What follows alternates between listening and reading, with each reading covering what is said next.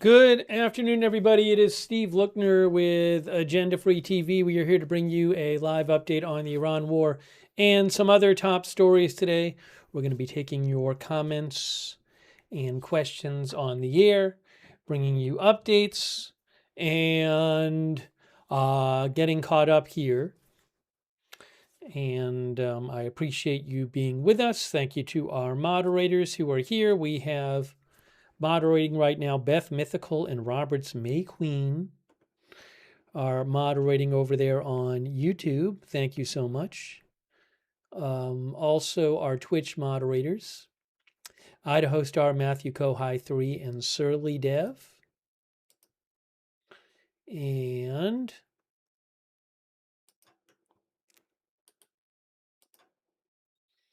hang on a moment here.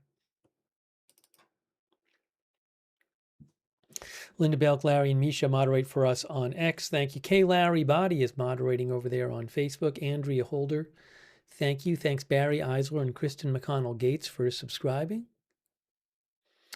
Thanks also to Sober Pal Grunt, Jeff Buddington, our member, Lou Jane, our new member on YouTube, Laura Nolan, our member, Jay Tria, Lindsay, PH Survivor, and Port Shop, our members. Thank you.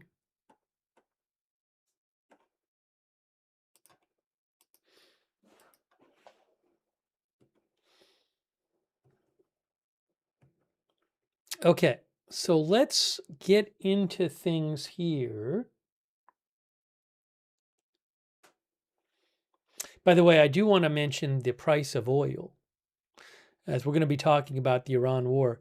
But let's talk about the price of oil for a second. Hold on. Hey, look, should I make this? I wonder if I should make this light instead of dark. Settings. Is it just display like this? Hold on. The one thing, settings? No. I'll have to figure this out in terms of, oh, I see. I think that's better. So let's check out Trading View. So let's check. Oops, I'm going to hear two of myself in a second. We can't hear two of me. We don't want to hear two of me. Let's try this again. Hey, let's check out Trading View. Look, it's Trading View. You can check that out at tradingview.com. So that is Brent crude oil, the one-day chart. It's up to almost 108. Something to keep an eye on, guys. You know, for weeks it's been like it goes up, and then there's some news suggesting there might be a peace deal, and it goes down, and then it goes up, and then there's some more news claiming there might be a peace deal, and it goes down, and then it goes up. So now it's going up again.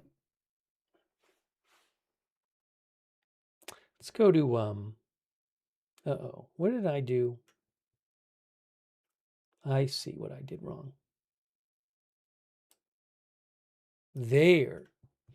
So if I go to 1 month, see, it had gotten up to about 115 or so. And then isn't when it went down, isn't that when President Trump said we're pausing the Operation Freedom after 1 day, or Project Freedom? Then there were these stories that came out that said the U.S. and Iran are really close to a one-page memorandum to end the war. I think that's when it went down here. So you can see it was up about 114. It went down to about, it eventually got down to about 98 or so, 96 or so. And now it's up to 107.80.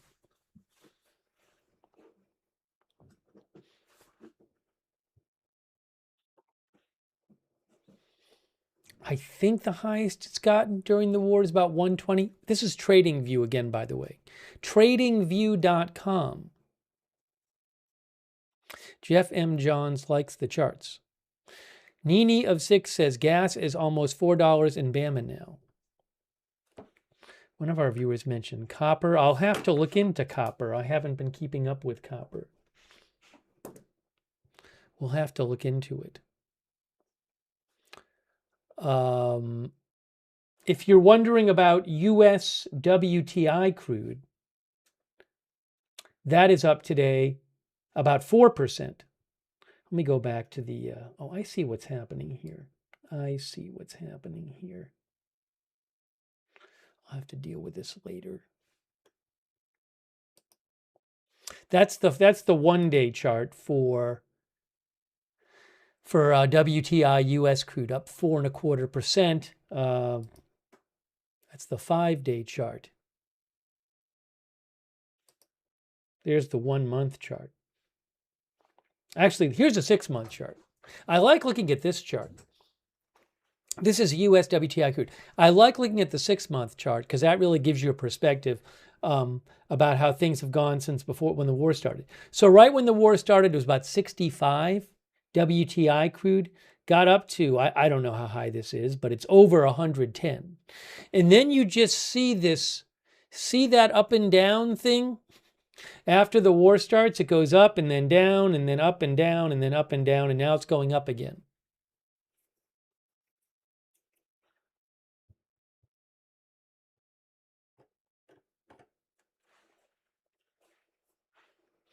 Captain Canada says, glad that the president's meeting with President Xi is still on. Yes, President Trump is flying there. We'll be talking about that.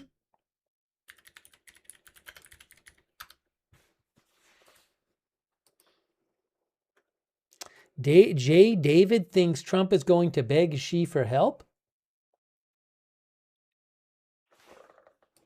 Hold on a second here.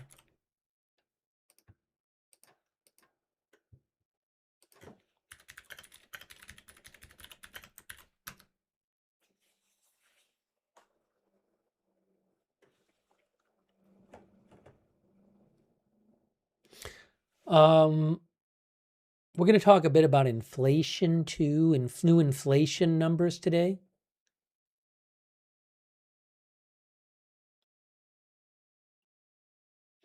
Shillinator thinks that it's going up, it's setting higher lows, meaning a big move up soon. McCranky fan says at some point, phony tweets about the end of the war won't be enough to bring down oil prices.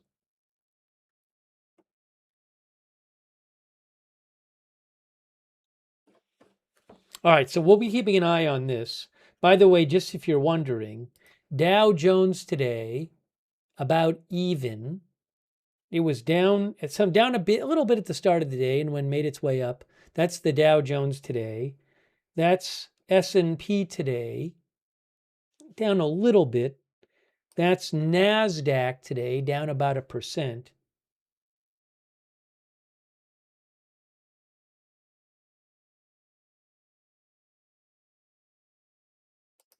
If I go to futures, this is a little complex because this includes the futures, but I'll have to find a way to, because that's like the whole day. That's not the minus 0.23% isn't just the futures.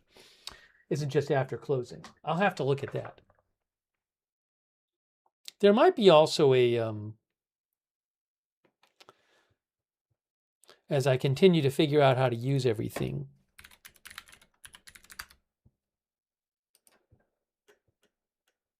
let me check something for you. Hold on a second here. So we're going to put this here. Okay.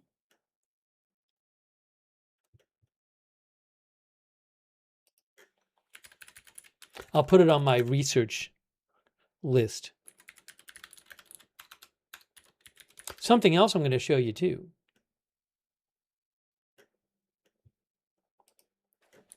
In a second. All right, that I have to put on my list, my to-do list.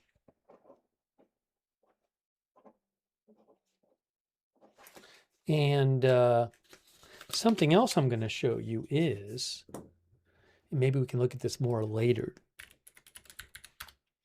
Hold on. Hang on, folks. I have something else to show you. I got to log in.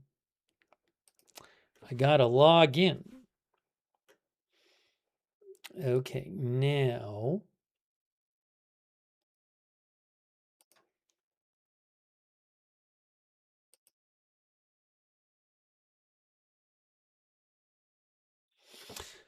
We're also going to be taking some looks at this site called, oh, why is it not working for me now?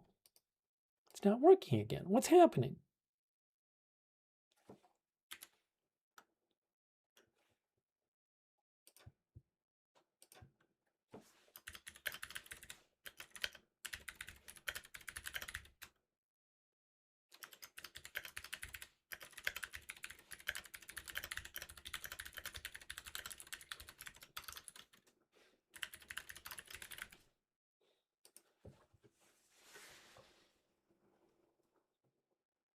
So one other thing I want to mention, we can look at this more later, but the nice people at Bar Chart are also letting me show you their site as well. They have a lot of charts, just like TradingView is great, Bar Chart is great. I enjoy looking at both of them. So Bar Chart we'll be keeping an eye on as well. So there's say again, Brent crude at Bar Chart, and there's the 1-day chart over there. I do want to mention, this is barchart.com, and I do want to mention that you can see down here, if I can pull this up, hold on, let's see here if I can pull this up.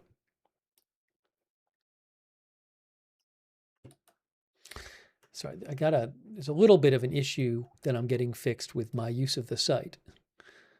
But they did say on a bar chart, crude oil prices surge on concern over a prolonged closure of Hormuz. Crude oil and gasoline prices settled sharply higher for a second day after President Trump cast doubts over the ceasefire with Iran, which could lead to the escalation of hostilities that keep the Strait of Hormuz closed. I'm going to let you see, in a moment, we're going to take a look at what President Trump had to say today. Crude prices raced to their highs Tuesday afternoon, says Bar Chart, when President Trump said, Iran will make a deal or be decimated. Crude prices continued to climb after President Trump and Iran rejected each other's latest peace proposals to end the 10-week conflict. President Trump, I think this was yesterday, we'll talk more about this, called Iran's response, was it yesterday or 2 days ago? I can't remember exactly. We'll have to talk about that. President Trump called Iran's response to his peace proposal, I think this was a couple days ago, a piece of garbage, and said the current ceasefire was on life support.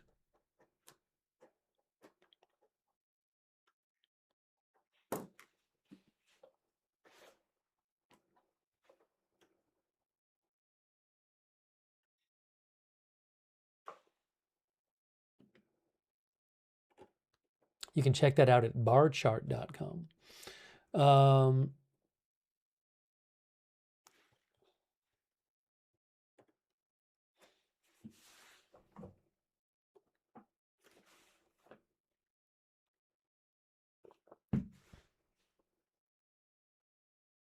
Hey guys, people on YouTube talking about ads, I literally have mid-roll ads turned off. So maybe there are some ads in the chat or something, but mid-roll ads is turned off. So again, I'm sorry. If they're getting in the way of your chat, I would please send feedback to YouTube. If you're getting some, my settings are the same as they always are. So I'm sorry if there's some sort of ads today that are getting in people's way. That's not a change I made.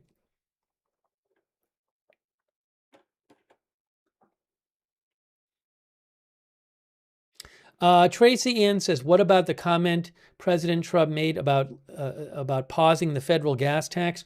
We can talk about that. I believe that's something that Congress would have to pass. I think it's less than 20 cents a gallon, but we can talk about that in a little bit as well.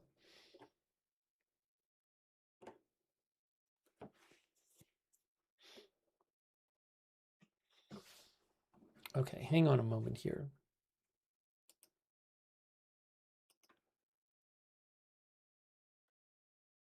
Oh, President Trump just posted again on Truth Social. One of our viewers mentioned this. Let's see what President Trump had to say on Truth Social. Hey guys, it's President Trump on Truth Social.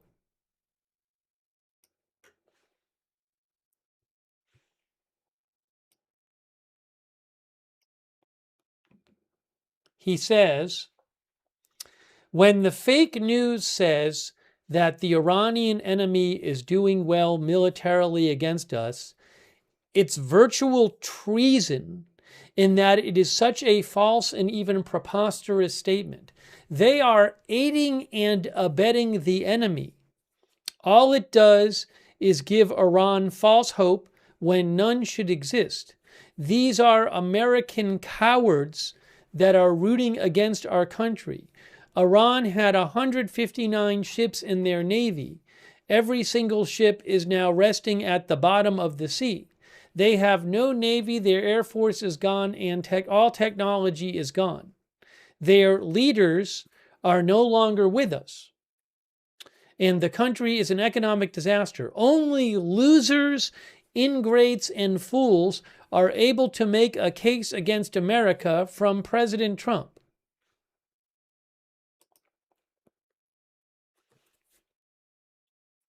He just posted that 10 minutes ago.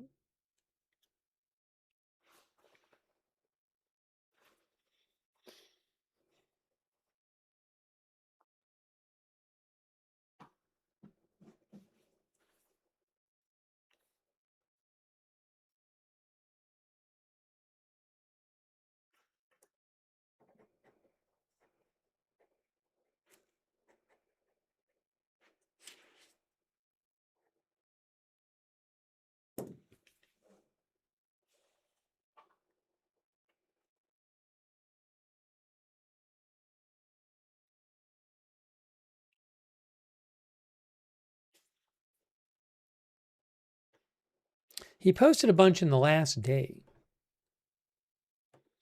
Again, we're going to let you know. I'm going to play soon what he had to say a short while ago before he left to China.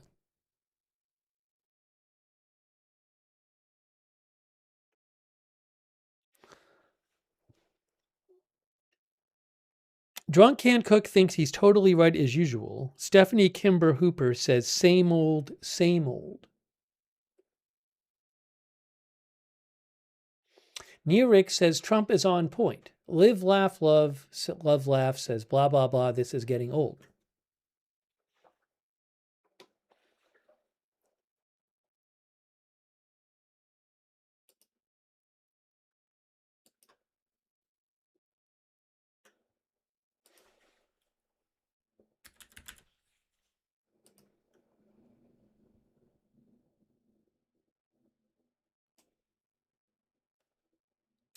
Excuse me.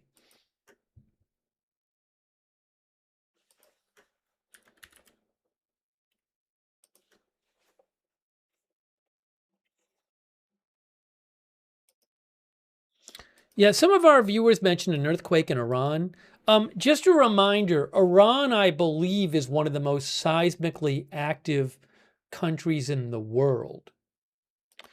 EMSC says there was a 4.5 earthquake about 20 miles north of Tehran, 4.5. Iran is very seismically active.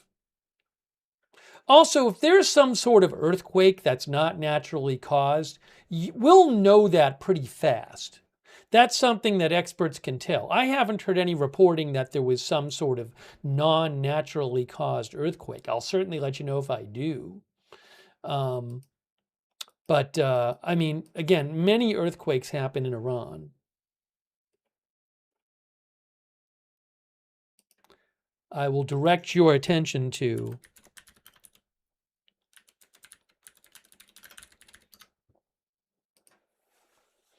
Wikipedia. Iran is one of the most seismically active countries in the world, being crossed by several major faults that cover at least 90% of the country. As a result, earthquakes in Iran occur often and are destructive.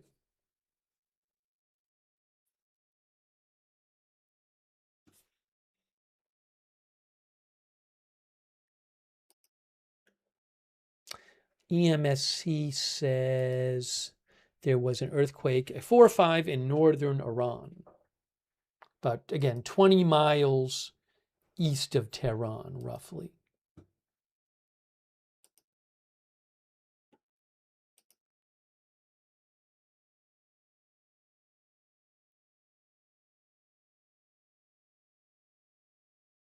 You can see it says Tehran, and then about 20 miles east of it is the epicenter. Why is it not on USGS yet? I don't know. Sometimes it pops up on, sometimes USGS is a bit delayed. So I checked there and I didn't see it yet, but EMSC is saying it. So we'll see how it'll resolve one way or the other.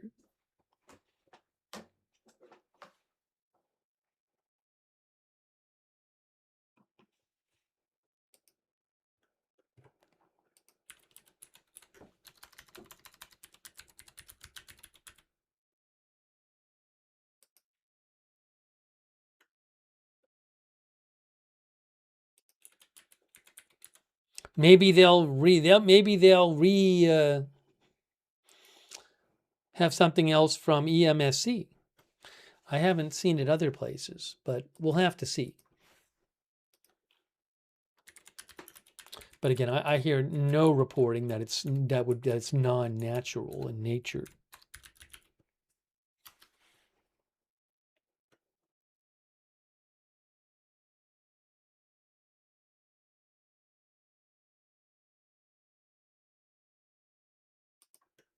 Here's their post on social media, EMSC. Earthquake, they say confirmed by seismic data. 4.5.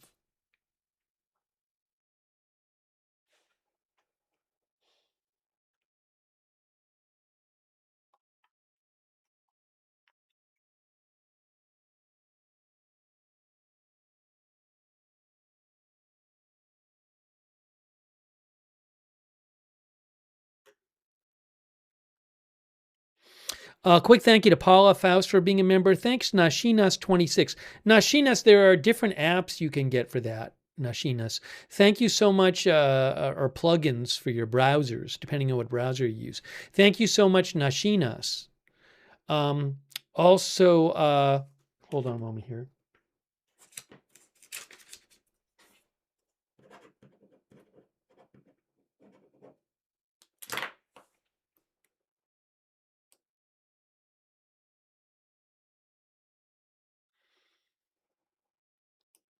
Thank you, Zeppelin, for the membership. Thank you, Stacy TW79. Thank you. Thank you, Victor Pass. Victor, I have not heard anything about the UK sending a warship and jets to secure the Strait of Hormuz. That would be a major policy change for them if they were saying we're now sending ships and jets to secure the Strait of Hormuz.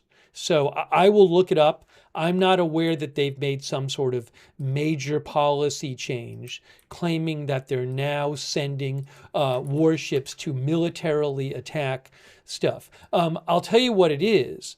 The BBC said that the UK said it will contribute drones, fighter jets, and a warship to a joint mission, which I don't believe is committed to actually. Oh, it's right here. It's right on the government site. Looks like about a possible future mission. UK to contribute jets, drones, and warship to multinational mission to secure Strait of Hormuz. But what does it say? When is this happening?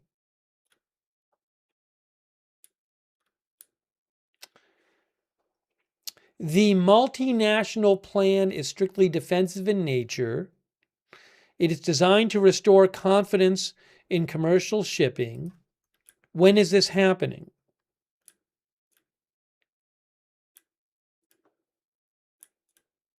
Doesn't say, does it?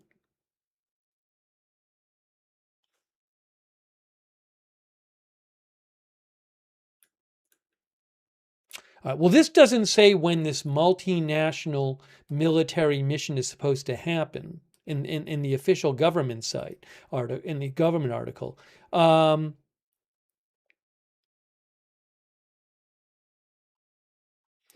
Reuters has an article, and it doesn't say anything about when this is supposed to start. Oh, the according to Reuters, the UK's defense minister said this multinational defensive mission aimed at securing shipping in the Strait of Hormuz will become operational when conditions allow. Okay, so the defense minister of the UK said this multinational mission to secure the Strait of Hormuz will become operational when conditions allow. I don't know when that means. That's not happening right now.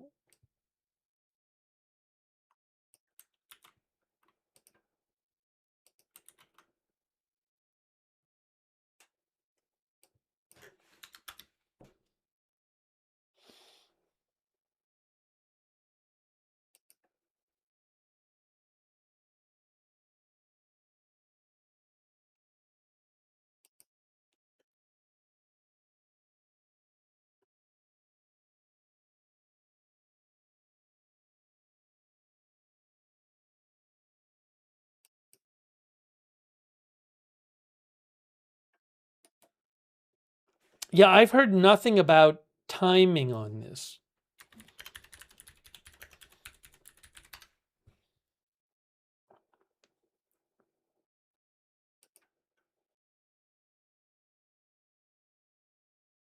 Oh, the Times UK says the multinational mission that the U.S. will contribute resources to in the Strait of Hormuz will become operational only when a ceasefire has been agreed. Okay? That says the Times UK says that. The mission will become operational only when a ceasefire is agreed. So they're not going there now.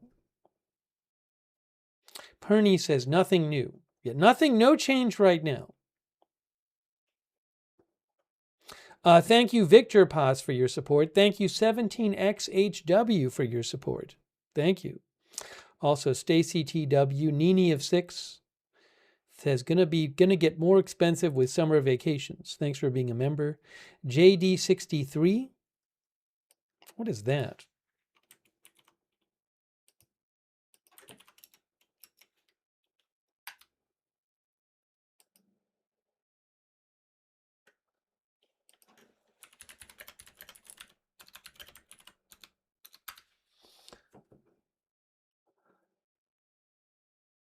Hang on one second here.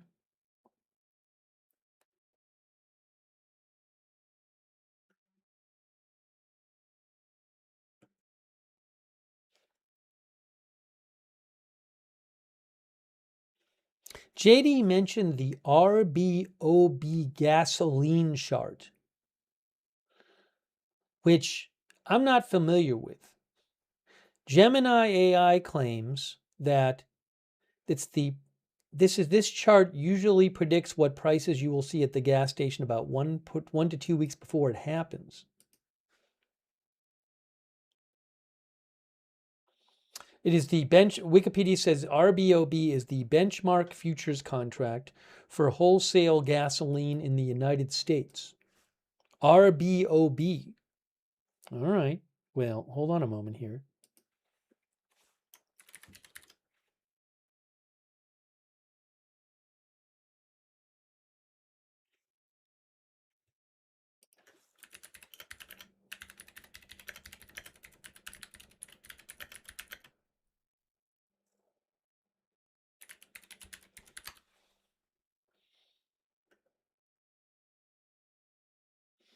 I'll pull that up for you.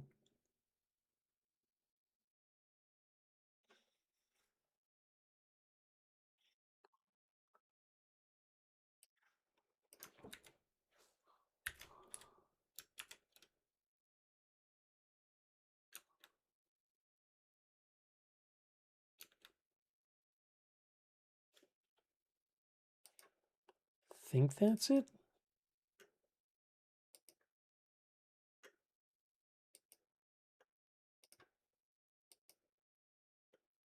Okay, I have that there. And then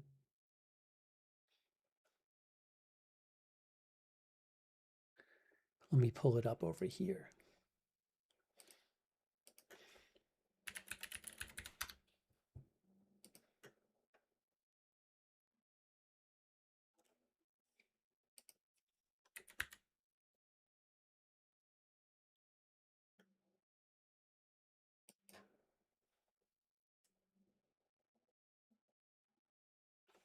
So this is, I'm not really familiar with this chart.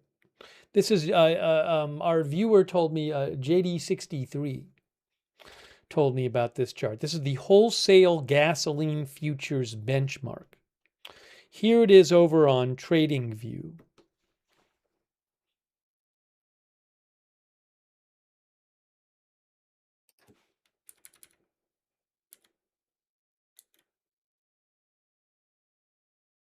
What I gotta do, I gotta make a little change here. Can I shrink this a little bit? Hold on. Ah, that's better. That's better. There we go. It's a little better.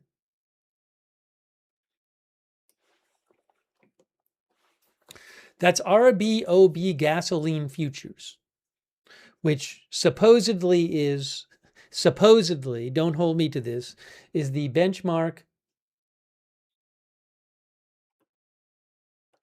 gasoline wholesale futures chart in the United States. And it says that this is the 1-day chart. 1 day it went up 2.63%. That doesn't mean gas will be, that's the wholesale price. But supposedly that tracks what's going to happen with gas. Oops, sorry.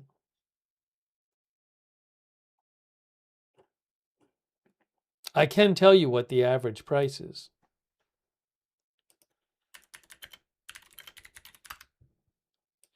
According to AAA, the average U.S. gas price is $4.50.4.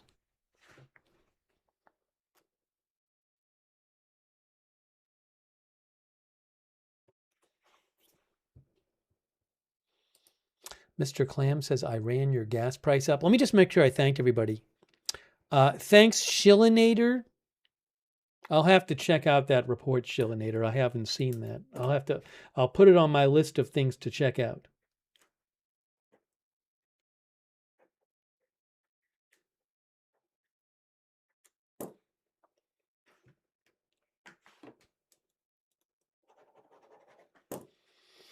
Thanks, RSB, our RSE, our member. We can maybe do a hantavirus update a little bit later. Thanks, RSE. Thanks, least trustworthy weasel, who says, Crooked of Hormuz is a point of ongoing contention. Thanks, B. Earhart. Thanks, Evelyn in Maine. Thanks, Bernard Tapey. And Paula Faust and Russell Williams, and also the Mystical Buddha Cake Shop. That's so nice of you. Mystical Buddha Cake Shop, thank you. Also, Stunned in the North, thanks for subscribing. Shave Ezra, thanks for subscribing. Thanks, Adam Isn't, for your support on Twitch. Tenfold and Hugh J, thanks for subscribing.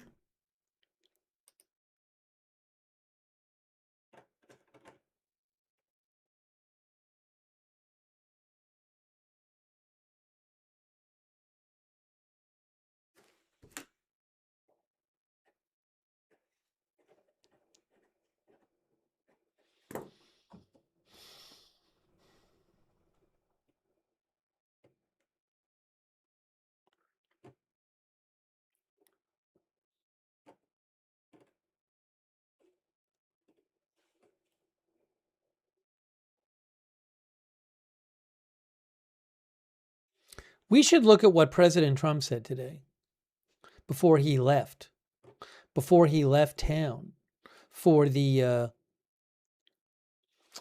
trip to China. We're going to have coverage. I think we're going to do some coverage of his trip to China. President Trump is going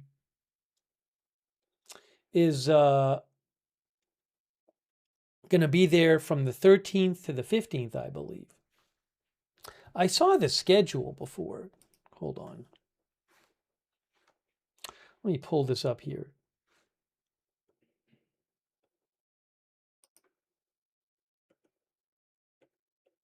So I know that he's supposed to do a greeting with President Xi at 10 a.m. Thursday morning, which would be 10 p.m. Wednesday night U.S. Eastern Time.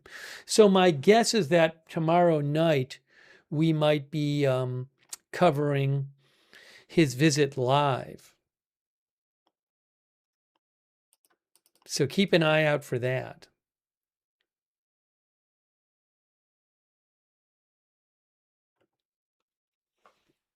Prime time, says him, Jamin Franklin. Late prime time for the East Coast.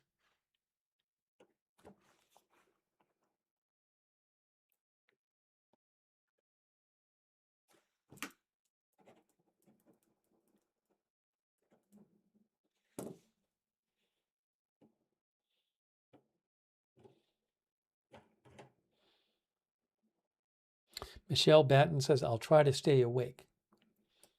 Let's pull up.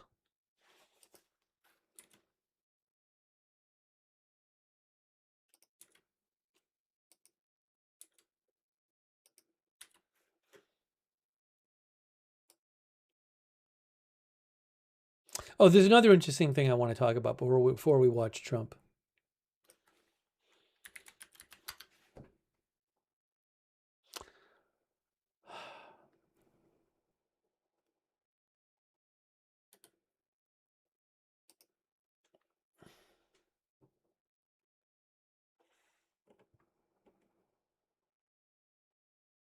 There's reports that the UAE and Saudi Arabia have both attacked Iran during the war, which I want to mention.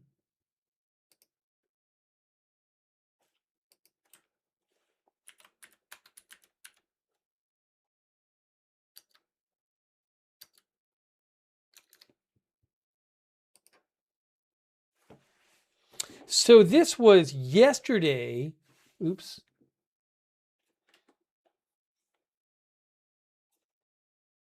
Yeah, again, guys, people keep mentioning the earthquake in Iran in the chat.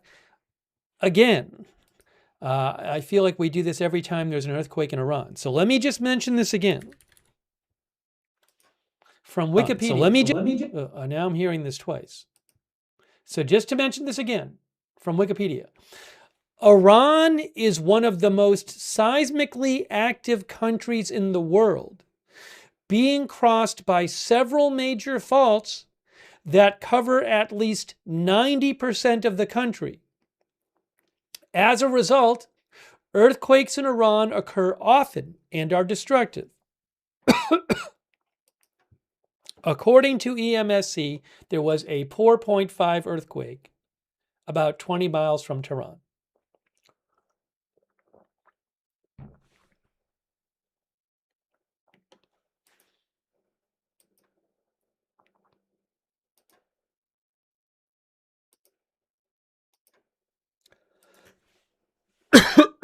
So I'm not going to be making a big deal of that about that earthquake on the broadcast. I hope everybody's okay there.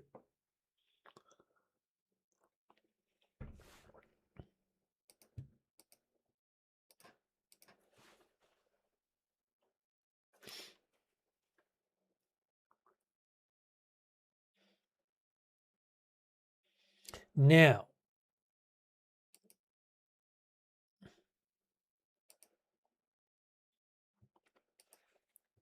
so I want to mention this.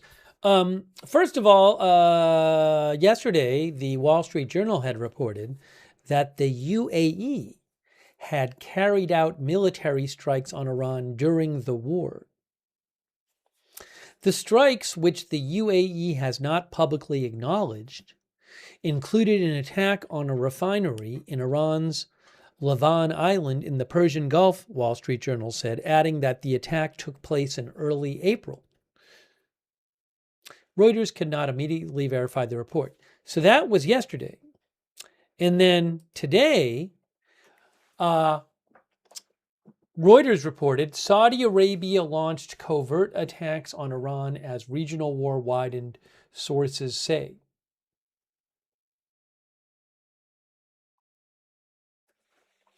Saudi Arabia launched numerous unpublicized strikes on Iran in retaliation for attacks carried out in the kingdom during the Middle East war.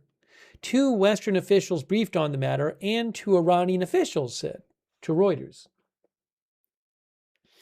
The Saudi attacks, not previously reported, marked the first time that Saudi Arabia is known to have directly carried out military action on Iranian soil, and show that Saudi Arabia is becoming much bolder in defending itself against its main regional rival. The attacks launched by the Saudi Air Force were assessed to have been carried out in late March, the two Western officials said. One said that they were tit-for-tat strikes in retaliation for when Saudi Arabia was hit. Reuters was unable to confirm what the specific targets were. The Saudi Foreign Ministry official did not have a comment on this. Neither did the Iranian Foreign Ministry.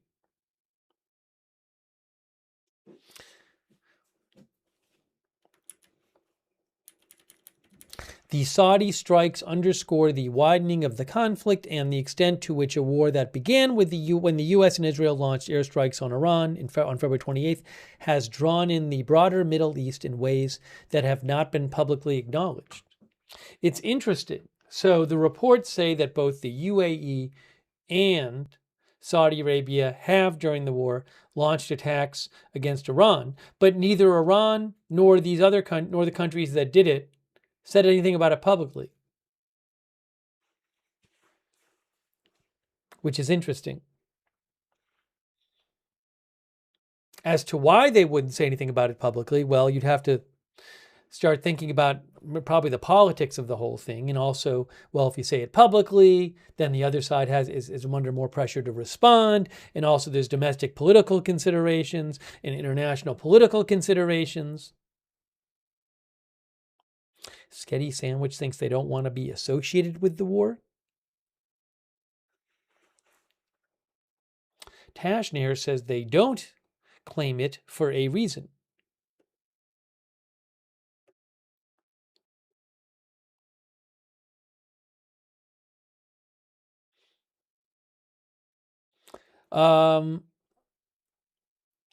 Since the U.S. and Israeli strikes, Iran has hit all 6 Gulf Cooperation Council states with missiles and drones, attacking not only U.S. military bases but civilian sites, oil airports, and oil infrastructure, and closed the Strait of Hormuz.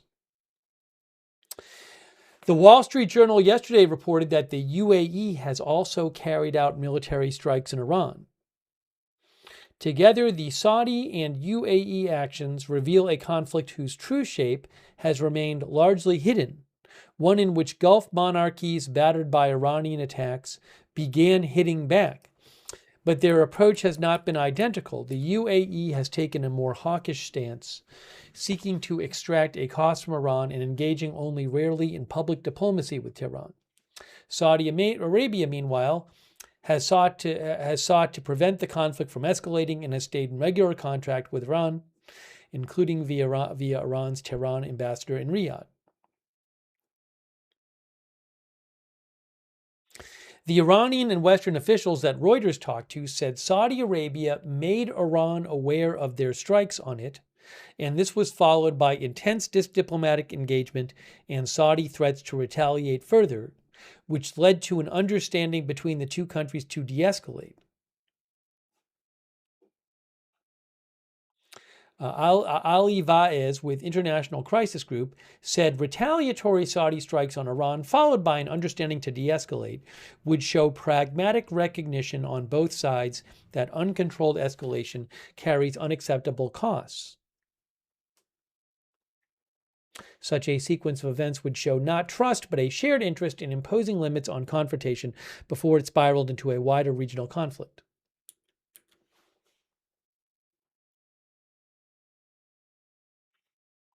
long at odds, Iran and Saudi Arabia, the two leading Shiite and Sunni Muslim powers in the Middle East, have backed opposing groups in conflicts across the region.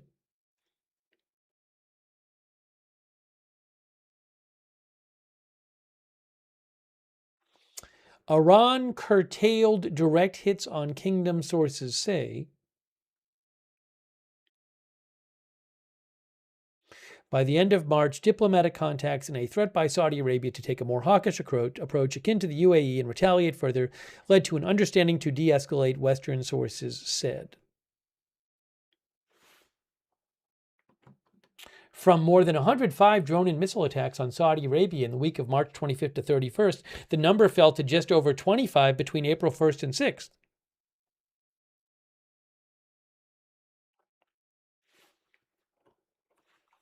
So it's interesting to see these reports.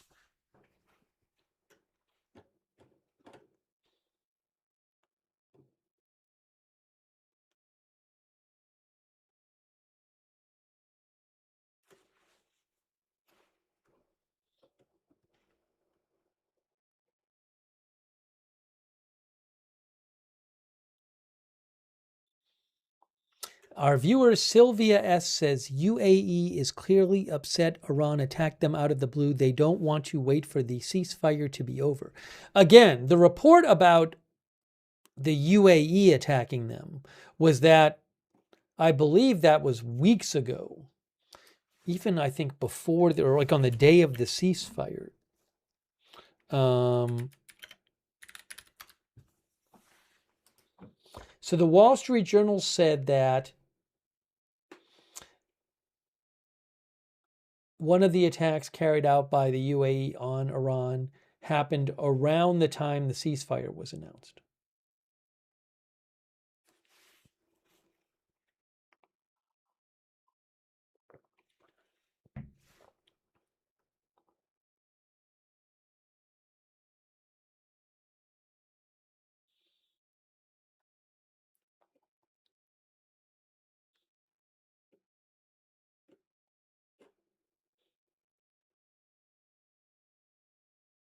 You know, maybe part of this is sending a message that you carry out a strike on Iran and you say, hey, if you keep hitting us in a certain way, we might do more to retaliate. RSE says there's a lot going on in the world.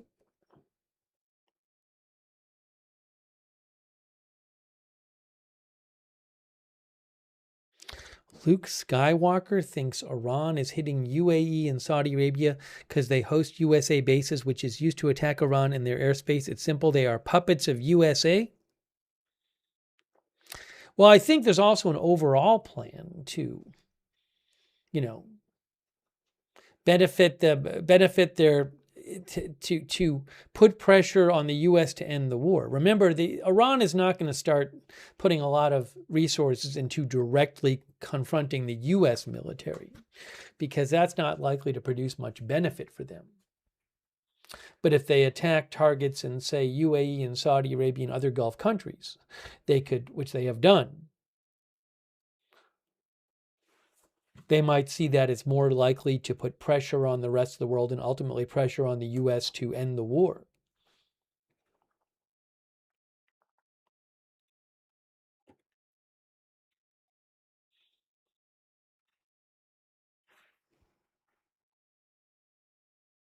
It's the 11th week. The 11th week, guys. Week 11.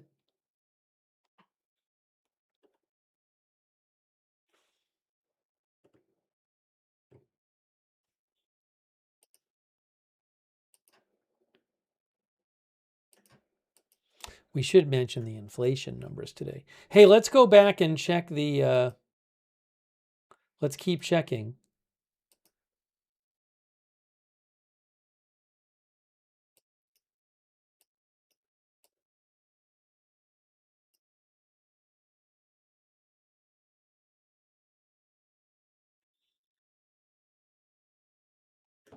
Periodically, I like to check the oil price. Here is the current oil price, Brent crude, 1-day chart, trading view. 107.37, up 2.68% for the day.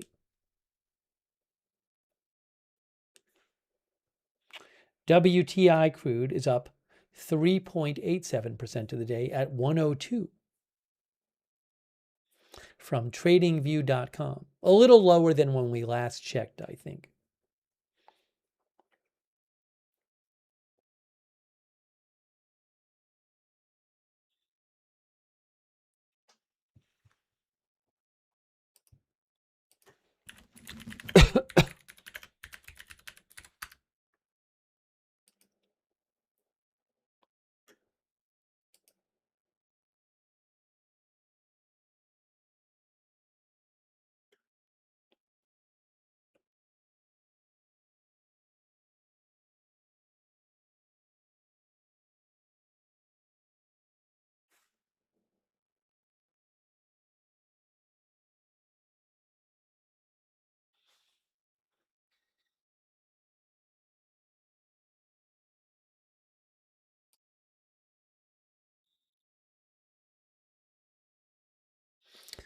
Give me one moment here.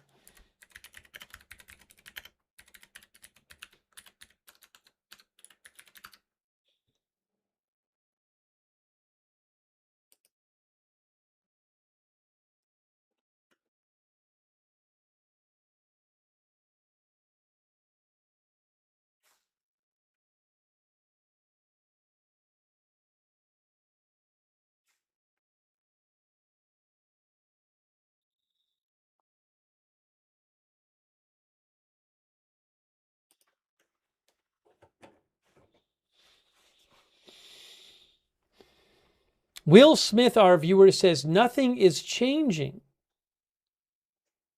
You know, the ceasefire has been going on for over a month now. The ceasefire started on April 8th, over a month.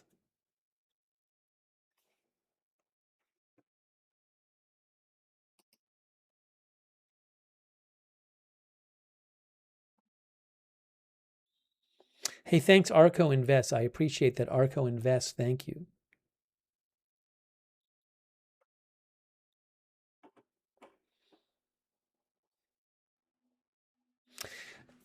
Two Dubs thinks Iran will strike Iran during his trip to China. That would go against the conventional wisdom. Sunshine thinks that Trump is bored with the war now.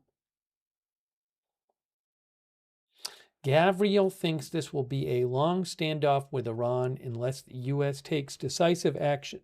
Excuse me.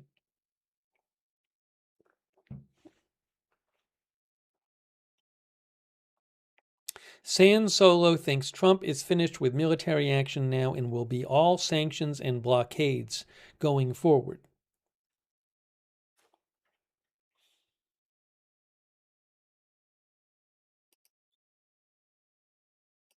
I'm going to show you something about the inflation report today.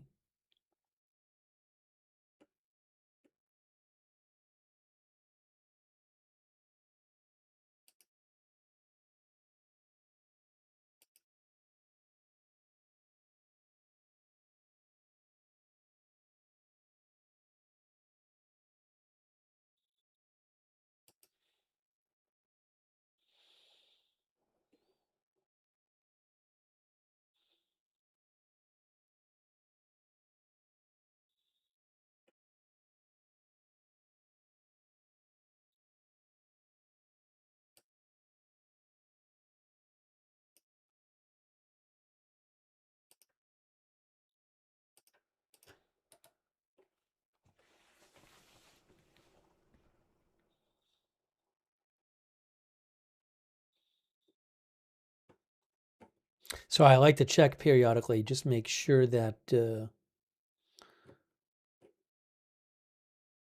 not anything popping up in the last few minutes. By the way, is President Trump's plane trackable? Sometimes when he goes on a trip, you can track the plane on the flight radars. I haven't checked yet.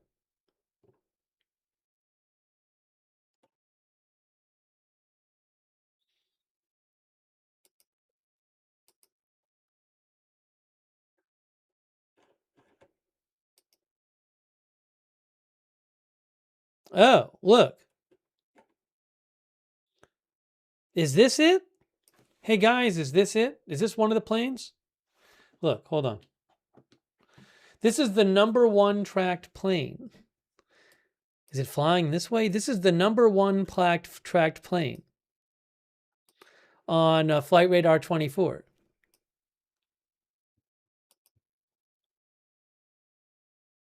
Is that even the right type? I mean, maybe there's is that even the Air Force One type?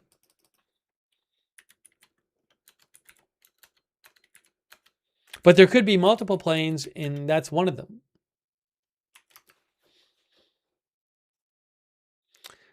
Crappy thinks that's a support plane. Firejack thinks that's the second plane. Presumably, it's flying somewhere near the first plane, though, no?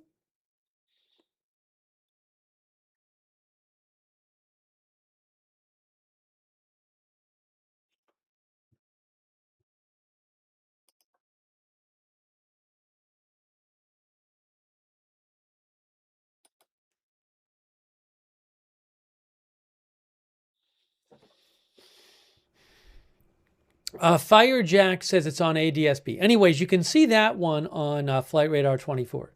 Now let's go check out ADSB Exchange.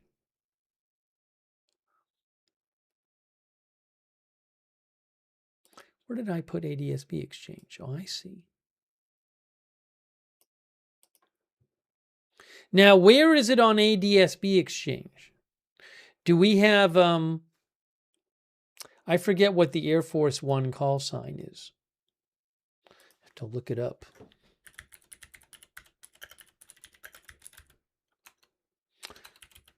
Maybe somebody's looking at it over there on. Hold on, someone said something.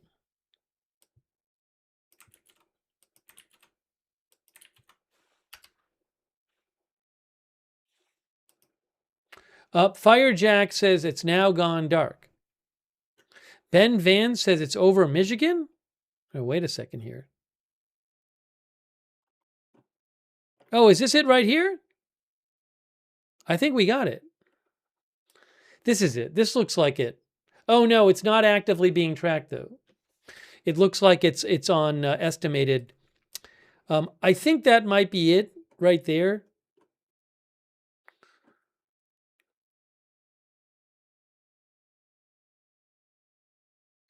How do I forget on ADSB Exchange. Can I eliminate the other aircraft?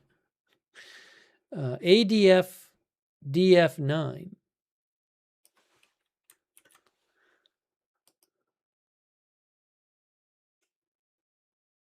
History. I have to remind myself.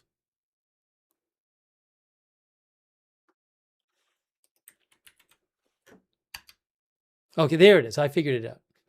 So is that it? I think that might be it. Oh, hold on a second. I don't know why it did that. But it looks like it's toward when you get to the later part of the flight. It see the broken line? Oh, it looks like it's maybe being actively tracked.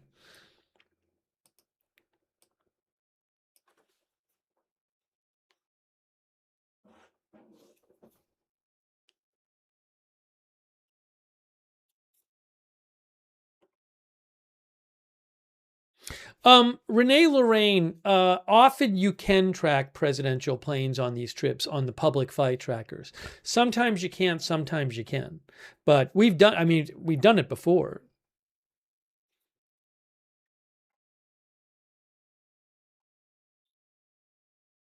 Anyways, it's going to take a while to get there.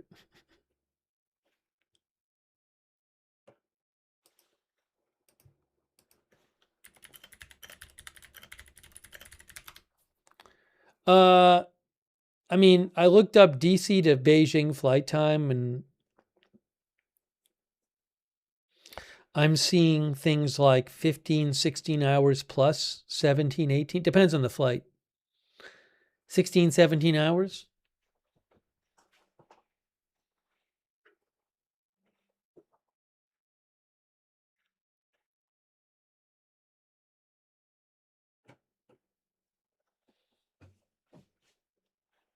Heimster thinks Trump will be working the whole trip. JD63 says this one is often used as Air Force Two. I don't know. All I know is that it looks like we're seeing two different planes roughly taking the same path. So my guess is that that's part of the convoy. I think this might be Air Force One. I don't know. I'm not positive.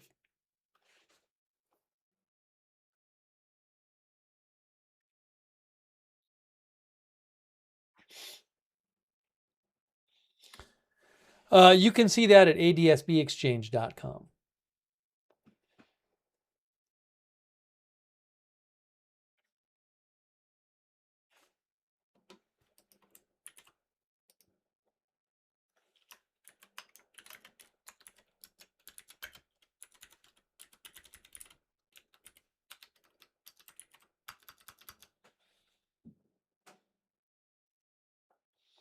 Oh, the hearing, no, the first event is, well, I know they're scheduled to do a welcome event on Thursday morning China time, which would be Wednesday night US time.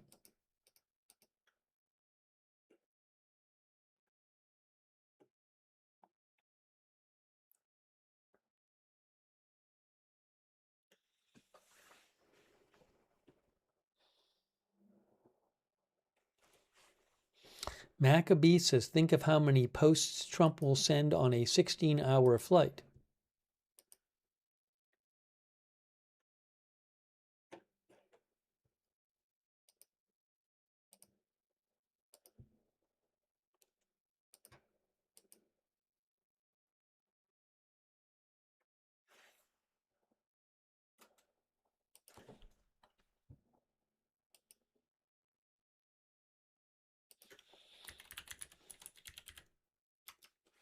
I want to shout out our mods again.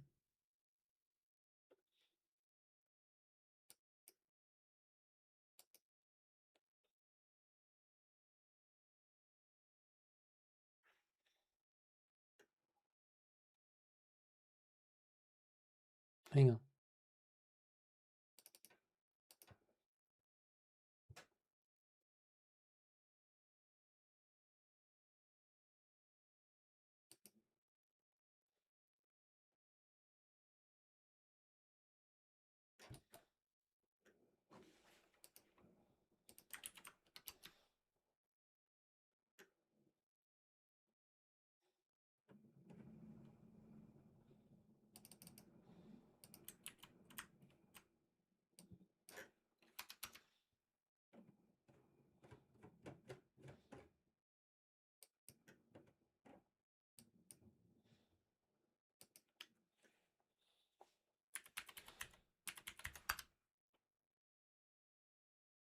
What did I do here? I messed something up. There that is. Okay, so if we get rid of this,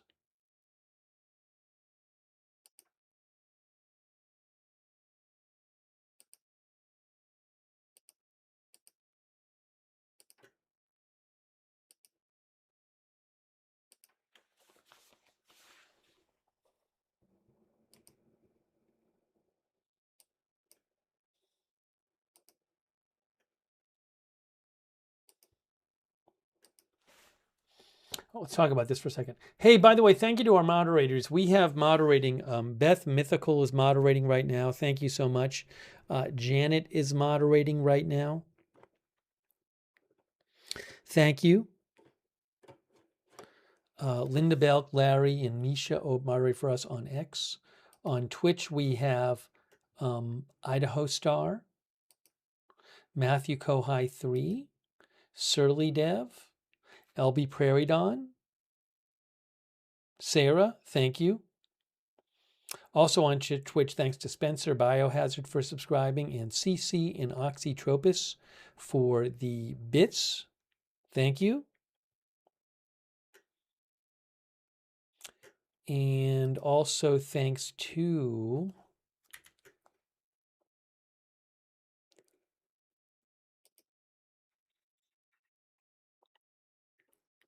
Our mods on Facebook, Paul Anderson, Kay Lowry Body, and Andrea Holder.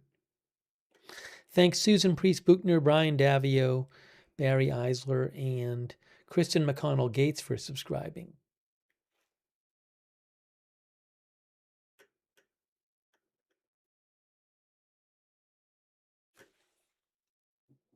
Oil creeping up a little bit. We'll keep an eye on it.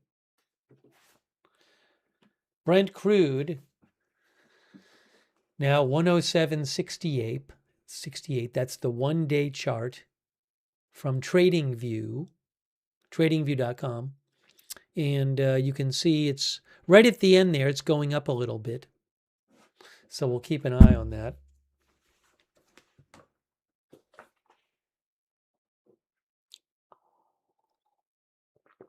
Started the day at about in the 104s.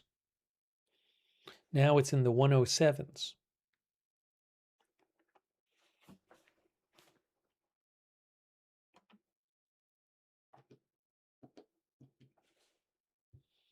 Let's talk about inflation.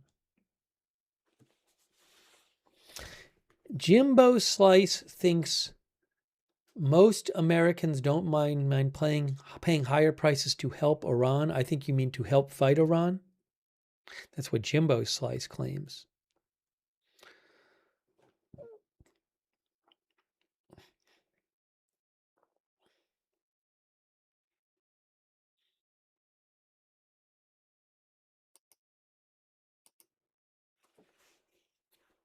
Thanks, Kevin L. for being a member, and Sarah PRSM for being a member, and Renee Lorraine for your support, and Space Fraggle for being a member.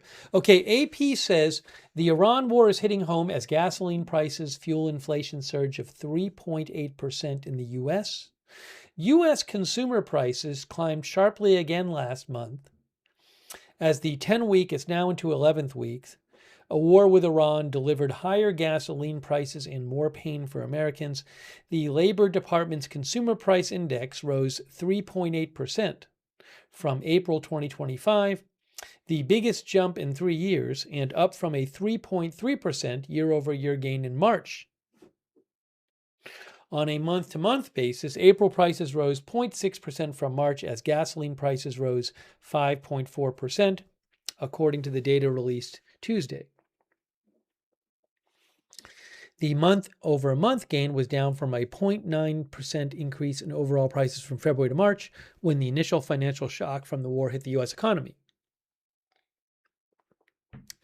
Labor Department figures showed gasoline prices are up more than 28% compared with a year ago. However, the AAA Motor Club listed the average regular gas price of gasoline as above $4.50 today, about 44% more than it cost last year at this time. Excluding volatile food and energy costs, so-called consumer core prices rose 0.4% last month from March and 2.8% from April of last year, relatively modest readings that suggest the energy price burst has yet to spill over more broadly into prices for other goods. Grocery prices rose 0.7% from March to April as meat prices rose after they had declined slightly in the month before. Affordability is likely to be a key issue when voters go to the polls in the midterm elections on November 3rd. Heather Long, chief economist at Navy Federal Credit Union, wrote, "Inflation is the key drag on the U.S. economy now. There's a real financial squeeze underway. For the first time in 3 years, inflation is eating up all wage gains. This is a setback for middle class and lower class households, and they know it. They are having to cut back on spending and stretch every dollar."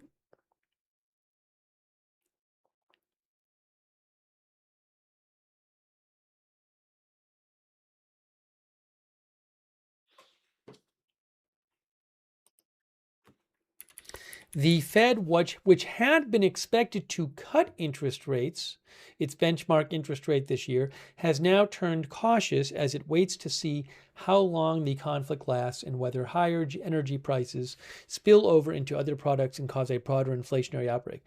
Remember, if the Fed cuts rates, that can help the economy, but also increase inflation. They're going to be less likely to do that if inflation is already high.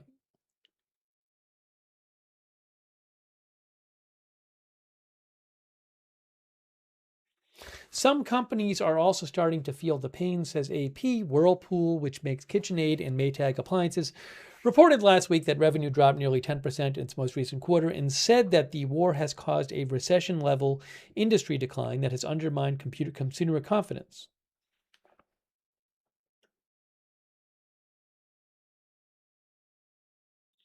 A person AP talked to in Iowa, Grace King, said higher prices at the food aisle and at the pump are making her cut back on spending for things like clothing.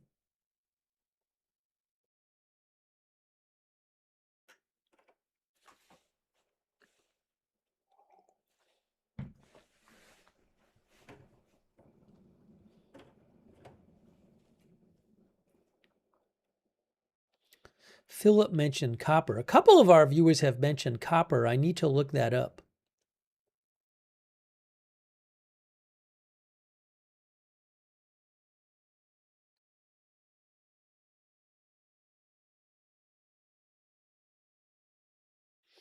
Becca Boo thinks Trump doesn't care about the average American?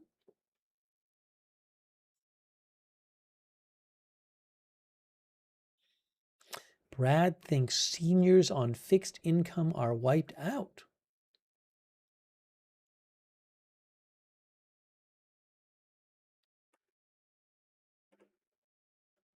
Remember, President Trump says when the war is over, the prices of gas are going to go way down.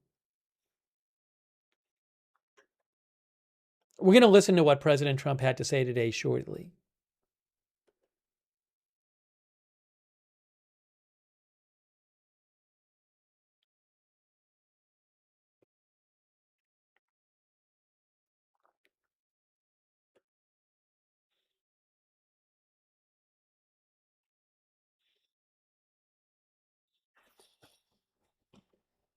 Vinny Rar says, when it is over, ha ha ha.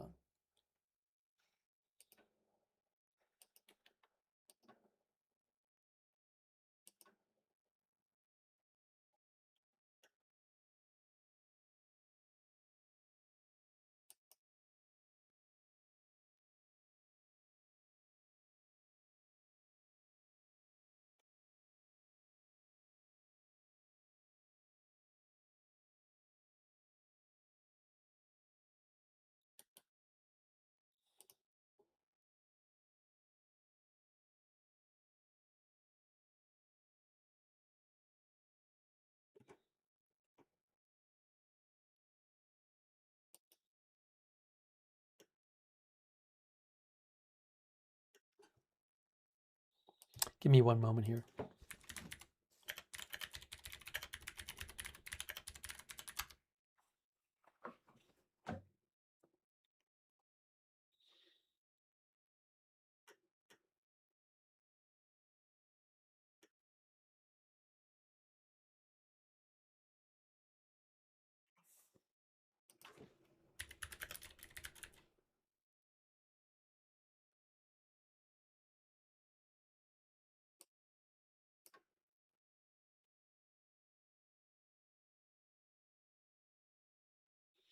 I'm checking the copper.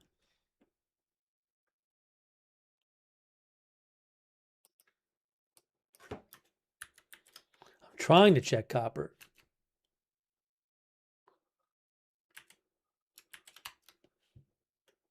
If I can.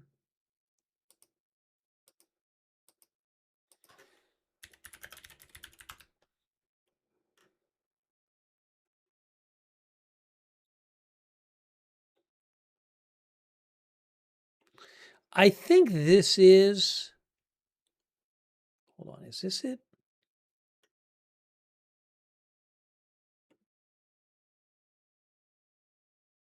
I want to make sure I'm showing you the correct chart.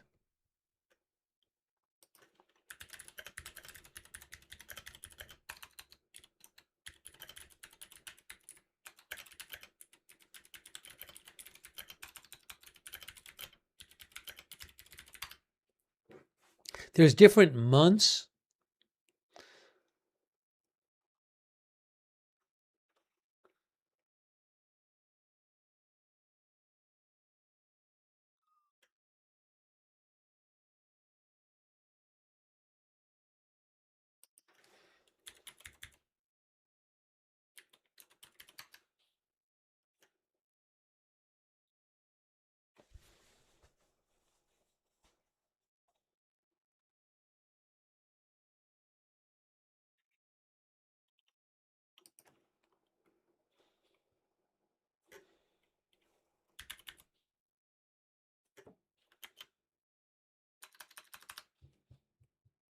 I'll have to do a little research on this. I don't want to get you the wrong there's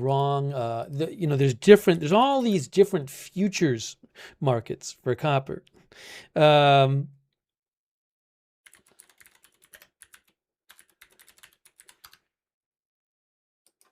This, I think, well, that's the U.S. one. There's there's the North American, and then there's also there's North American, but then there's also the what is it, London?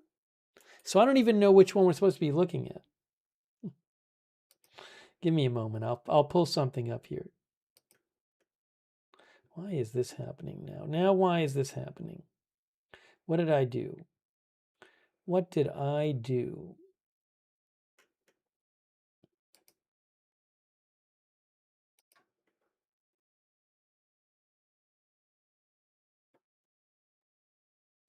There's that. Okay.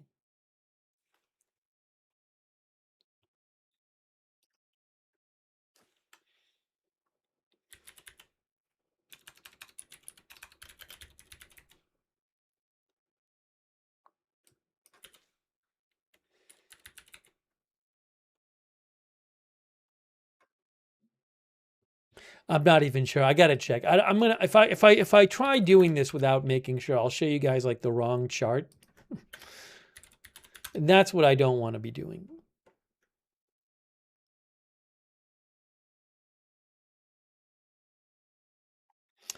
The Wall Street Journal yesterday had wrote that the copper price had reached a new record high Monday.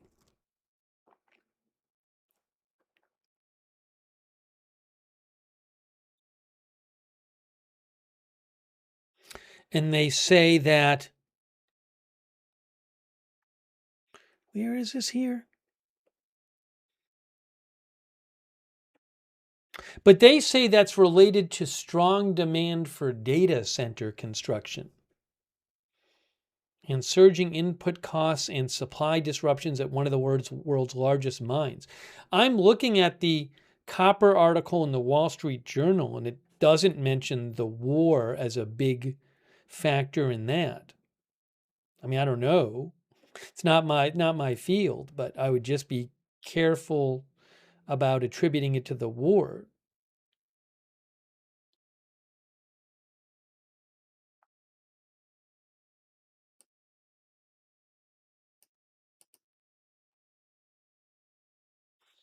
There was an article about copper on oilprices.com, and they say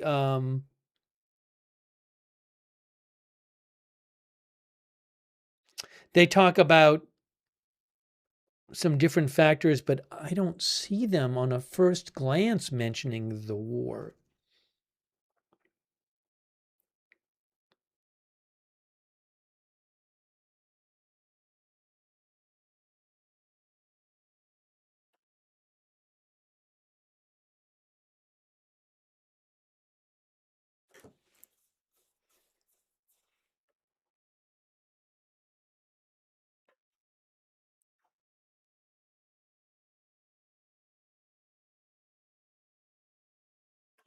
Oh, there may be something related to like China and the shortage of sulfuric acid, which could hurt copper supply. I don't know.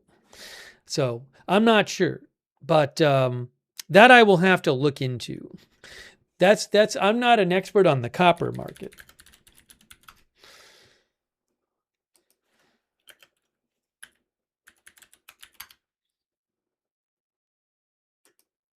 CNBC mentioned copper. Well, they say, hold on. I don't have that article here.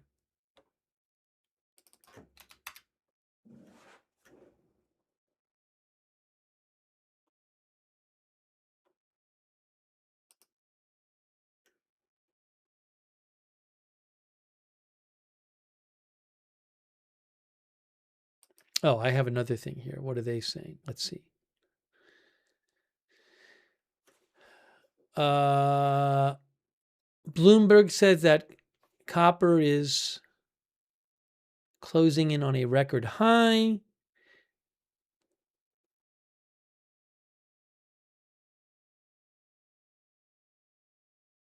They say Bloomberg says there's several factors. Copper has gone up the last several days. They say a recovery in Chinese demand, squeeze on Middle Eastern supplies of sulfur, which is used in some forms of copper production. That would be war related. Also, it is correlated to U.S. equity markets as AI stocks have surged given its use in electrical wiring.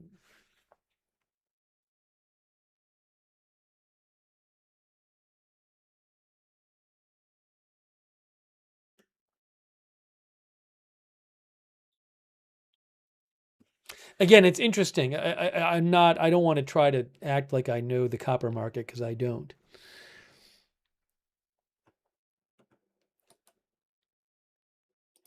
I know aluminum has been impacted by the war. That's something that's been impacted. Hang on a moment here.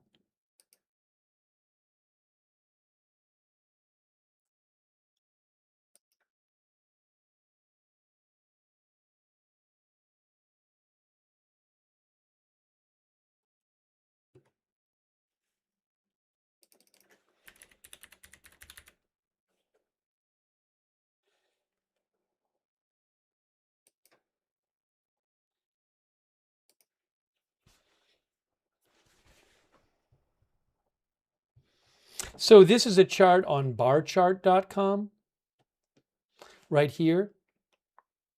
Barchart.com. You can see right there, aluminum. This is the July futures.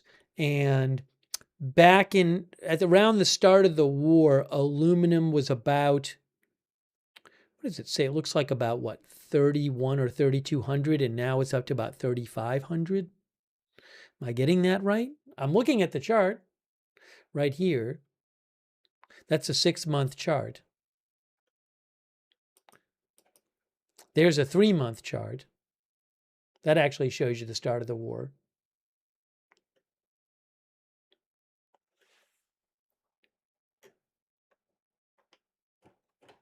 Hang on a moment here.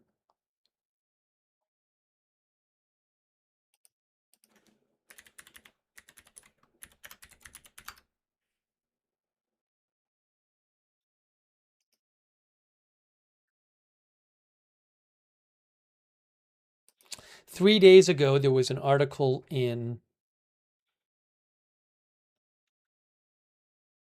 Yahoo Finance that said, with the headline, aluminum prices are skyrocketing. And it said, tariffs in the Iran war are testing aluminum's mettle on the global stage.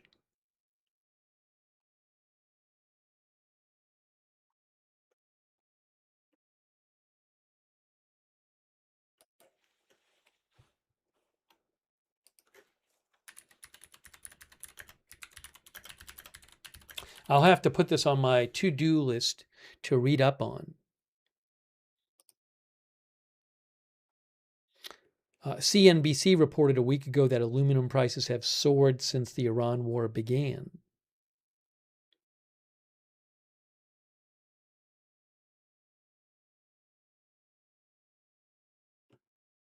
Around 7% of the world's aluminum comes from the Middle East.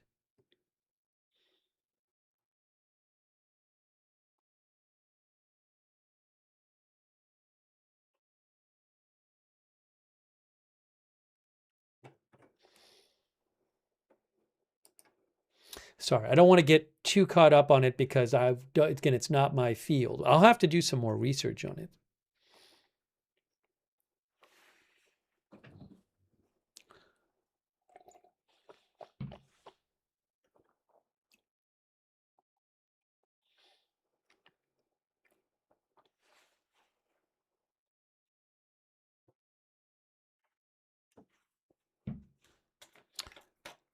Midtown Mike says already starting to see $5 gas.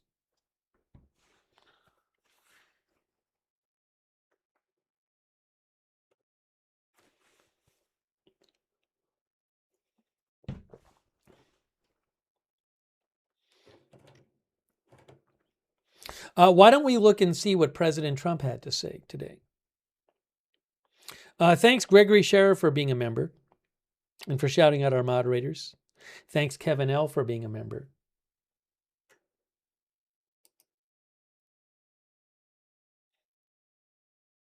I have it right here. I have right here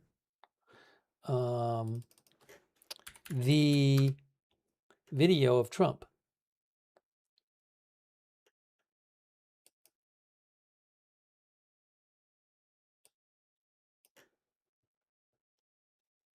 I should have it. Him leaving for China.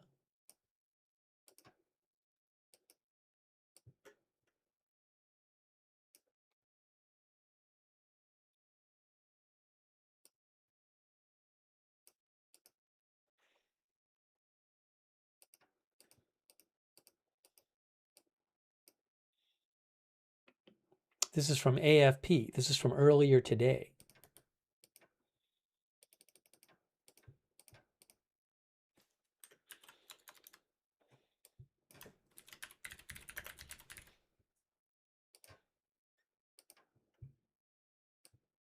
Earlier today.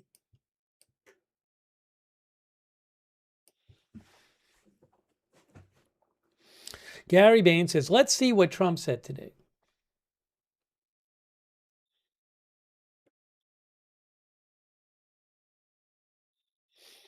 Yeah, so it's going to be a number of days. If you think that nothing's going to happen until after his China trip, I think he's in China from the 13th to the 15th, and then he's got to come back.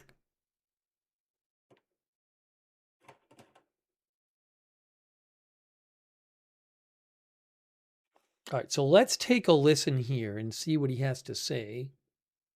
You know what I might do just to do it? It's a little easier if I have my headphones on when we're playing the video. So I'm going to put this on. Okay. Headphones are on.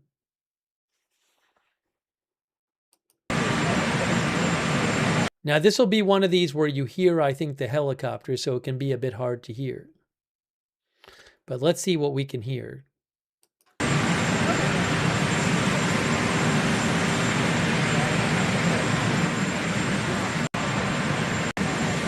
There he is. Okay.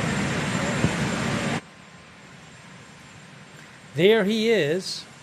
This is earlier today.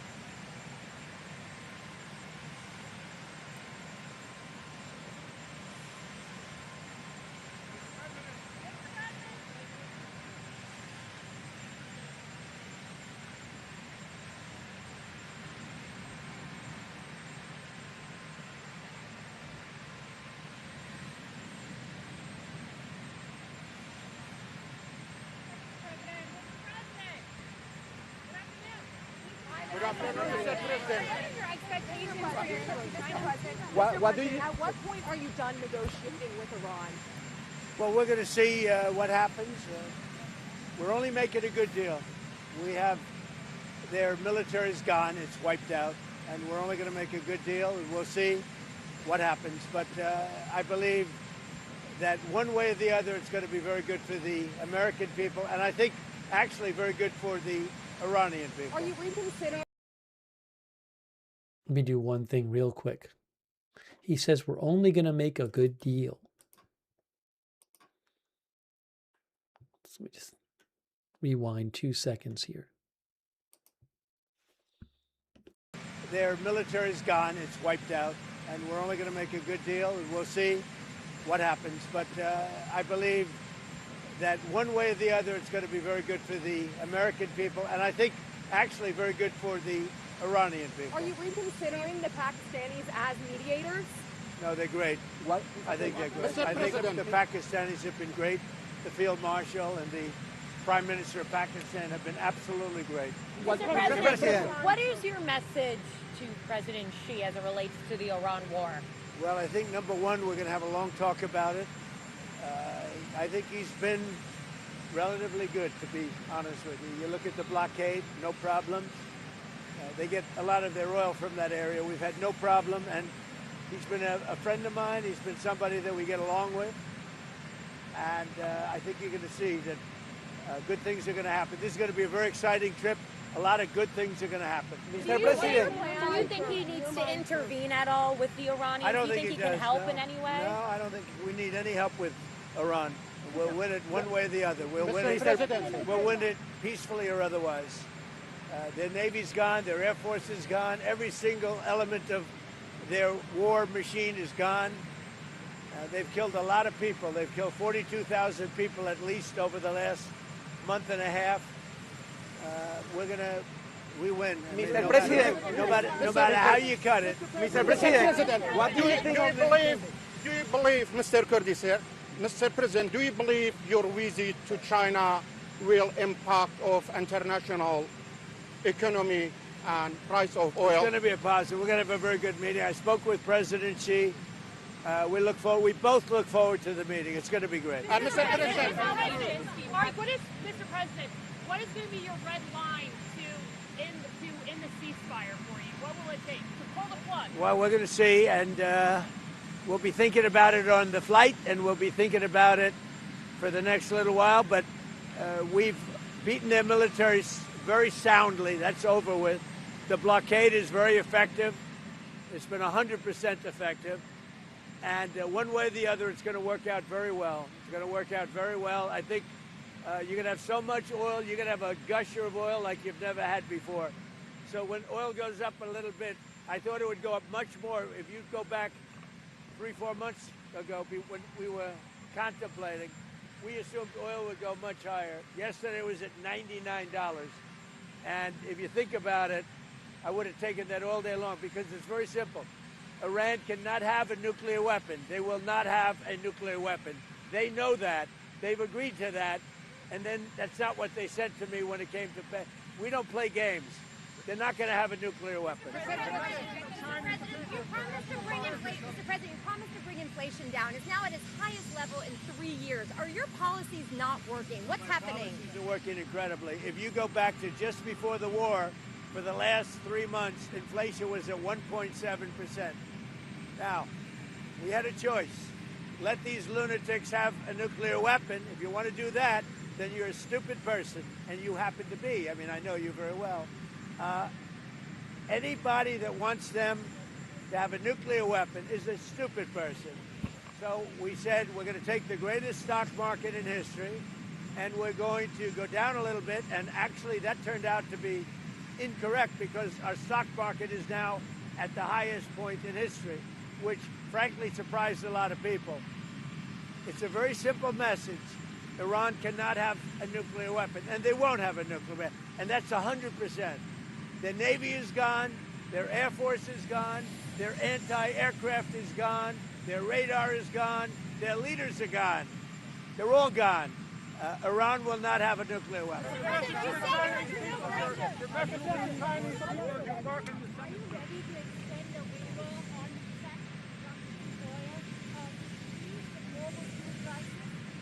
to do whatever is necessary. Now, just so you know, the volume, I have the volume up to the max on this video. So if there's some parts where the volume is too low to hear, I should be able to go back and get a transcript of what he said. So I'm sorry, I'm not turning the volume down. I think the camera person might have turned it a little bit down because of the helicopter, but when he walks away from the camera, it's harder to hear. So I'll try to go back and fill in, try to substitute for whatever we can't hear on this. Message. Iran cannot have a nuclear weapon, and they won't have a nuclear weapon, and that's 100%. Their Navy is gone, their Air Force is gone, their anti-aircraft is gone, their radar is gone, their leaders are gone. They're all gone. Iran will not have a nuclear weapon.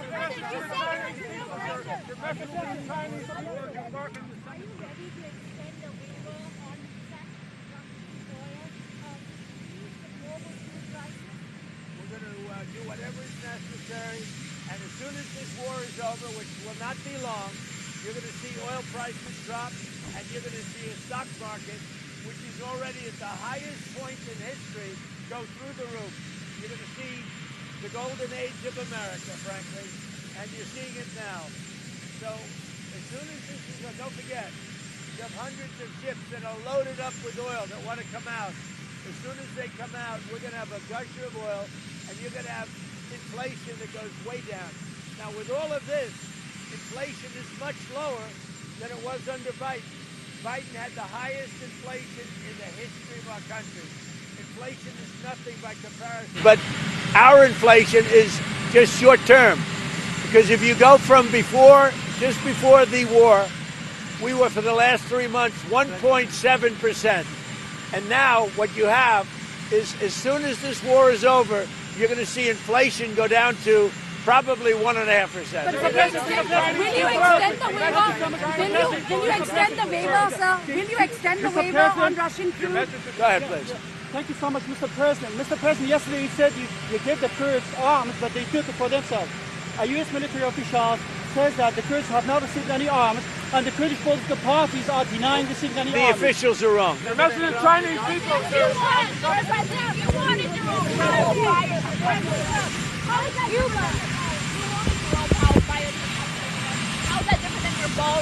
So what happened is we have a ballroom that's under budget. It's going up right here. I've doubled the size of it because we obviously need that. And we're right now on budget, under budget, and ahead of schedule. I doubled the size of it, you dumb person. Double the size. You are not a smart person. Right over here. Wait a minute. Right over here. And based on a lot of things that have happened over the last year, we doubled the size of the ballroom. So we're going to have a ballroom that's appropriate for the White House. We doubled the size. The ballroom now is ahead of schedule, and it's a little bit under budget, depending on the finishes that we use. Does the president of Cuba have his days numbered? Well, they're not doing well. Cuba is not doing well. It's a failed nation, and we'll be talking about Cuba at the right time. Mr. President,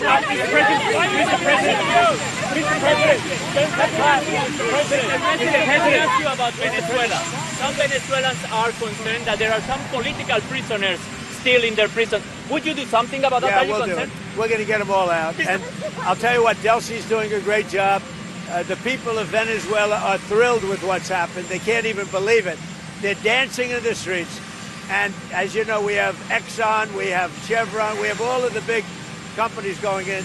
And Venezuela now is making more money than they've made in the last 25 years. And the political prisoners will come out. As you know, they let a lot of the political prisoners out, and the rest will be coming. Did you ask Marty McCary to resign, sir? Or did you fire your FBI Well, I don't want to say, commissioner? but Marty's a great guy. He's a friend of mine. He's a wonderful man, and he's going to be off. And the assistant, the deputy, is taking over temporarily until we find. Everybody wants that job. It's a very important job. Marty's a terrific guy, but he's going to go on and he's going to lead a good life. He was having some difficulty. You know, he's a great doctor, and he was having some difficulty, but he's going to go on and he's going to do well. Everybody wants that job. So the midterm elections, would you send the National Guard or ICE to voting locations in November? Would you do that? Well, you know what? I'd do anything necessary to make sure we have honest elections. We have to have honest elections. So you're not ruling that out? A quick question, Mr. President. This month is considered to be the month of Africa. On the May 25th, we'll be celebrating Africa Day. Would you mind doing something special, like 10-minute interview to speak about your views on the Africa? We would do that. Ceasefire is on large support. Is President Xi the person to bring it back to life? Well, we'll see what happens. We're going to have a great meeting in China. He's a wonderful guy. He's a friend of mine, and we're going to have a great meeting. We do a lot of business with China. We do very well with China, and they do well with us. And the relationship is very good. We are going to have a great meeting. Do you think he's got what it takes to convince the Iranians? Whatever he can do to help the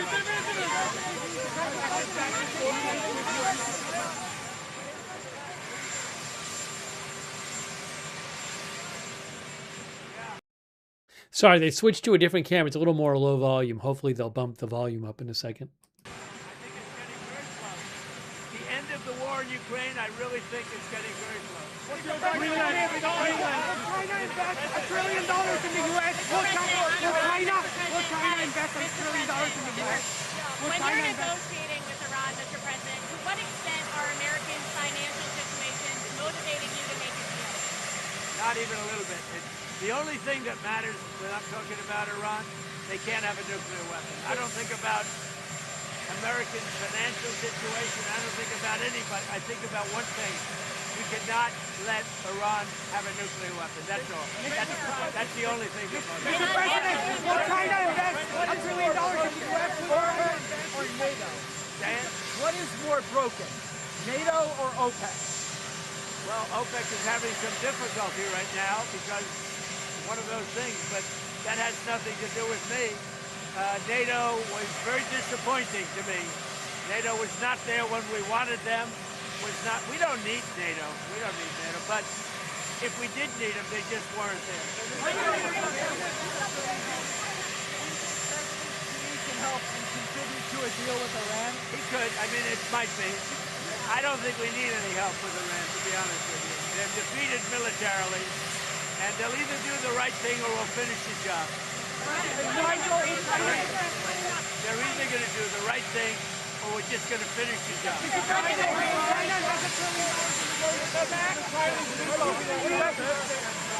message, sir, to the Chinese people as you embark on this summit. That we're going to have a great relationship for many, many decades to come. My relationship with President Xi is a fantastic one. We've always gotten along, and we're doing very well with China. And working with China has been very good. So we look forward to it. As you know, President Xi will be coming here toward the end of the year, so that'll be exciting too. I only wish we had the ballroom finished. The ballroom is right on budget and ahead of schedule, but I wish we had it finished now. You also may want to do one other thing. You may want to go see the reflecting pool because that's under construction, and for the first time since 1922, it's going to work properly. Sir, the gas tax Thank you, Mark Stone from Sky News. What's your advice to Keir Starmer, sir? He seems to be on the brink. Well, my advice to him has always been, open up your oil in the North Sea. You got one of the great oil finds anywhere in the world, and you're not using it. They're not allowed to use it. And it's one of the best in the world, among the best oils in the world. Open up your oil in the North Sea and get tough on immigration. Should he stay or go? Europe is being very, very hurt by immigration all over Europe. Should he stay or go? That's up to him. But I told him from day one, you're getting killed on energy. You're windmilling your country to death. Open up the North Sea. You have one of the greatest sources of energy in the world. Open up the North Sea. Should state governors drop taxes on oil? Would you ask them to do that? I think it's a great idea. Mr. President, I have two questions.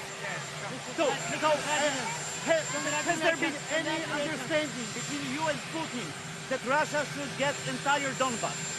No. Mr. President, you have a standing invitation to travel to Russia.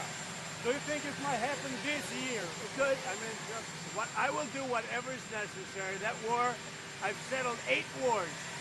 That war is getting closer. Believe it or not, it's getting closer. And we think we're going to end up getting a settlement between Russia and Ukraine. President, what is the ultimate goal of your trip to China? I think more than anything else, as we have massive relationships with China, we're the two superpowers. We're the strongest nation on earth in terms of military. China's considered second. Who knows? I mean, who knows? But we are. There's nobody even to come close. And you see that whether it's Venezuela or whether it's Iran. Iran's military is decimated. I have a great relationship with President Xi, and I think it's going to remain that way. We have a lot of things to discuss. I wouldn't say Iran is one of them, to be honest with you, because we have Iran very much under control. We're either going to make a deal or they're going to be decimated. So one way or the other, we win. But we're going to be talking with President Xi about a lot of different things. I would say more than anything else will be trade. Just to clarify, did you say earlier that the only thing that matters to you when it comes to Iran is a nuclear weapon? You're not considering the financial impact of this war on Americans? The most important thing by far, including whether our stock market, which by the way is at an all-time high, but including whether or not our stock market goes up or down a little bit, the most important thing by far is Iran cannot have a nuclear weapon. What about the pressure on Americans and prices right now? Every American understands. Americans, how they're feeling about every what they're American. paying for food Are you listening to me? Every American understands, and they just had a poll, like 85%, which is surprising. It's only that they understand that Iran cannot have a nuclear weapon. If Iran has a nuclear weapon, the whole world would be in trouble because they happen to be crazy. They're not going to have a nuclear weapon. Now, if the stock market goes up or down a little bit, the American people understand it. When it's over, you're going to have a massive drop in the price of oil, which a lot of people thought would be higher. And I mean, it was $100, it was $99 yesterday, which is low, which is relatively low. When this war is over, oil is going to drop. The stock market's going to go through the roof.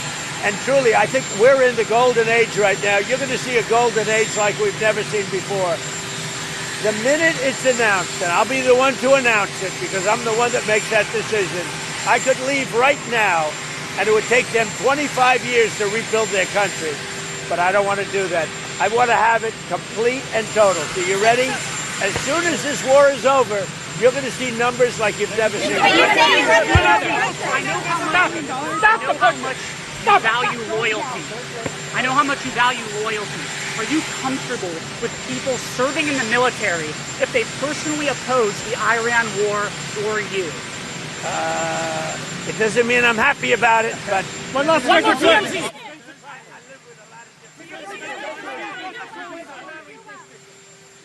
Voters who are confused about the changing maps, the changing dates, and the African Americans concerned that this is going to draw black members of Congress off the map. What do you say? Well, I think it's been a wonderful process. They've been the Democrats, or as I call the Democrats, because they are dumb in so many ways. They've redistricted for years, and now we took our shot, and it looks like we're going to pick up a lot of seats. And that's a good thing. That's a good thing. We want voters to have their choice. We want fair voting. We want fair elections. The Democrats have been cheating on elections for many years, and all we're doing is winning. Thank you. Excuse me, sir.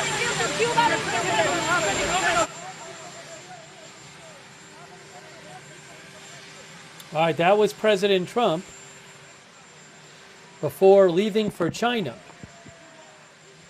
He's now flying to China. That was him before leaving.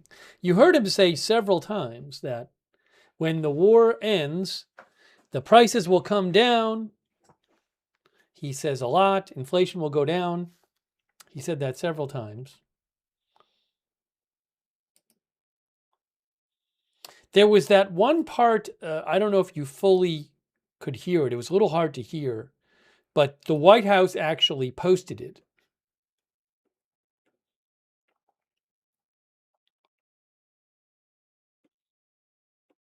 Hold on. This is the White House account. That's the White House Rapid Response 47 is the White House X is a White House X count. And the president said we have a ballroom that's under budget. It's going to up right here. I doubled the size of it because we obviously need that. And then the reporter, who the White House calls fake news, said, the price has doubled. And President Trump said, I doubled the size of it, you dumb person. I doubled the size. You are not a smart person.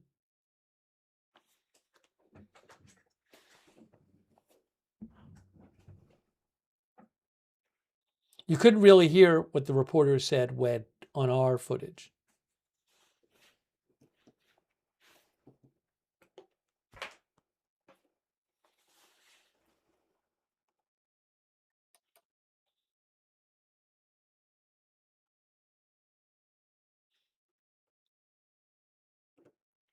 So that at least you can know what the exchange was there.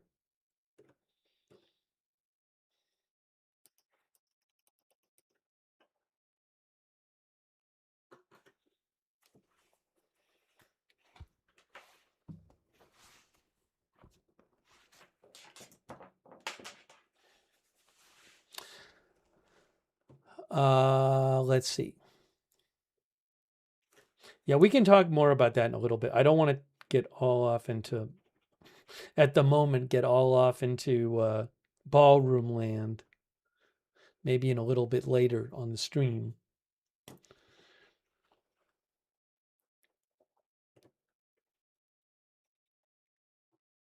By the way, quick thanks to Jeff for your support. Thank you so much, Jeff TE88 PFCR, who thinks President Trump should get the Nobel Prize. Thank you, Jeff. Also, we are the Chage. We are the Chage. Thank you so much for the memberships. It's very nice of you. Make sure you thank somebody if you get a gift membership or a gift subscription for them. Let's see here.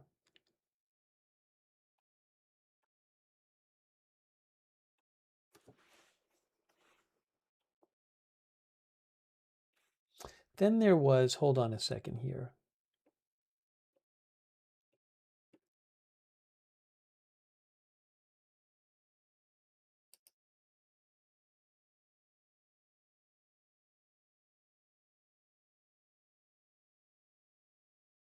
Oh, also, you know, President Trump, I think, took some questions in the White House today. I think it's helpful to certainly see what he's saying because he's the one ultimately at the top of the U.S. government making these decisions. So let's see here. Is this from today? No, that's not from today. When was this? Oh, I bet I have video of this. Wait a second here. All right, let me get that video for you.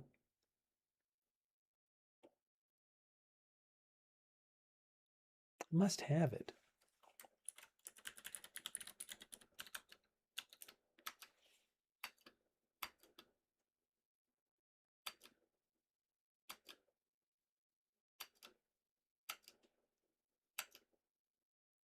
Why don't I see it? Maybe there was no camera in there. Maybe I just have the quotes because I don't see this video anywhere. I'm going to show you some quotes from today. You know what I just realized? I just realized there was a, I was showing you, it's the same video.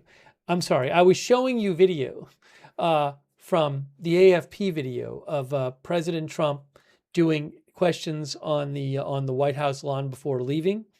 And then I realized the White House actually posted their own video. So I'm sorry, but I think we could hear most of it at least. He did something in the Oval Office today. Let me pull that up here.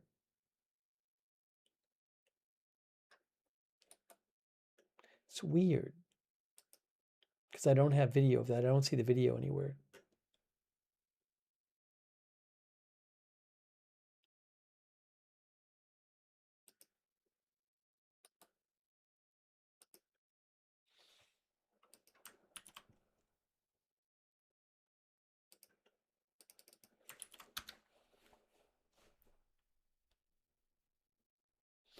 Okay, I am pulling this up right now.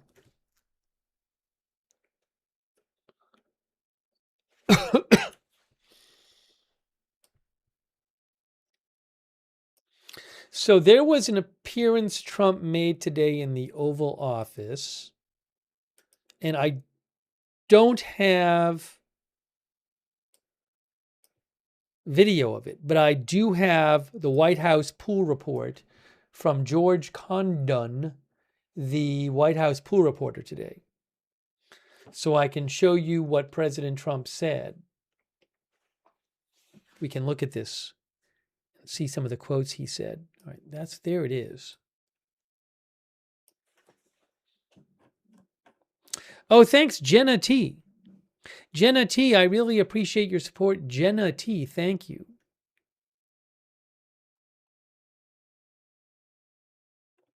Maybe he'll do at some point a gaggle on the plane that the White House will post.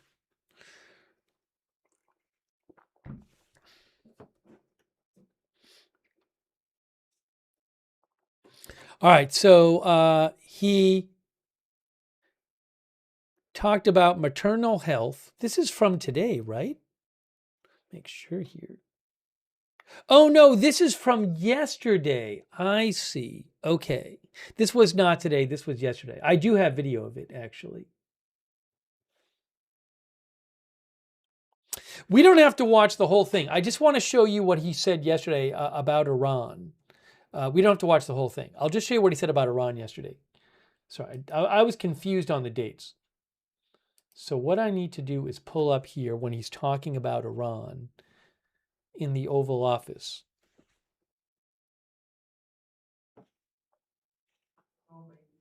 Number one, you're getting it, but you're going to have to take it out because terrible thing that's happened. They killed 42. I know that is, but we have this Osborne. Hold on. I'm queuing it up for you.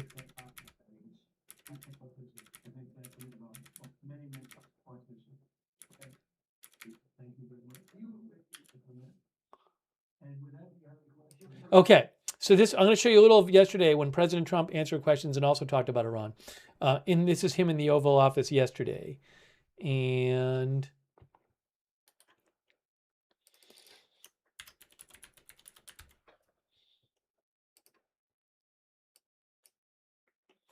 oops, let's do it this way, this way, this way.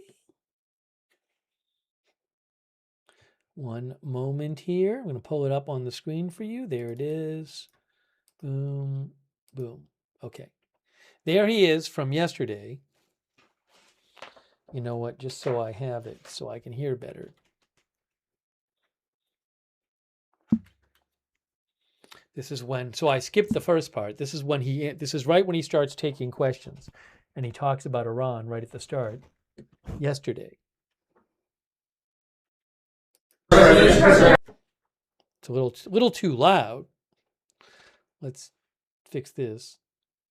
President, you mentioned in your rugby meeting with the generals on Iran, you rejected a deal from Iran over the weekend.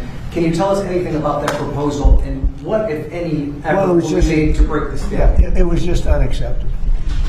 You know, a lot of people said, well. So remember, President Trump had been waiting last week to get a response to the latest American proposal. And then finally, over the weekend, Iran gave the response. Now, we don't know what it said in detail. We haven't seen it. There's some reporting about it, but President Trump clearly not happy with it. So he was asked about that right here. Weekend. Can you tell us anything about that proposal and what, if any, effort was made to break this deal? Yeah, it was just unacceptable. You know, a lot of people said, well, does he have a plan? Yeah, of course they do have the best plan ever. I mean, Iran has been defeated militarily, totally. They have a little left. They probably built up during this period of time. We'll knock that out in about a day. But I have a plan. You know, it is a very simple plan. I don't know why you don't say it like it is. Iran cannot have a nuclear weapon. They're very dangerous. They're very volatile. It's a terrible thing that's happened over there. They've killed 42,000 people in the last 2 months. 42,000. At least that's what we know of. 42,000 people. They killed numerous people over the last week, but they killed 42,000 people a month ago, a month and a half ago. They were unarmed protesters, not at all violent protesters, and they started taking them out, shooting them. So we're not going to let them. That's the plan. You know, people say, what's the plan? The plan is very simple. The blockade, first of all, was a part of military genius, just like Venezuela was military genius. We have the greatest military in the world by far, and we're stocked up with great ammunition. We have much better stuff than we did 2 months ago when we first did the attack, which knocked them for a loop. But very simple, Iran cannot have a nuclear weapon. It can't have it. And if they did have it, the Middle East would be gone, Israel would be gone, and they'd hit Europe probably next. We're doing the service to the world. And this has gone on for 47 years. Other presidents and leaders of other countries that have the power should have done it, but they didn't do it. But it's a very simple plan. Iran cannot have a nuclear weapon, and they won't have a nuclear weapon, and they didn't want to go that far. If you can believe it, they didn't. How stupid. Are they stupid people? They didn't want to believe it. They think that, well, I'll get tired of this, or I'll get bored, or I'll have some pressure. But there's no pressure. There's no pressure at all. We're going to have a complete victory. We've already, in theory, had a complete victory from the military standpoint. The military, look, their Navy is dead. They had 159 ships. Right now they have 0, other than the little speedboats that go around that got taken out 8 a day by us. They have no Air Force. They have no anti-aircraft. Now, they probably put the shoulder jobs into service over the last 3 weeks, probably. But essentially, they have no anti-aircraft. They have no radar. And frankly, their leaders have been killed at the first level, second level, and half at the third level. And then they come back and they want to negotiate, and they give us it's a stupid proposal. And nobody would take it, although Obama would have taken it, Biden would have taken it. What they took was far worse. So we stopped them twice. We stopped them when I terminated the worst deal probably ever made in the history of our country in terms of defense. That was the Iran nuclear deal by penned by Barack Hussein Obama. That would have given Iran a nuclear weapon within a year. They would have had it years ago. I terminated that in my first term. And then when that beautiful plane right there hit them hard, we really hit them hard. And they told me, I want to just tell you this because they like to say, oh, well, maybe it wasn't that hard a hit. Iran told me very strongly, because they intend to give us the nuclear dust, as I call it. It's easier than talking about other terms because it's a term everyone knows. But the nuclear dust, which is what we hit, they told me, number one, you're getting it, but you're going to have to take it out because the site was so obliterated that there's only 1 or 2 countries in the world that could get it. It's so deep and got hit so hard that there's no way they have the equipment to move it. You and China are the only 2 countries in the world that could take it out. So we talked about it, and they said, you'll have to take it out because we don't have the capability of doing it. So for those people that like to say that those great pilots in those great planes, well, we just ordered 22 more of them, new and improved, that those great pilots didn't do their job. They did their job. At 1 o'clock in the morning with no moon, no light, no nothing, every single bomb hit its targets. And then, as you know, we shot some incredible things. There's things that nobody else has. Nobody has a military like we have. We shot the Tomahawks from a submarine 200 miles away, and that went on top of it. But every one of those, including the Tomahawks, every one of those weapons and shots hit perfectly.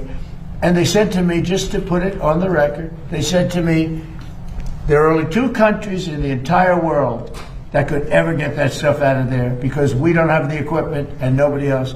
They said China and the United States. So I just want to let you know, those pilots did an unbelievable job, very dangerous job at 1 o'clock in the morning. Think of it, no moon, no nothing. We had no light, purposely.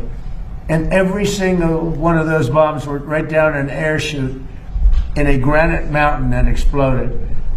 And they are unable to get it, even if they wanted to. But we're not going to take a chance, so that's part of the deal. So, sir, you said that Iranians agreed to allow the removal of all their enriched uranium? Yeah. Well, they did 2 days ago. They didn't, okay? They did 2 days ago. They said, you're going to have to take it. We were going to go with them. But they changed their mind because they didn't put it in the paper. So when they sent us this document that we waited 4 days for, that should have taken 10 minutes to do, look, very simple. We get that. They guarantee no nuclear weapons for a very long period of time, and a couple of other minor things, but they just can't get there. So they agree with us, and then they take it back. But they said to us that it was so badly obliterated, it was the word they actually used, that was my original word, then it got challenged by some of the fake news, and it wasn't challenged with any knowledge, it was just challenged like they were hoping that this wouldn't have been so successful. No, it was obliterated. We have the greatest military in the world. I built it largely in my first term, and I didn't know I'd be using it quite this much in my second term. But very simply, when they say, does he have a plan? Yeah, I have a plan. The plan is very simple. You know, in war you have to change, you have to be flexible, you have a lot of plans, but you have to do different plans in different days. But I have a great plan. But the plan is they cannot have a nuclear weapon.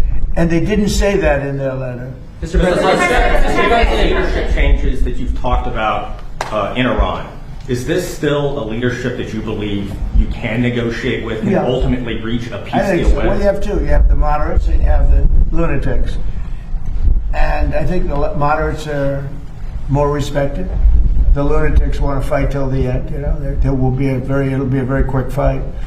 But I call them. You have, just like our country, we have lunatics too. I call them lunatics. I call them stupid people too. But in Iran, they have the moderates that dying to make a deal, and then you have the lunatics. And I guess they're a little bit afraid of the lunatics, but and why not? The level of ferocity for protest. You know, the people are watching it. They want to go out on the streets. They have no weapons. They have no guns. We thought the Kurds were going to give us weapons, but the Kurds disappointed us. The Kurds take. They have a great reputation in Congress. Congress says, oh, they fight so hard. No, they fight hard when they get paid. So I'm very disappointed in the Kurds. But they were given, I said it wasn't going to work, by the way. I just have to say it. I disagreed with what they did. They gave it. I said, they'll never get there. And I was right. I like to be right. In this case, too bad. But we sent some guns with ammunition. And they were supposed to be delivered, but they kept it. I said they're going to keep it, but what do I know? I've only been doing this a short period of time. What do I know? For the time being, the ceasefire remains in place? What? For the time being, the ceasefire remains in place? You know, it's unbelievably weak, I would say. I would call it the weakest right now. After reading that piece of garbage they sent us, I didn't even finish reading it. They said, I'm not going to waste my time reading it. I would say it's one of the weakest right now. It's on life support. They understand these are all medical people. And Dr. Oz, life support is not a good thing. Do you agree? Bad prognostic. I would say the ceasefire is on massive life support, where the doctor walks in and says, sir, your loved one has approximately a 1% chance of living. Yeah. Mr. President. Daniel, go ahead. Yep. One of the best reporters in Washington. Thank you, sir. Dr. Oz referenced this a little early. 2 questions on healthcare, if I can. Okay, so we heard President Trump said the ceasefire was on life support, right? And he called their proposal a piece of garbage. Iran's proposal is a piece of garbage, he said. That's what he said yesterday. We'll have to see how things go.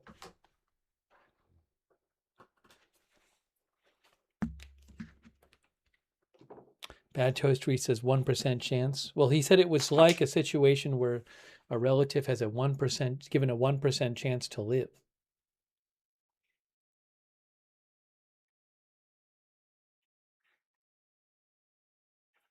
Did we get to the part, I can't even remember, where he said, hold on a second here.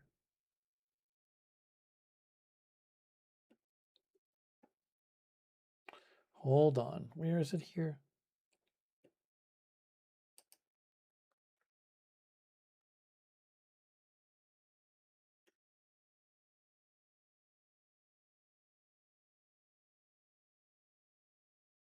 I can't find it. I'm not going to worry about it.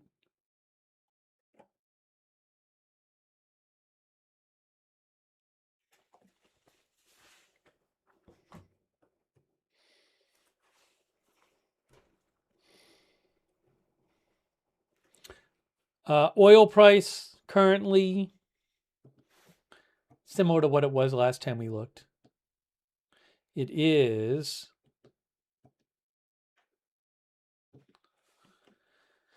from TradingView, Brent oil 107.68, up about 3% today. By the way, thanks to Kayla M8993, our member. Thanks also to Susan Priest Buchner and Kristen McConnell Gates and Brian Daviow for the Facebook stars. That's from TradingView.com. I haven't shown marine traffic today so far because there hasn't been much new going on that I'm aware of on the ship tracker. We can look about it in a little bit. Not much is passing through the the strait at this point in time. But I did want to mention something related to that. There's a new report from Reuters that says that Iraq and Pakistan have struck energy deals with Iran as Tehran flexes Hormuz control. So Reuters is reporting that both Iraq and Pakistan have cut deals with Iran to ship oil and liquefied natural gas from the Gulf, according to 5 sources in a demonstration of Tehran's ability to control energy flows through the strait.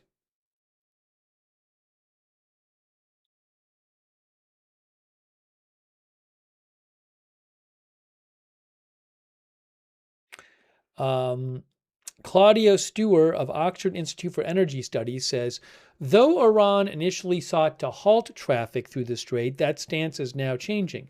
Iran has shifted from blocking Hormuz to controlling access to it. Hormuz is no longer a neutral transit route, it is a controlled corridor, he said.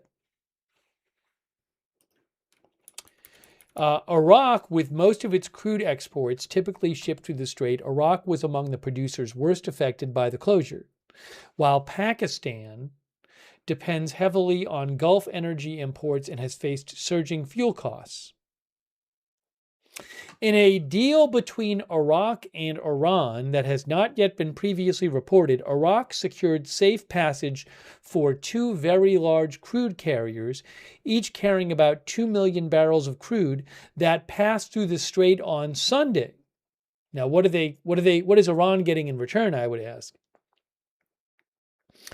Iraq is now working to secure Iran's approval for more transits, an Iraqi oil ministry official said. As the government in Iraq seeks to safeguard the oil revenues that make up 95% of its budget.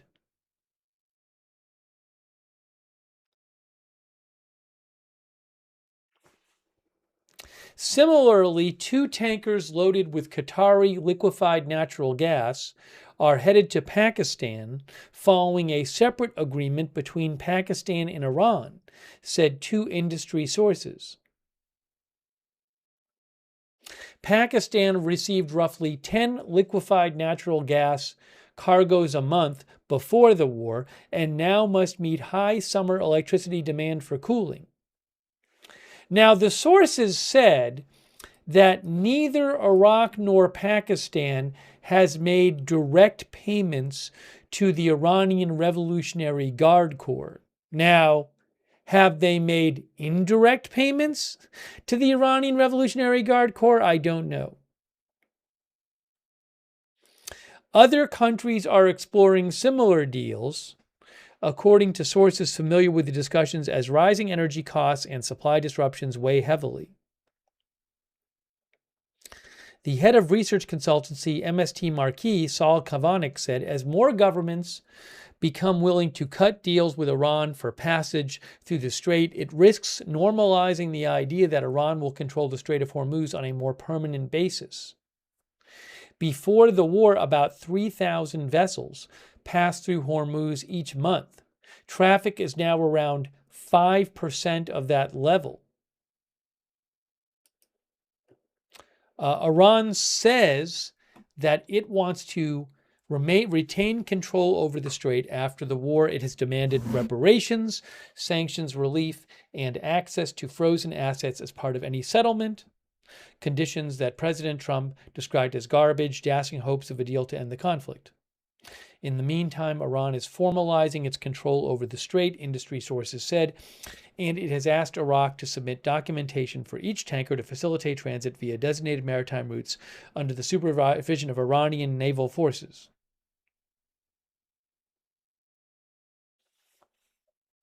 So, again, reportedly some countries making energy deals with Tehran. They got to be giving Iran something. I can't imagine that Iran is just letting these ships go through out of the goodness of their hearts.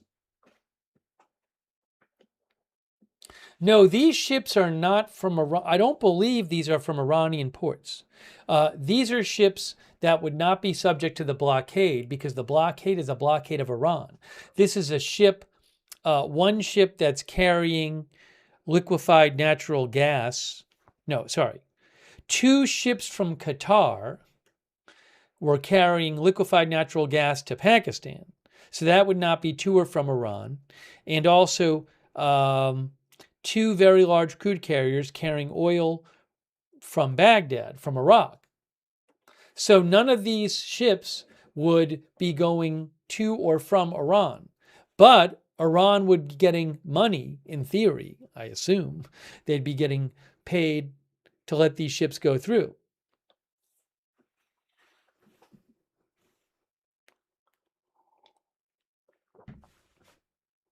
I would assume they're getting paid. Yeah, so these are not ships that would be violating the blockade as the blockade is written or as the blockade is conceived.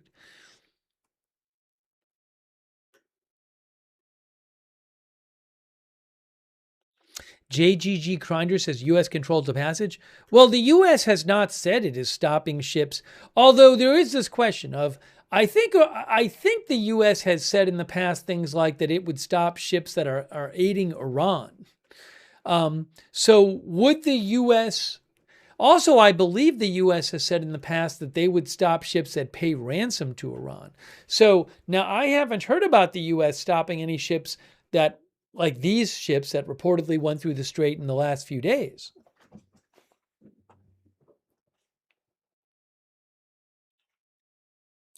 If we go back to, so maybe we can go back to marine traffic and see them on Sunday. I'm sure we could if we found them.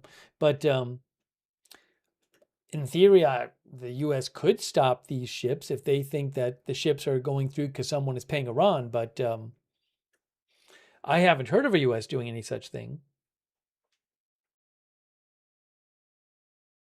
I mean, I bet there's probably a political problem here if the U.S. stops ships that are coming from Iraq and coming from Qatar and going to places like Pakistan, then that will probably upset those countries if the U.S. stops these ships. So that's something probably the U.S. has to worry about.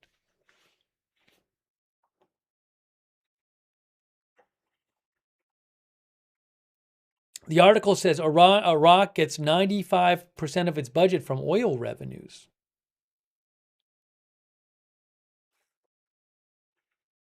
Let me go to marine traffic.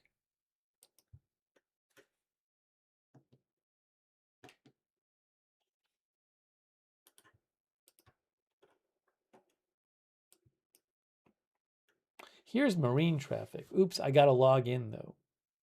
Am I logged in? I'm not logged in. Let me log into marine traffic. So if we do this, we should be able to go on the timeline back to Sunday.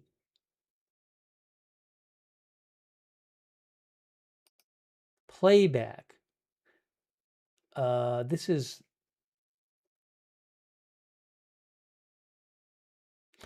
GMT. So let's do Sunday. I don't know when they went through. Two tankers, two very large crude carriers from Iraq passed through on Sunday, says the Reuters article. So if we go to Sunday, will last 3 days be enough? Last 3 days should be enough.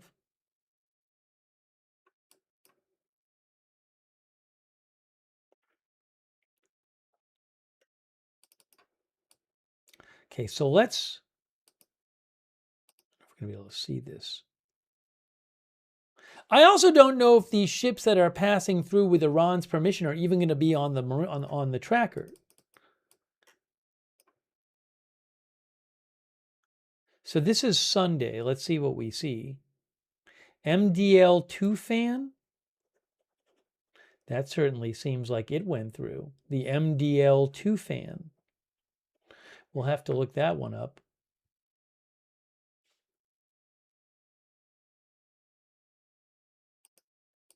I'm forwarding here. Did the Ilda go through too? I can't see. I'm forwarding further. Oh, Stella looks like it went through. I think. I'm not sure.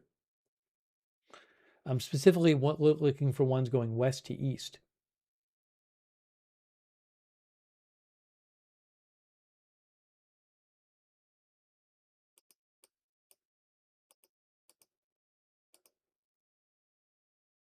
Then there's that one Tara gas went through.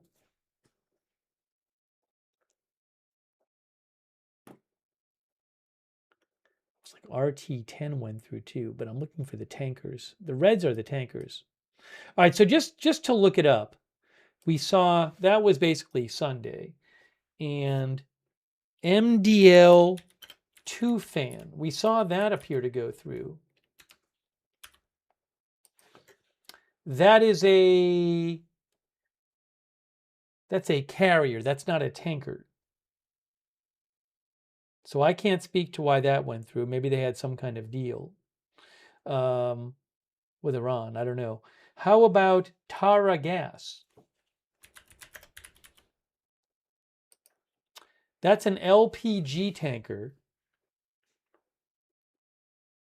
which is heading to, it says Indian owner and Indian crew. And that appeared to go through. Oh. Wait, departure from, now I'm confused. That says departure from China?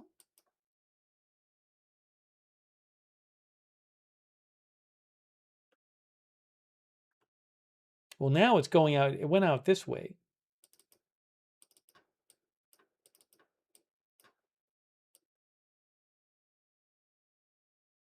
We saw it go through here. I don't know. It's possible that we could go through and find the ships that were talked about in this article. I'm not sure. Also, I wonder if like tanker trackers reported on it or anything. So you can go to marinetraffic.com, by the way, and check out the map there.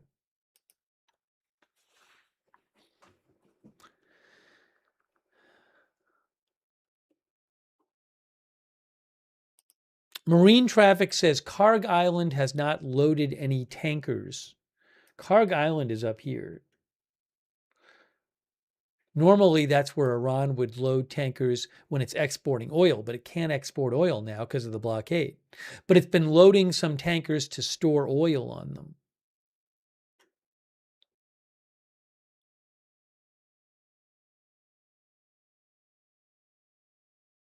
Now, tanker trackers said Karg Island hasn't loaded any tankers for about 6 days as a result of the oil leak, which Tehran denied taking place.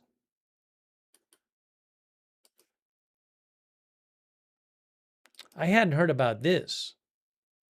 Iran denies report of oil leak from a couple days ago.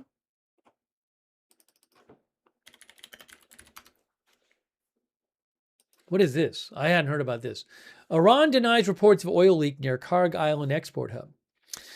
2 days ago, Reuters. Iran's oil terminals company denied reports of an oil leak near Karg Island on Sunday, according to state media, after satellite imagery this week appeared to show a large slick west of the country's main oil export hub in the Gulf.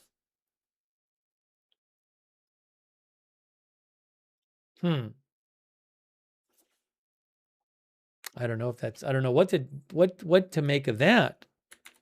I hadn't heard about that. El Nikon thinks they're intentionally dumping it.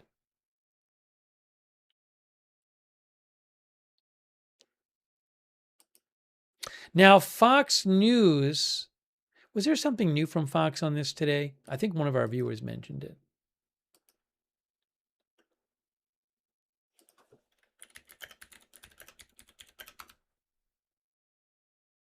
Fox News yesterday said second suspected oil slick near Iran raises fear of major disaster in vital global corridor.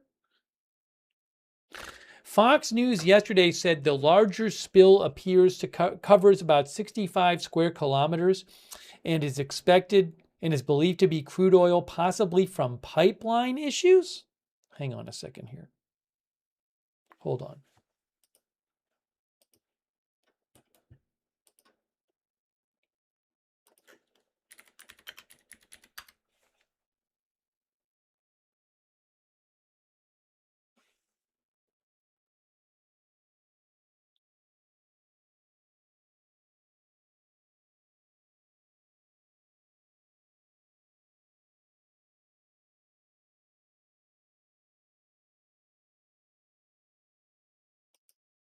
I might have an article about this I can show you on the screen.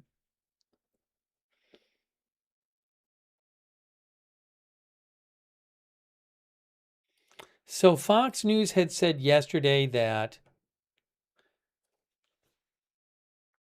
2 suspected oil slicks have been detected near Karg Island.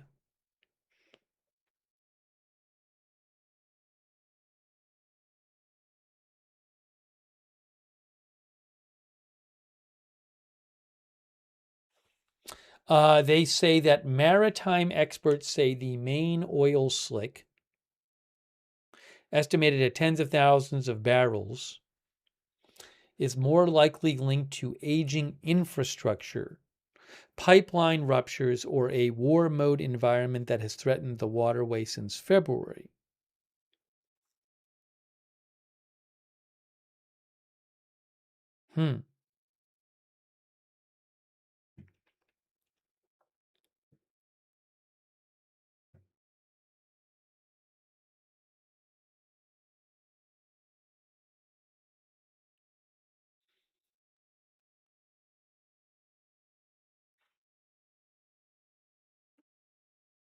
We'll have to keep an eye on that.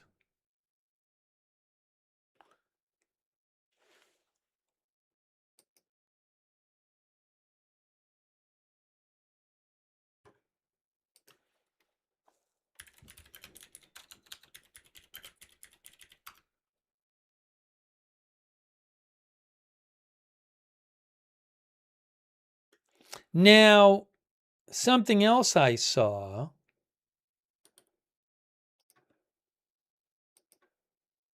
about this. Just do this.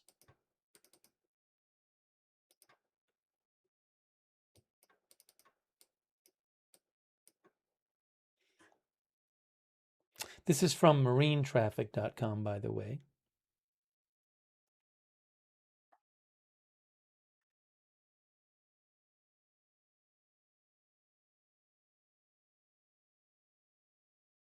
So I'm seeing a report that an Iranian official claimed today that a suspected oil spill was likely caused by a tanker dumping wastewater rather than a leak from oil facilities. Although I don't know if that's true. That could just be what the Iranian government is saying. Investing.com mentioned that. This is interesting. I honestly hadn't heard about this whole thing.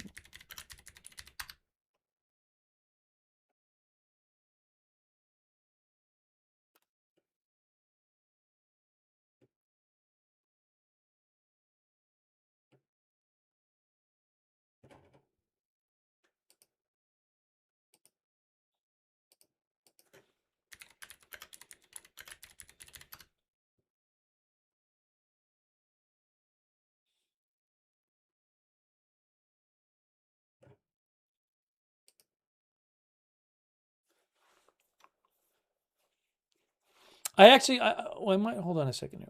Do I have this? Let's see, hold on.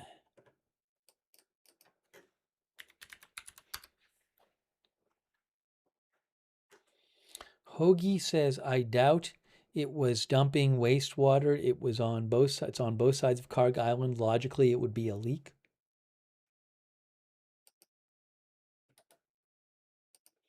Reuters reported 4 days ago that a suspected oil spill near Karg Island was seen on satellite imagery this week. It covered waters west of the island. I believe there's 2 different ones now that have been spotted.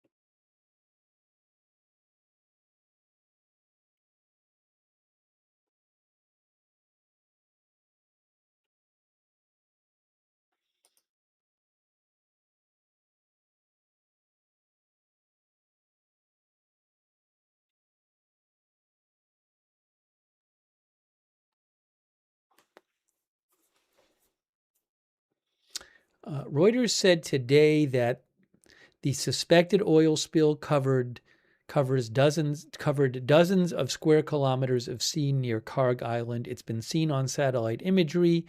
The likely spill covered waters to the west of the island.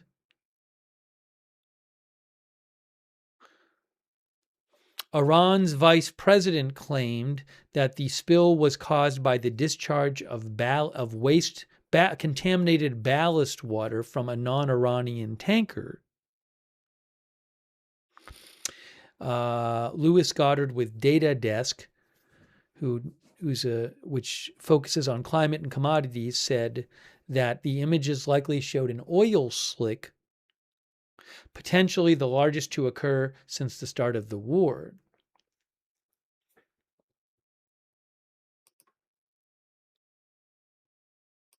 So that is interesting that they have not loaded any more oil at Karg Island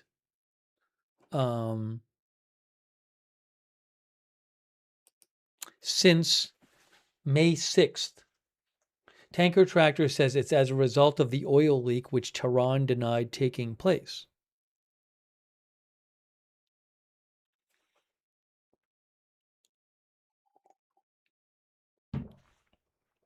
Interesting. Something we're going to have to keep an eye on.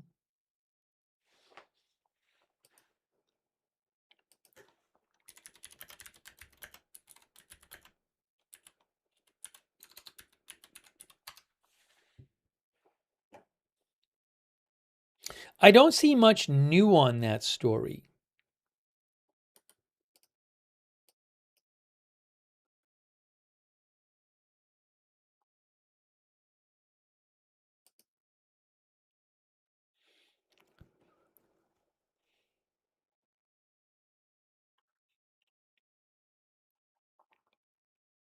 Came out a few days ago.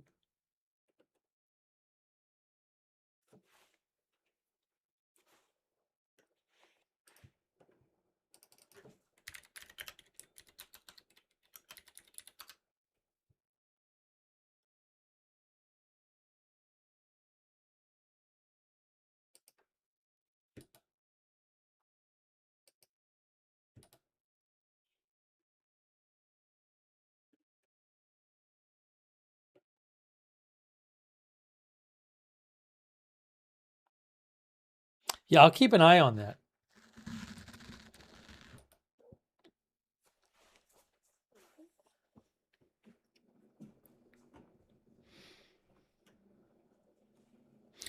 Thanks to Least Trustworthy Weasel, by the way. Also, thank you to, who was it? Thank you to Tatsiki on Twitch. Thanks and Lynn Austin on Twitch. And Oxytropus on Twitch. And Not So Silent Blanker on Twitch. Also Scary Atheist for subscribing. And also Oxytropus and Big Dog Gaming. Thanks for your support over there on Twitch. I appreciate that. Did I thank Cece? I think I thanked Cece. There was something else. Oh, people were talking about the Pakistan plane story. That's a whole interesting story.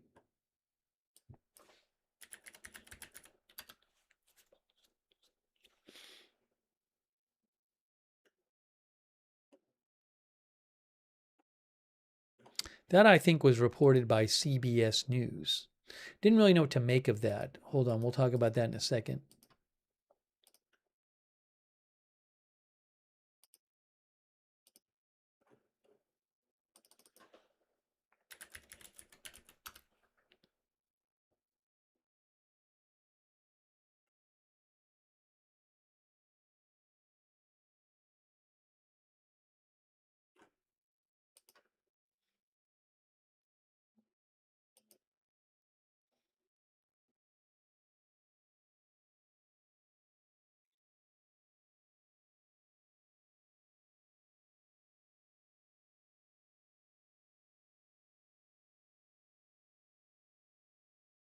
Today, by the way, President Trump said when leaving the White House, I don't know if we could hear this when we were playing the video earlier. He said, we're either going to make a deal or they're going to be decimated. One way or the other, we win.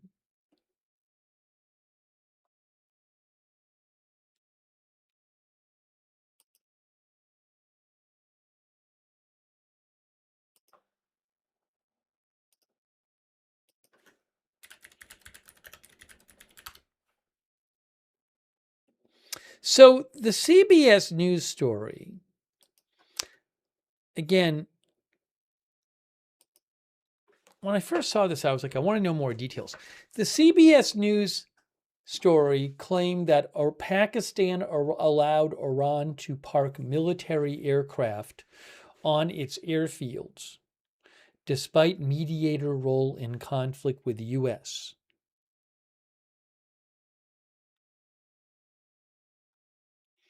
So, again, CBS is claiming that Iran sent some airplanes to Pakistan, which would potentially shield them from American airstrikes. And CBS says that days after the ceasefire was announced. So, I mean, this wasn't right at the start of the war. Days after the ceasefire, Tehran sent multiple aircraft to a Pakistani Air Force base, including a intelligence and recon aircraft, an RC-130.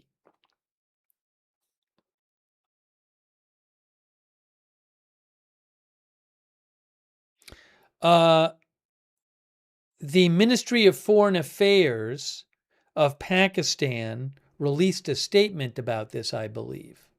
Here it is right here. Official response to CBS report on Iranian aircraft in Pakistan. So this isn't, I mean, the story isn't that at the start of the war they allowed Iran to move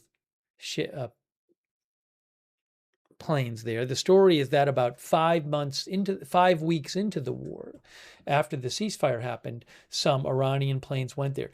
Pakistan categorically rejects the CBS News report regarding the presence of Iranian aircraft at Nur Khan Air Base as misleading and sensationalized.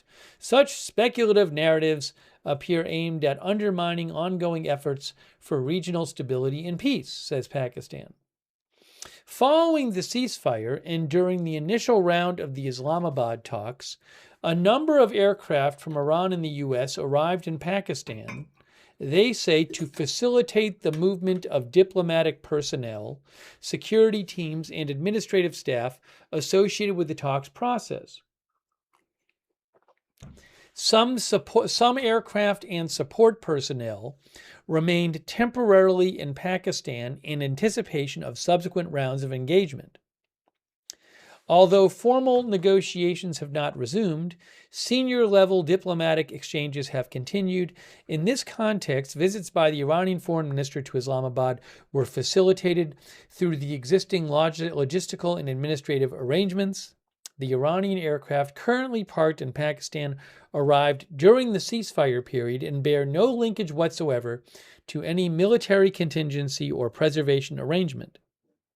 Assertions suggesting otherwise are speculative, misleading, and entirely detached from the factual context, they say.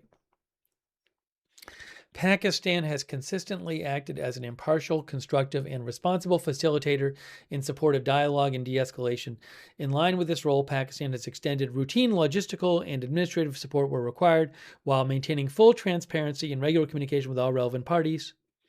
Pakistan remains committed to supporting all sincere efforts and to promoting dialogue, reducing tensions, and advancing regional and global peace, stability, and security. Now, I'm not sure. I can't say exactly what happened here. I will say this, though.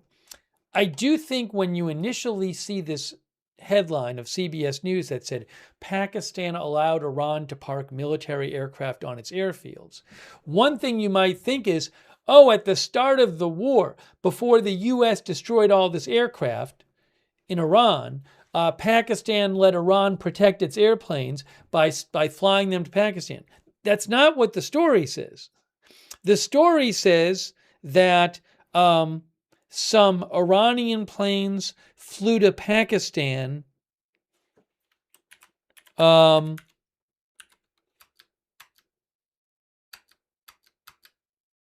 it say around the start of the ceasefire? Days after the ceasefire was announced. After the ceasefire was announced. So they would have been in Iran the whole time, in theory, before the ceasefire was announced. So I don't know the whole story and whether and if these planes were sent to Pakistan to be protected somehow. But just to make clear, the story itself says that they were not flown to Pakistan until after the ceasefire was announced.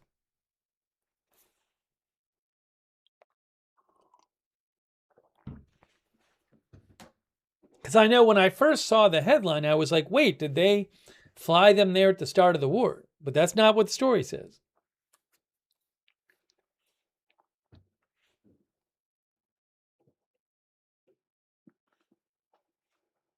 And I also don't know why. I mean, I know the U.S. has destroyed lots of Iranian planes. So were these hidden in Iran somewhere? Why were they not destroyed previously by the U.S.? That I don't know.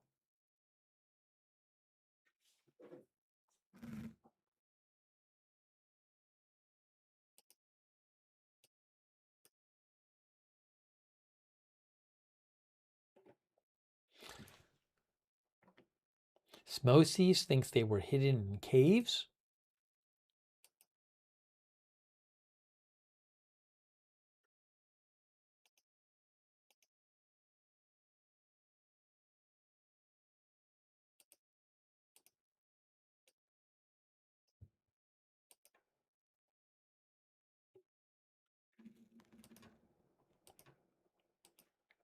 Give me a moment here. Give me a moment.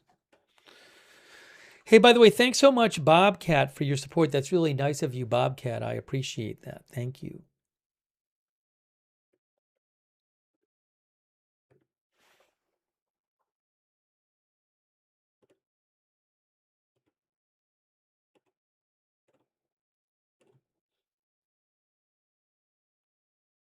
So while I don't know all the details of that, I'd be careful with that story of just assuming things from the headline.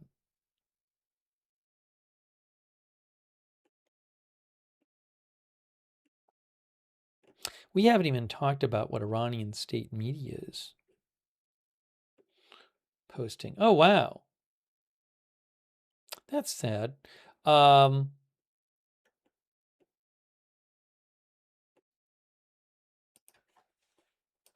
I didn't see that. The NBA announced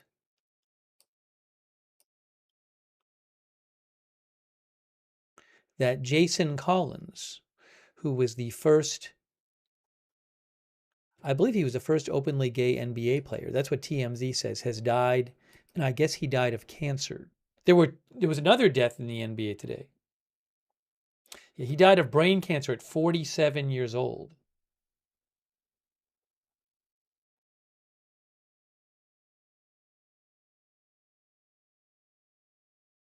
TMZ, he was the first openly gay active male athlete in any of the 4 major professional U.S. sports. But he died of brain cancer at 47. Terrible. Then there was an NBA player with Memphis who died today, I think at the age of 29. I wanted to mention that. Condolences to both of their families. That's very sad. I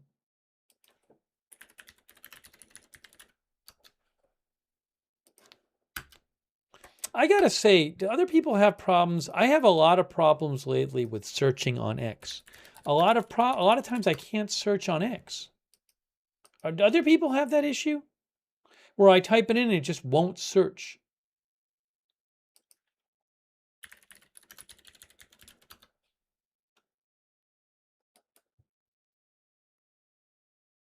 And now it worked.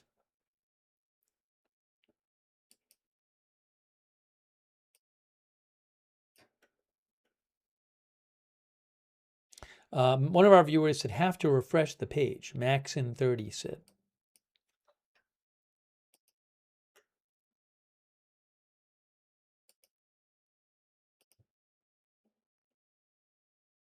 Brandon Clark is the player who died. He's a current player. And he died at the age of 29, I think it was.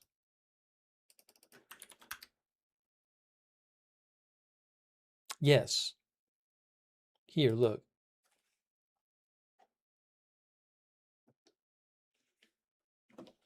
Memphis Grizzlies forward Brandon Clark dies at 29.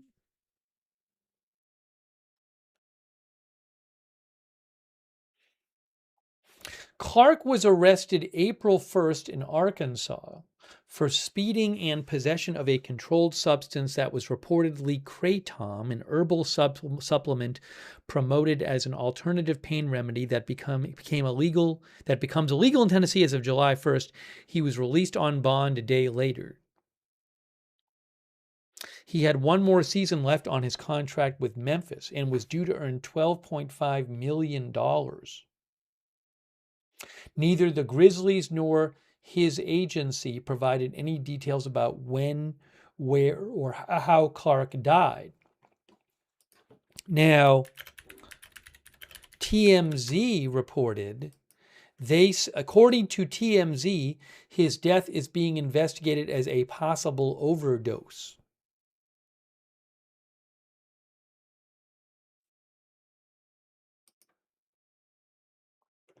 NBC Los Angeles reported that he died in the San Fernando Valley in Los Angeles. Also, NBC 4 LA said that drug paraphernalia was found in the home and the incident is being investigated as a possible overdose. That's very sad. 29 years old.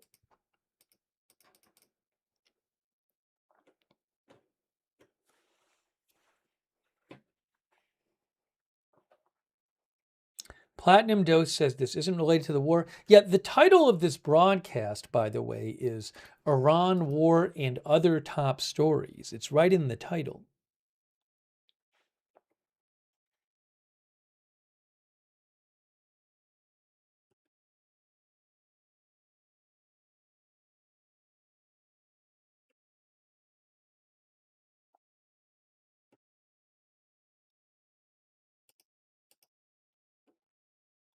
And according to AP, he had one more season left on his contract with Memphis and was due to earn $12.5 million.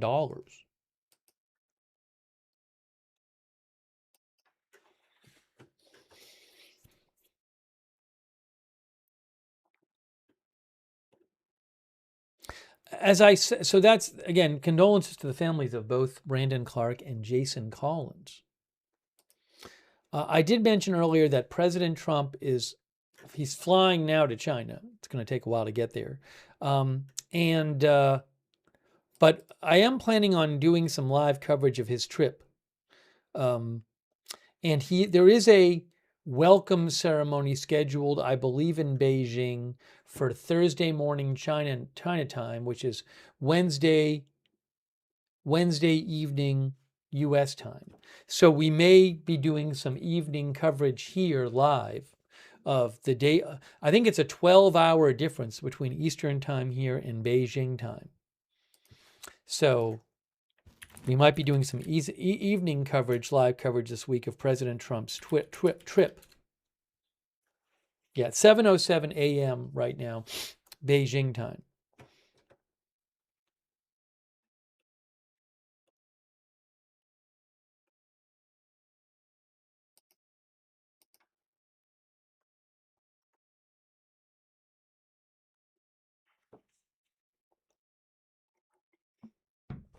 Okay, hold on a moment here.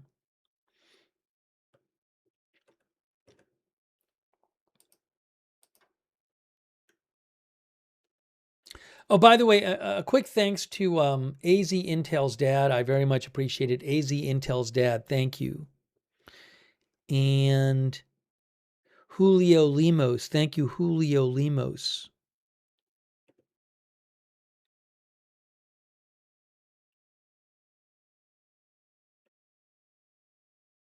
I think I thanked 17XHW before. Hopefully I did.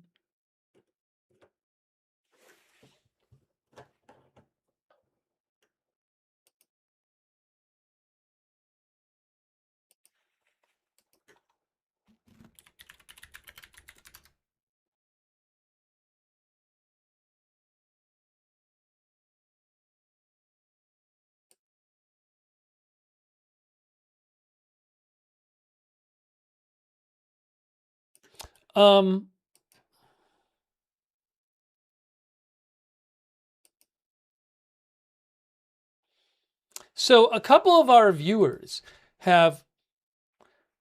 One viewer asked about the fire at the Kremlin in Moscow. Another of the viewers was sort of shouting in the chat about this urgent fire in Moscow. I don't know if they said the Kremlin. So there is a fire reported at the Izmailovo Kremlin, which is this. Izmailovo Kremlin is a cultural, commercial, and entertainment complex in the northeast of Moscow. It is a wooden building stylized for Russian architecture.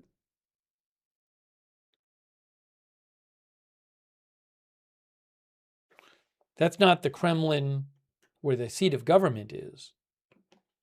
Now, I'll see if I can get you any more updates on that.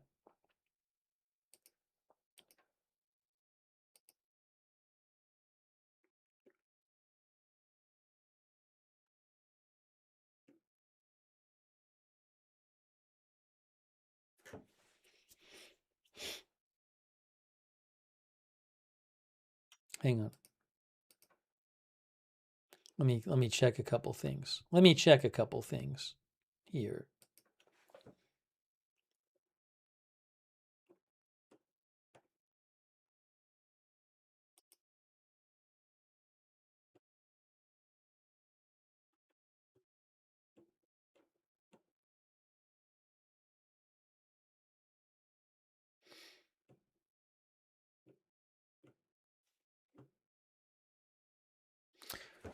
RT, which is state media in Russia, said there's a massive fire at the Izmailovo Kremlin. And RT said flames engulf the colorful fairy tale wooden Russian architecture complex. They say it's an iconic cultural, commercial, and entertainment landmark.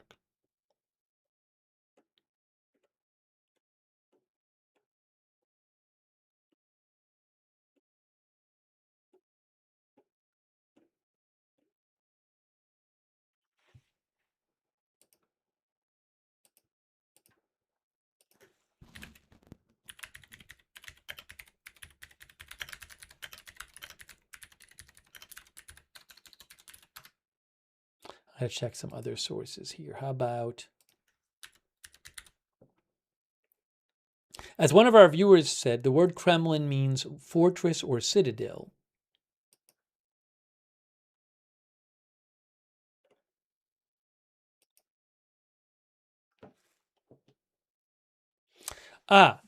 So the Russian news site Shot says that the fire currently covers 3,000 square meters.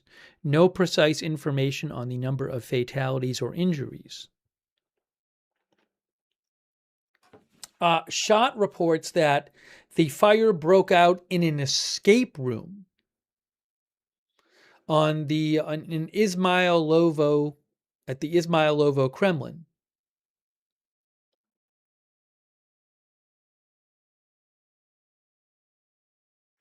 Which is like a cultural and entertainment complex.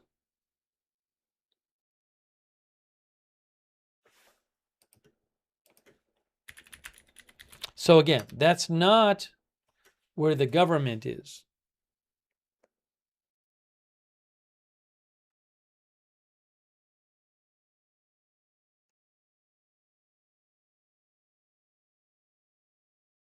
This is different. It's not the same Kremlin. Okay? I have not heard of any injuries reported yet.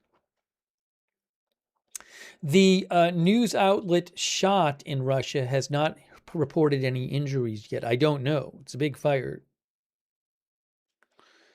Hang on.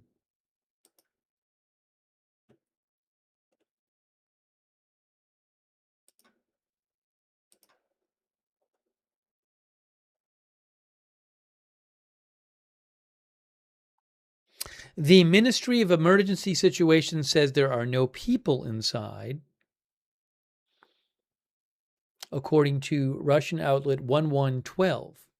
Russian 1112 says preliminary reports say all people were evacuated inside. So I haven't heard of any reports of injuries.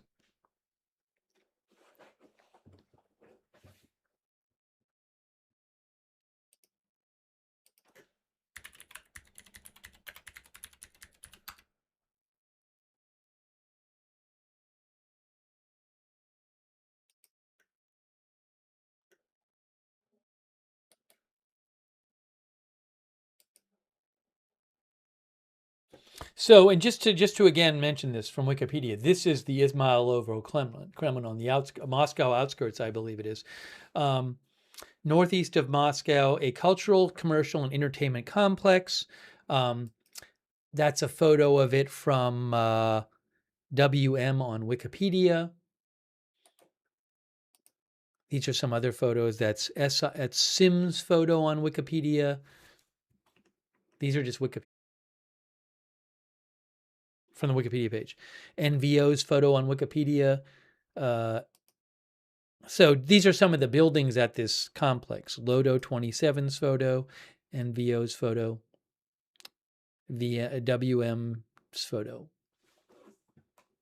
Michelle Batten says it looks beautiful. Well, I guess a lot of it's burning, unfortunately. It says the complex has 7 museums and exhibition grounds: the Museum of Russian Folk Toys, the Museum of the Founding of the Russian Navy, the Museum of History of Russian Vodka, the Museum of Bread, the Museum of Chocolate, the Museum of Miniatures, the Moscow Museum of Animation and Exhibitions.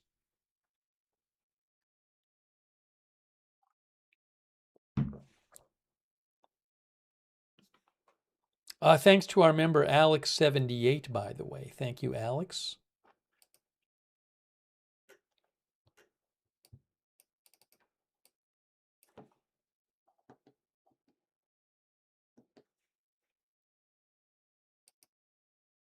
Is by the way, is Brent crude market paused? Are they on? Is Brent crude on there? I feel like Brent crude market like pauses for an hour or two a day because I feel like it hasn't changed in a little while. Pull it up here. This is from that's from TradingView. So this one is changing. This is that's WTI. That's U.S. crude.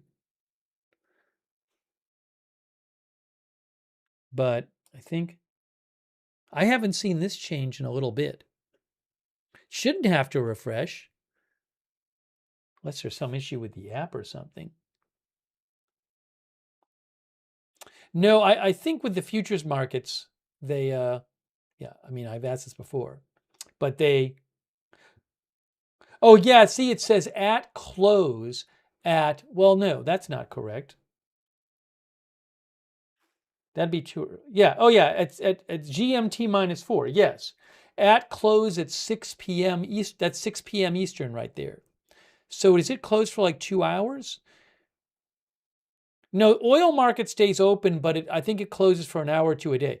Redacted Wet Art says that this one reopens at 8 o'clock Eastern time.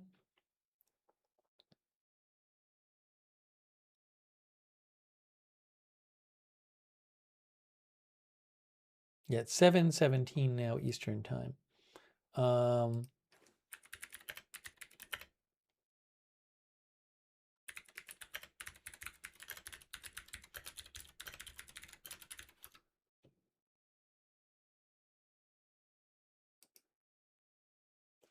I see one link that says daily break between 6 and 7, which would mean it's reopened, but it doesn't look like it's reopened. I don't know if that's right, though. Yeah, I'm seeing a bunch of articles that say that the Brent crude market every day between 6 and 7 Eastern time, even when it's open, stops. But it's after 7. Well, I'll keep an eye on that. The WTI oil is clearly open because that's changing live.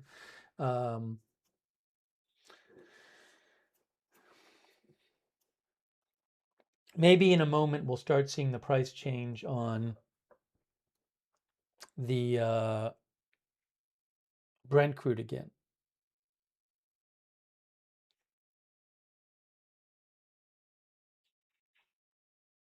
I'll look. Yeah, I mean, you can see this one is updating, but this one is still not updating. VRTX thinks it's going to be 8 Eastern time. I don't know. We'll have to see. Oh, President Trump posted about the reflecting pool again. He's been posting a bunch of this. Here's what President Trump just posted on Truth Social.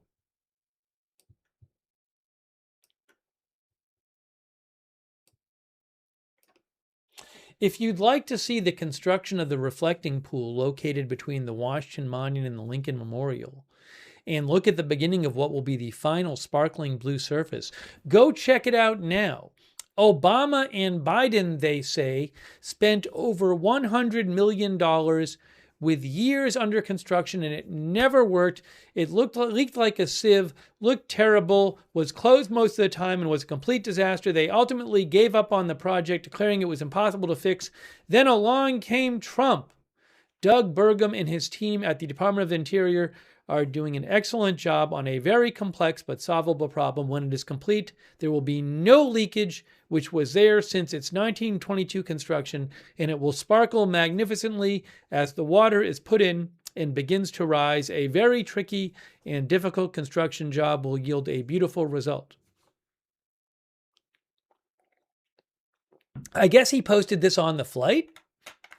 It was posted about 10 minutes ago, unless he wrote it beforehand.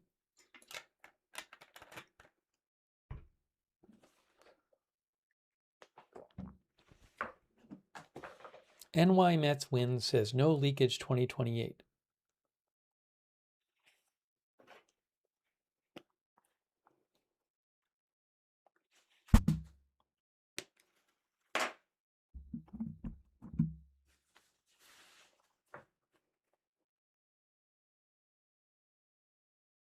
All right, so that was from about 10 minutes ago, that post.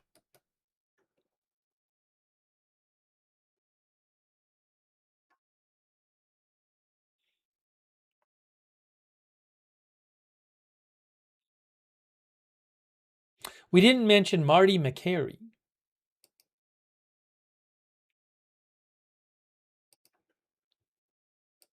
So, as was reported was going to happen, the head of the FDA is no longer the head of the FDA. President Trump said, I want to thank Marty McCary for having done a great job at the FDA. Let me show you something about this.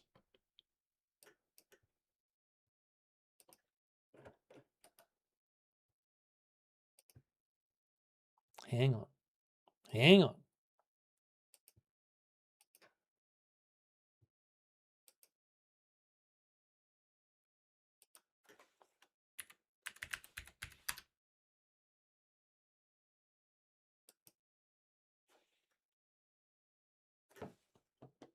The Washington Post said, Food and Drug Administration Commissioner Marty McCary resigned today after months of turmoil at the agency and White House staff last week signing off on a plan to replace him. Kyle Diamantis, who oversees the agency's food program and was recently elevated to be one of RFK Jr.'s senior counselors, will be the agency's acting leader. The FDA's leadership team is likely to undergo a broader overhaul in the coming days, with several other senior officials expected to depart or be reassigned, said two people who spoke on the condition of anonymity, says the Washington Post. They declined to detail what those changes would be. President Trump declined to say today whether McCary had resigned or been fired. He did say everybody wants that job. It's a very important job. Marty's a terrific guy, but he's going to go on and he's going to lead a good life. White House and senior health officials had discussed months ago how to stabilize the agency, including whether to delegate some of McCary's responsibilities or replace him altogether amid senior staff departures and scrutiny from the drug industry and anti-abortion groups. Kennedy had grown frustrated with McCarry's leadership and decided to replace him, the two people said.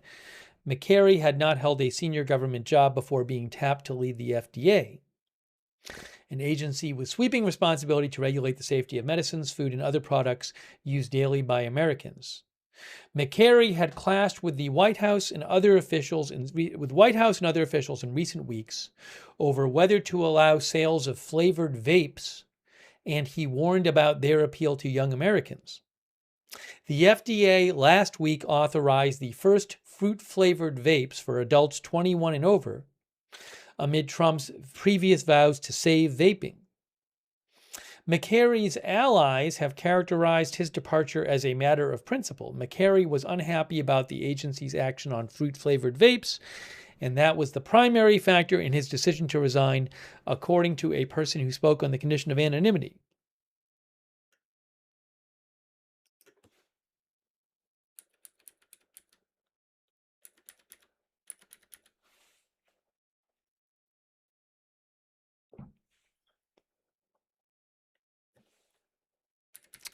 McCarry, a Johns Hopkins University School of Medicine surgeon and a former Fox News contributor, rose to prominence criticizing the medical establishment during the coronavirus pandemic. During Trump's first term, he supported the administration's price transparency efforts. Ahead of the 2024 election, he endeared himself to the burgeoning MAHA movement because of his penchant for challenging long-held assumptions and groupthink in his books. During his tenure, he drew scrutiny from pharmaceutical groups over agency decisions on some drugs. Anti-abortion advocates frustrated that the FDA... He also drew scrutiny from anti-abortion advocates frustrated that the FDA hasn't cracked down on a commonly used abortion pill, and also some former FDA commissioners who expressed concern about a top FDA deputy's plan to tighten vaccine approvals. McCarry called criticism about the FDA's rejections of certain drugs corporate spin. If your drug works, it's going to get approved, he said during a recent CNBC interview. He added, do you throw science out the window or do whatever the media tells you to do and whatever the lobbyists and corporate interests tell you to do, or do you do what's right?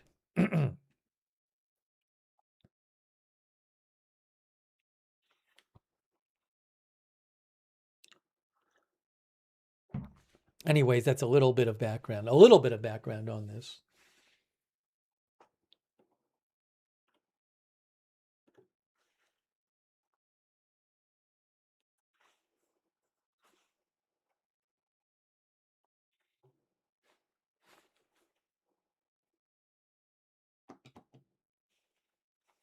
There's the Strait of Hormuz, by the way.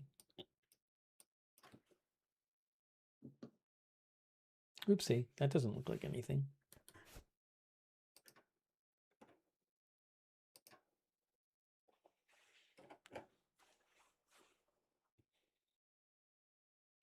Strong one thinks stagflation is incoming.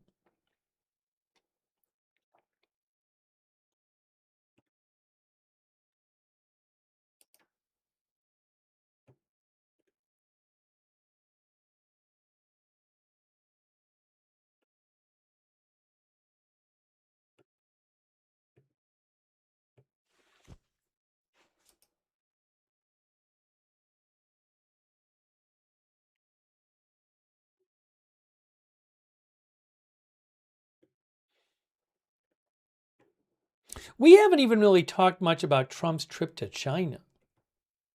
We probably should.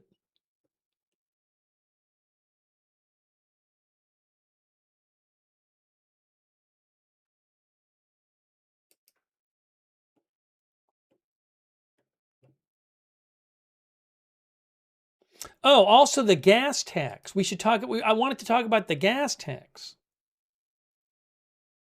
Some viewers had mentioned that. President Trump wanting to pause the federal gas tax. We should talk about that too.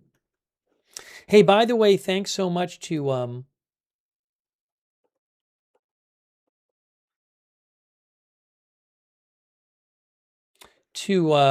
moderators. Beth Mythical and Haley Girl are moderating right now. Leslie Ladyhawk over there on YouTube. Thank you. Hang on. Also on Twitch, LB Prairie Dawn, Idaho Star, Matthew Kohai 3, Sarah, and Surly Dev.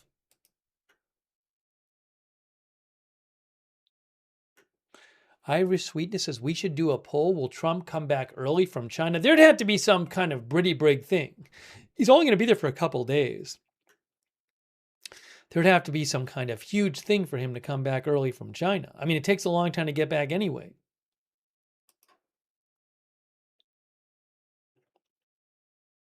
Thanks to Kay Lowry Body moderating, Paul Anderson on Facebook, Andrea Holder. Thanks, Iva Lynn Berry Speedale for subscribing. Also, Linda Bell, Larry, and Misha, who moderate for us on X. And I do want to mention, before I get into the gas tax stuff, I just want to say a quick thank you to our Twitch subscribers like Midtown Mike, Beatnik Bandit, CC, Uncle Fester, Susan CHF, Justin Winters. These are some of our Twitch subscribers. Sarah, Matthew Kohai 3,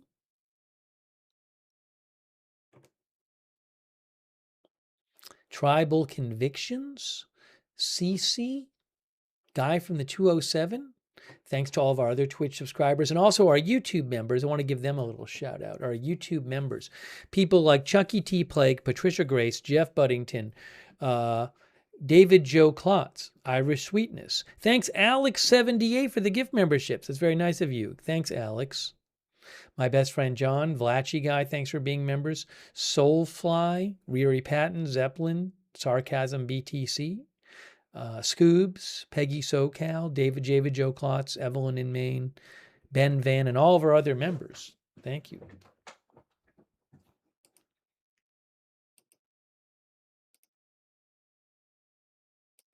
All right, so here's something about the gas tax. Trump wants to pause the federal gas tax. Here's what that could mean. This is from the Washington Post. President Trump has proposed pausing the federal gas tax as a form of relief for American consumers as energy prices soar as a result of the war in Iran. The move, which does require congressional approval to pass, he can't just do it himself, would mark the latest in a string of government interventions to address fallout from the war. Since the war began, the price of a barrel of Brent crude has skyrocketed from about $70 to more than $107. U.S. gas prices have gone up from, I think, from around $2.98 average to around $4.50 a gallon.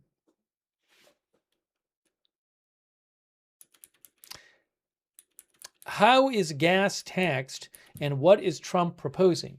Prices at the pump incorporate a mixture of federal and state taxes, meaning they can vary sharply between states. The federal tax is 18.3 cents a gallon on gasoline and 24.3 cents per gallon on diesel fuel, as well as a leaking underground storage tank fee of 0.1 cents per gallon on both fuels. State taxes vary, with a national average of 32.6 cents on gas and 34.8 cents on diesel. Factors such as the type of tax is added, where the gas comes from, and the ingredients in it can also affect prices, which change daily. On Monday, Trump proposed suspending the federal gas tax for an unspecified period, saying prices would drop like a rock once the war ended. Remember, the federal gas tax is 18.3 cents per gallon on gasoline. How would it work? Trump cannot suspend the federal tax on his own. He needs Congress to approve it. The only time that happened was 1934, when Congress cut a half a cent off the gas tax when Prohibition ended. Wow, it's been in place for a long time. The money from the gas tax goes into the Highway Trust Fund, which pays for road and public transport improvements. A 5-month suspension of federal taxes would reduce revenue by $17 billion, about 46% of the annual total. In 2022, President Biden asked Congress to suspend the gas tax for 3 months as gas shot up to $5 a gallon in the aftermath of Russia's invasion of Ukraine. The idea was met with skepticism by economists. The idea was met by skepticism by economists and lawmakers in both parties, with many unconvinced it would help bring prices down for consumers. No action was taken. What has the reaction been to Trump's proposal? Though the idea has previously been dismissed as a gimmick that would create a hole in the transportation budget, this time, both Republicans and some Democrats have expressed support. Senator Josh Hawley of Missouri said he would introduce legislation to suspend the gas tax. He said that yesterday. Anna Paulina Luna, Republican, representative in Florida, said she would also introduce a bill in the House to suspend the gas tax. Senate Majority Leader Republican John Thune said he's not been a fan of suspending the federal tax in the past, but would hear out colleagues in favor of it. He said, obviously, anytime you suspend the gas tax, that leaves a big hole in the Highway Trust Fund, which also has implications down the road. Democratic Senators Mark Kelly and Richard Blumenthal had previously pushed the idea in March. Representative Chris Pappas, Democrat of New Hampshire, called for it to happen quickly. Whether Congress approves this remains to be seen, along with how any potential relief would be passed on to consumers. Well, I mean, if the tax is not happening, that would be relief in form of the price going down. Maybe they mean other relief. Well, hold on. It says, when the idea was raised by Democratic presidential contenders in 2008 and Biden in 2022, it was dismissed as a gift to oil companies. All right, hang on. Federal taxes on gasoline are levied at the terminal or refinery, or when it's imported to the U.S. rather than at a gas station. That would make it difficult for the government to ensure the savings would be passed on to consumers. This is interesting. So what they're saying is the federal gas tax, it's not a question of that it's just added on at the pump. So you can just take off the 18 plus 0.3 cents at the pump, because that's not where it's paid. It's levied at the terminal or refinery or when it's imported to the United States.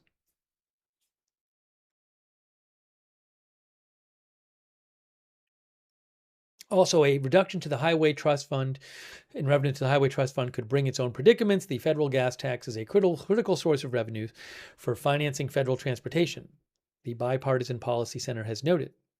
Any interruption to this could leave a hole in the transportation budget that would need to be filled. Yeah, I don't really get all of this. I guess the point here is that it's not as simple as saying, okay, no gas tax. So normally, no, again, it's not just put on at the pump, which I guess makes it harder to. It says harder would make it more difficult for the government to ensure the savings would be passed on to consumers. That's interesting. It's not exactly clear how that all works.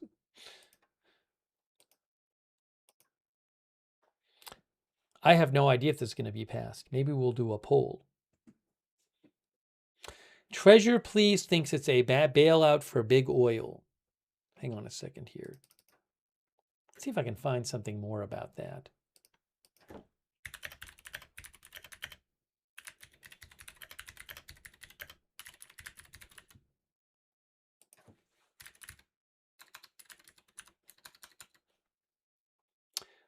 Treasure Please, our viewer, thinks the oil companies are saving money if they get rid of the gas tax, because it's not the consumer doesn't, it's not paid by the consumer.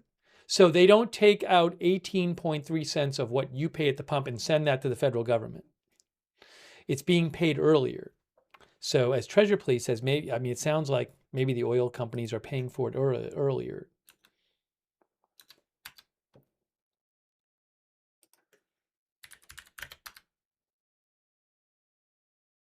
Hold on, I'm looking this up here.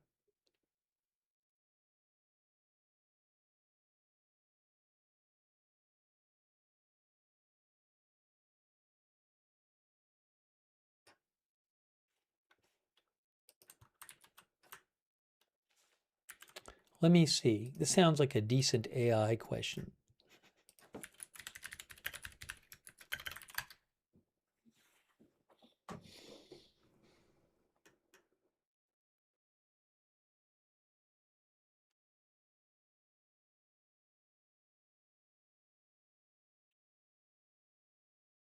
So Gemini AI points the example that they say the federal taxes are paid by refineries and distributors.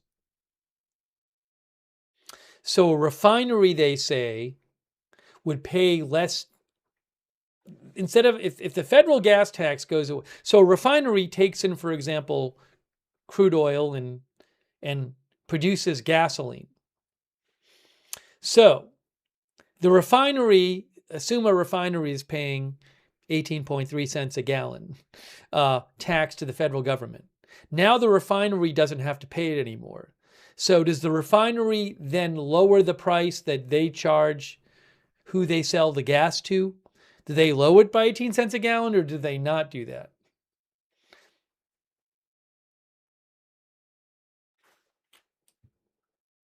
I guess is the question.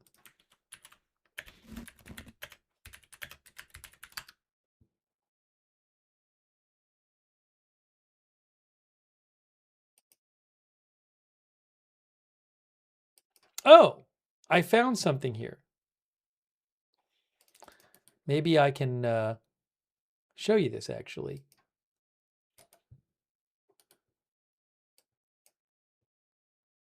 If we got it, well, we want to get a little bit in the details here. Okay, now this is a Congressional Research Service from 2022. Potential impacts of a federal gasoline tax moratorium.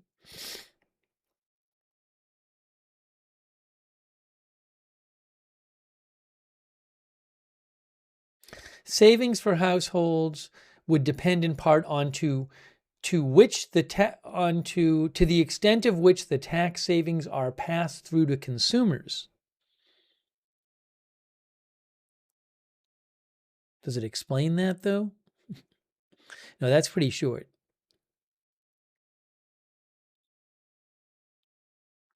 Unlike a retail gas sales tax, the gas tax is not levied at the time of a retail purchase at a gasoline station. The federal gasoline tax is levied when gasoline is removed from a refinery or terminal, or when gasoline is imported into the U.S.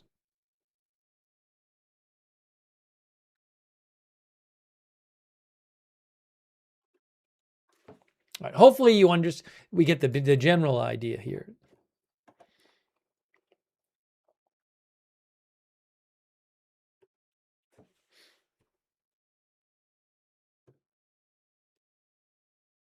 Vita Ross says we all know they would pocket the money.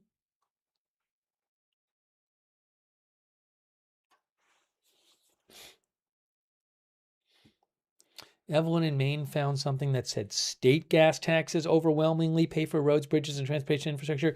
Yeah, whether states would pause them is a different issue. I assume that's up to the states.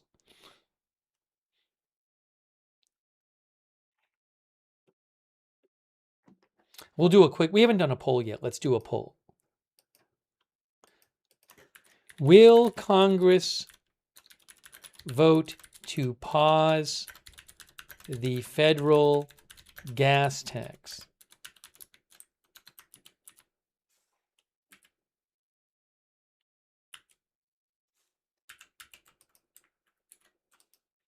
I was going to post it in the poll, and then I accidentally deleted it.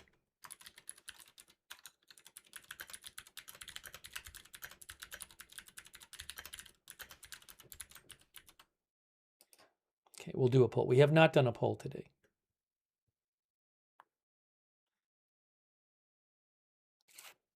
Okay, I posted the poll on YouTube.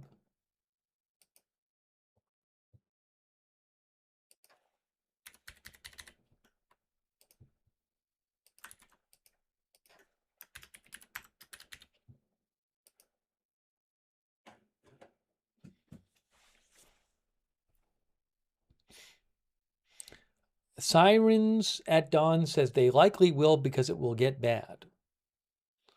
Beth Mythical says, I hope so. Geez. Hang on, I gotta post the poll on Facebook. Let me post the poll on Facebook.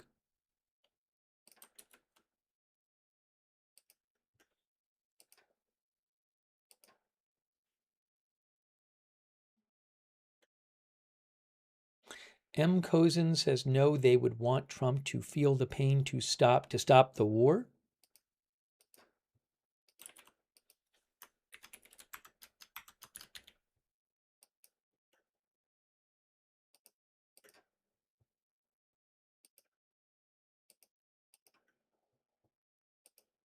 All right, I'm posting the poll, and we can look at what you think about it. Are you thinking about it? Let's see. One moment.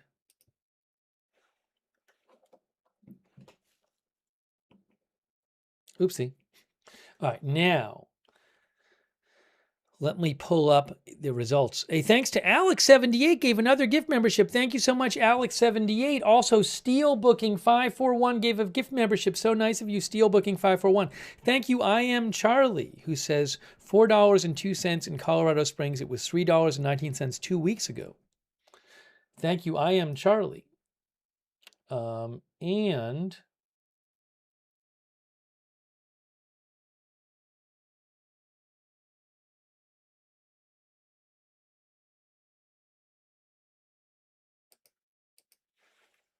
okay, here is the vote so far. Will Congress vote to pause the federal gas tax? 54% of you say no. 46% say yes. That's on, oops, you know what I need to do? I need to do this a little different way. Give me a second here. Let me put this over this. Put it over there on the Strait of Hormuz. 54% say no and 46% say yes. On Facebook, 93% say yes on Facebook. Big difference. How about on Twitch? On Twitch, it is very close as well. 53% say yes and 47% say no. Melissa Terry says, I voted yes. I'm always positive.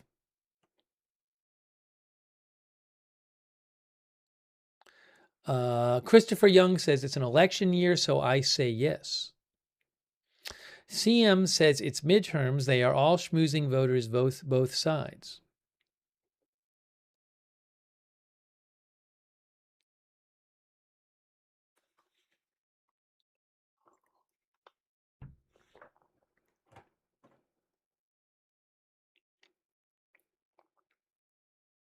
I wonder if, will members of Congress think they can't vote against it if it gets, if people get upset enough about the gas prices?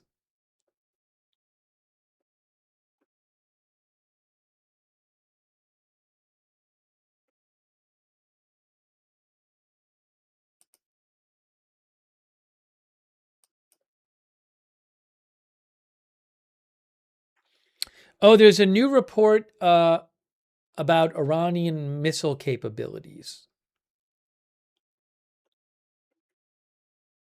that I want to mention that I just saw. Just came out from the New York Times.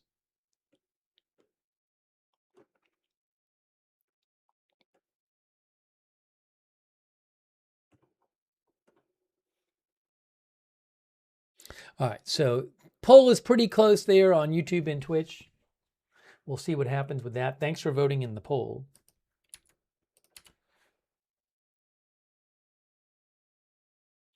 On Facebook, it ended up being 76% yes.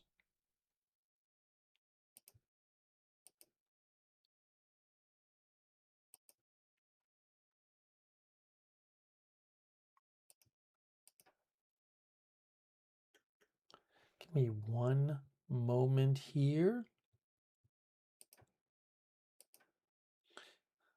check if the... Okay, good. Good there.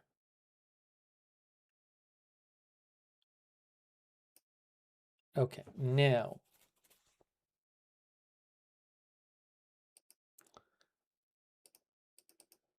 I want to mention this New York Times report.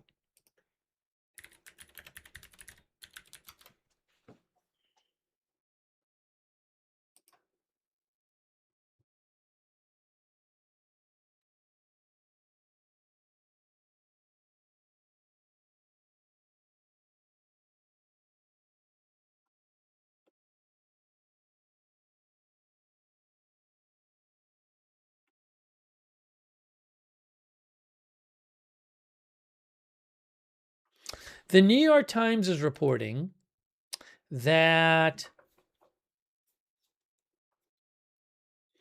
Iran has restored operational access to 30 of the 33 missile sites it maintains along the Strait of Hormuz, which could threaten American warships and oil tankers. Iran also has about 70% of its mobile launchers and about 70% of its pre-war missile stockpile. That's according to U.S. intelligence assessments, according to the New York Times. Also, Iran has regained access to roughly 90% of its underground missile storage and launch facilities nationwide.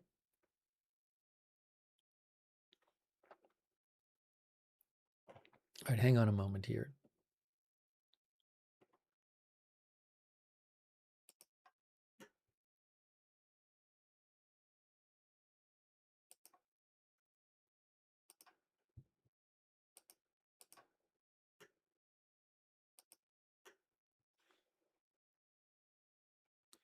So again, just to go over some of the reporting, what the New York Times says today is that U.S. intelligence agencies, according to the New York Times,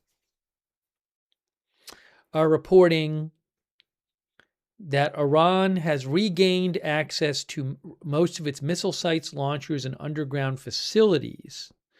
It says it has operational access to 30 of the 33 missile sites it maintains along the Strait of Hormuz.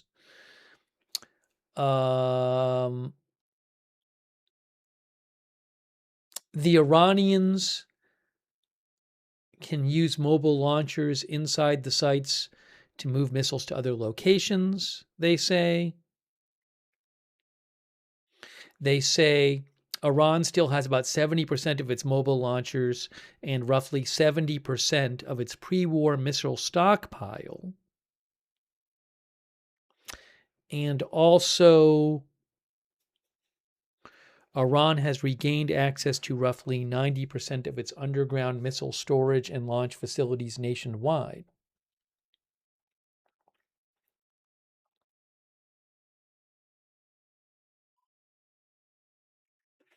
Now, I can't confirm this myself. I'm just letting you know that this report just came out about, well, it got updated about an hour ago in the New York Times. You'll probably be hearing some more about this.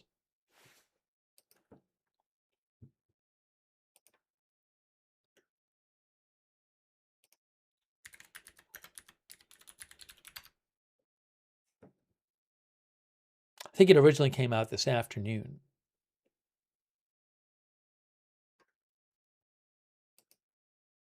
That's what they say. That's what the Times says, that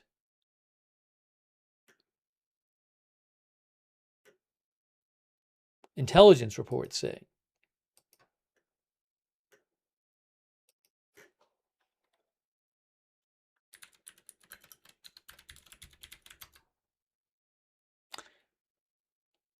I reposted a screenshot about it that Michael Weiss posted and a link to the article. I think the article is probably paywalled if you don't get the New York Times. Sorry about that.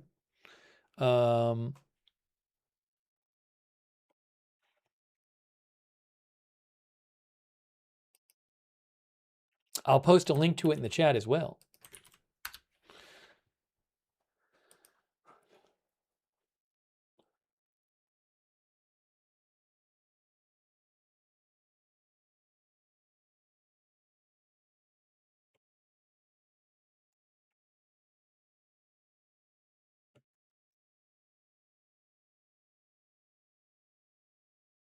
Not Me thinks the ceasefire has allowed Iran to rebuild. Now, this ceasefire has been going on.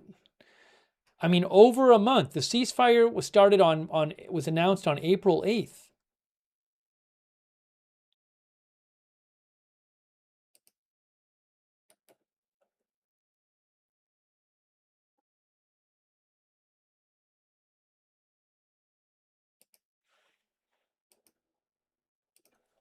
For you basketball fans, by the way, Shams Charania.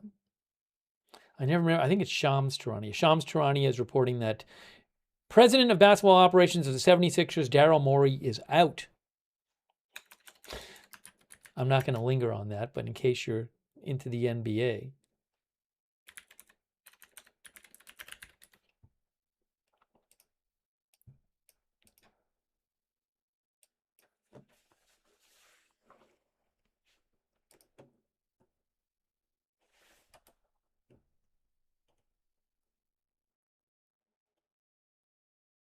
I think people will probably be talking about a lot about this. Yeah, I mean, I'm seeing different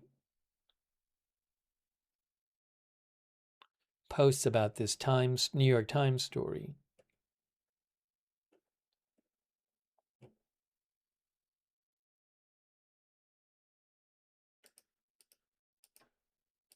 I'm guessing we might hear the administration come out and say it's not true.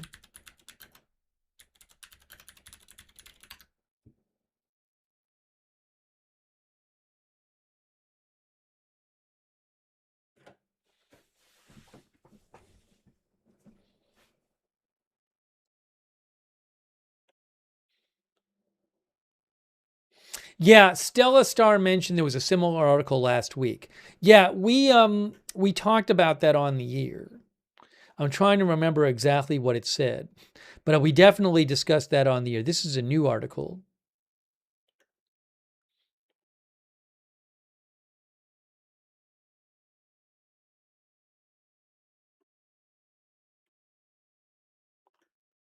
Oh no, this was last week.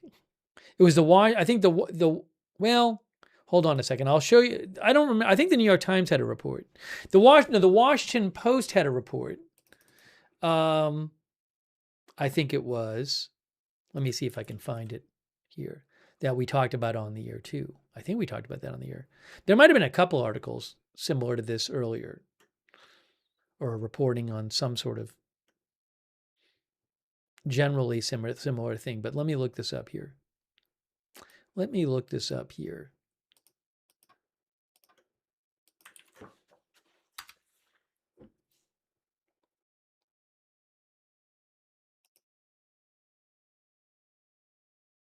Yeah, so I mean, here's an article that was from the Washington Post. This was 5 days ago. And Iran retains about 75% of its pre-war inventories of mobile launchers and about 70% of pre-war stockpiles of missiles, a U.S. official said. The official said there is evidence that the regime has been able to recover and reopen almost all of its underground storage facilities, repair some damaged missiles, and even assemble some new missiles that were nearly complete when the war began.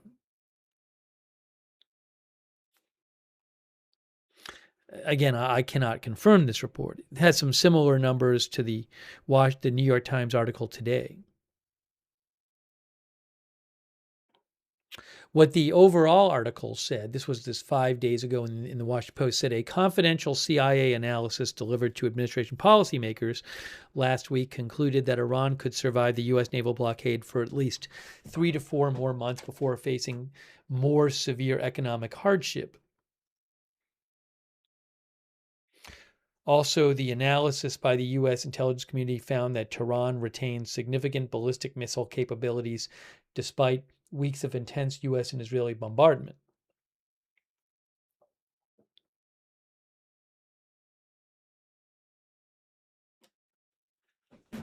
Now, I don't know what the truth is.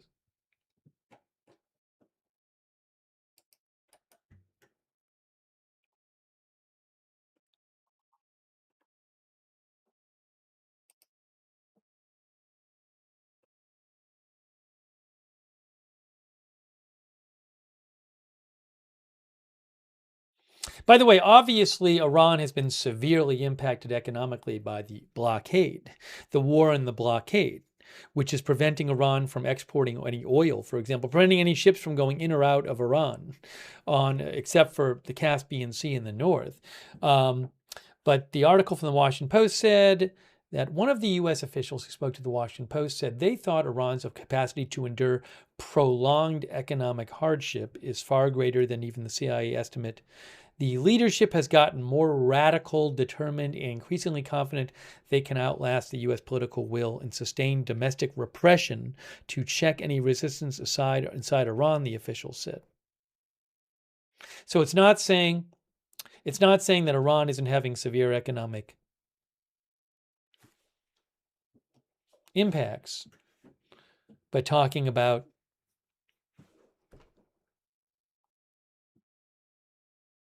I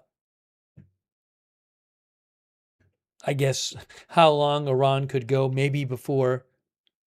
It says in the article here, Iran's economy is reeling from the war as well as from persistent inflation and economic mismanagement. But the CIA estimate says Iran can survive the U.S. blockade for 90 to 120 days and maybe longer before facing more severe economic hardship. The 4 people familiar with it said. The CIA analysis might be underestimating Iran's economic resilience if Tehran is able to smuggle oil via overland routes. Truck and rail convoys cannot replace the volume of ships and open sea lanes, but might provide an economic cushion, one of the U.S. officials said.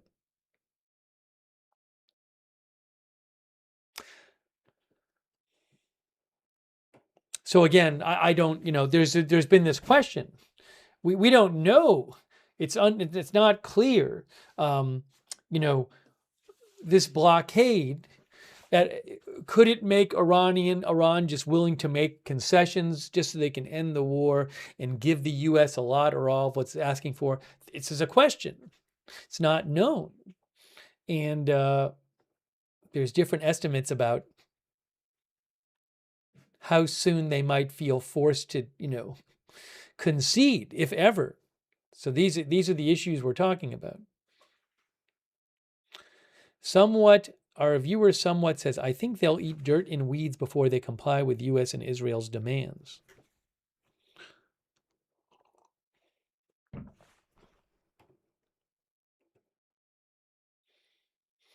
Rage Monkey Serenade says, who is more deceptive, American media or IRGC news sources?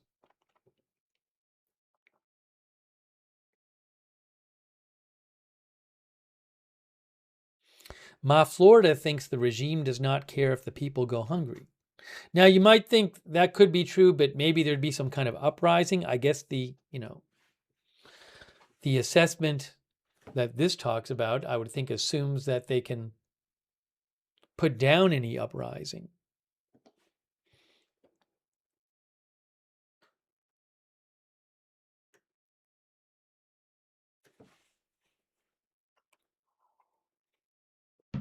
Charlie X, our viewer, says, I guess we will find out about Iran's missiles in the next round of war.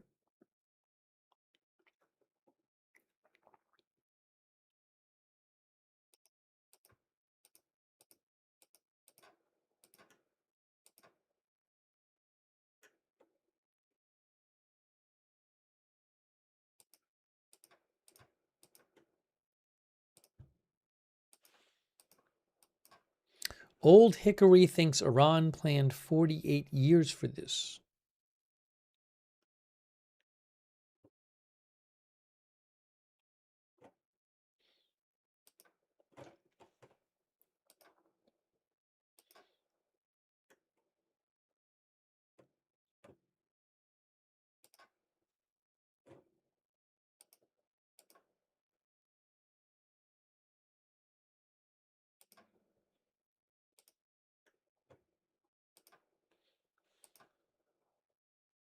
Rick Moss thinks USA cannot win the war by just airstrikes. He's our viewer. Hold on a second here.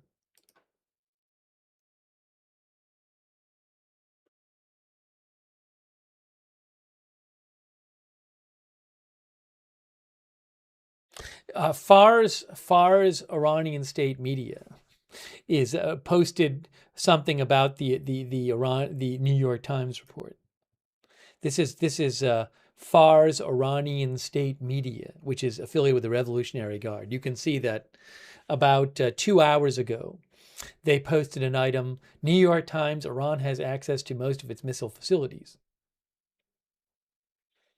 So they posted it on their feed. User HHX thinks nothing will happen until Trump gets back from China. The New York Times, again, is reporting that these are U.S. intelligence agency estimates. And they say people with knowledge of the assessments told them this. Now, I don't know. The New York Times knows who these people are. They're not posting their names. So I don't know. The New York Times feels that these people know what they're talking about. I cannot say who the people are talking to the New York Times. Seems like somebody's leaking something.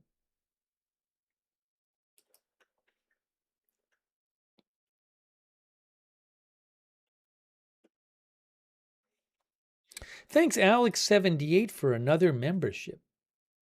So nice of Alex78.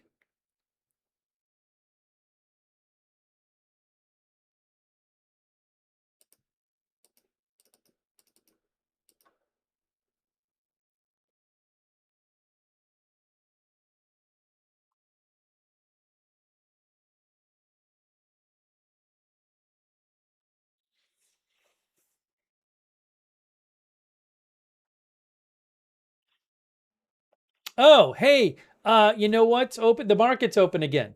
I think it was. I think the Brent crude was closed for 2 hours. Maybe it closes for 2 hours every day. But Brent crude market is back open. Let's go to TradingView. Hey, look, it's TradingView. You can go check that out at TradingView.com. Now, it's interesting. It says that the market. See, it says 0.27. I think maybe the way this is done here is that, hold on.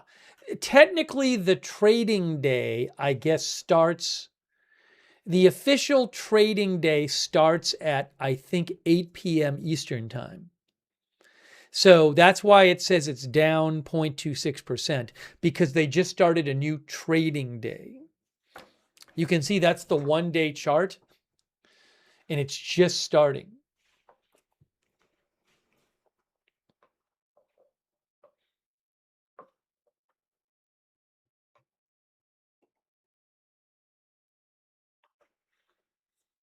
Thanks, Maricat, by the way. I appreciate it, Maricat, for being a member. Mike from Jersey. Thank you so much, Mike from Jersey, 18085, for being a member. Tommy3576, member for 20 months. And Tommy gave 10 people memberships. That's very nice of Tommy3576. Make sure you thank Tommy if you got a membership. So that is right there. That right there is the WTI crude. If we go to 5 days, you can see that, just a few days ago, when there was this talk that there could be a peace deal soon, the price had gotten down here to, it looks like to me around below 97. Just a few days ago, it was below 97, and now it's up to over 107. Here is that is WTI crude, which is around 102 right now. And yeah, WTI crude had gotten down to about 91 or so about a few days ago.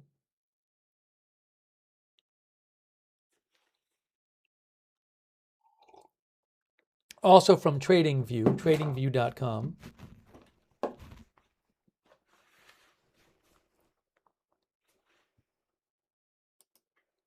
That is the 1-month view. I forget what was happening this. This might have been I can't remember. There, as we've talked about, there have been several times when oil's gone up and down and up and down during this. It's like it gets up and then there's some supposed we're supposed to, then there's some reports or President Trump says something and there's news reports saying we're supposedly close to a deal, and then it goes down and then it seems to go back up. That's the 6 month right there. That's US crude. But again, start of the war here, down, up, down, up, down, down, down, down, down, down, up, down, up. There have been those several times when it went down kind of sharply.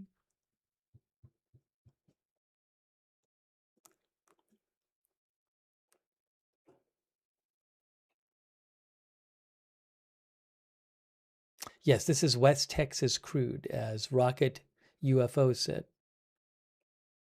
David says, buy low, sell high.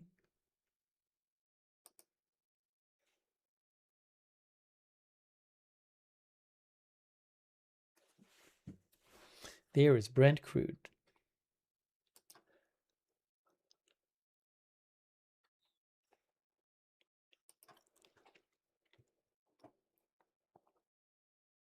Stephen J says, we are around 450 in Western Mass.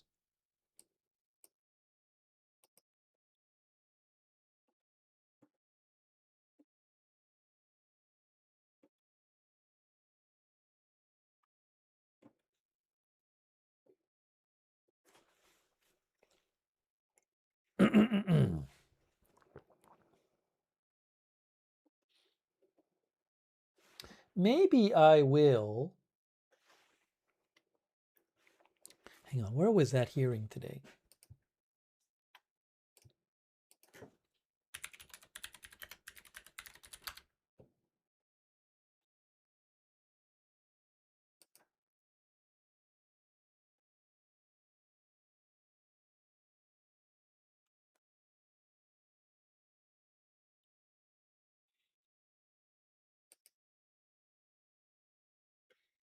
Here.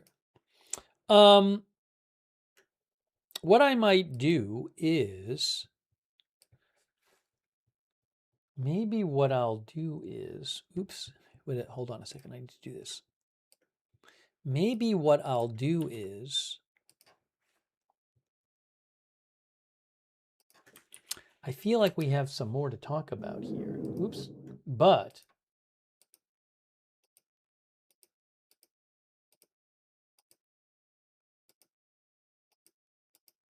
I might put my food in, but you know, today, maybe while I'm eating, I can put on the Pete Hegseth and General Kane spoke in front of Congress today. So I thought that might be an interesting thing to have on when I eventually eat. When did he start speaking?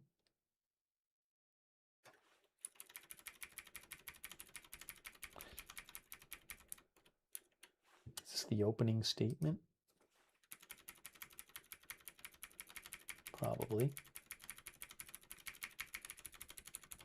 I'll get it queued up for when I need it.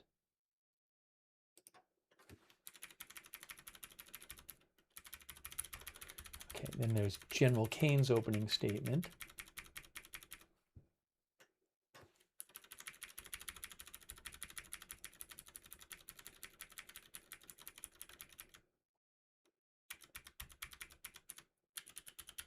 Okay. There we go.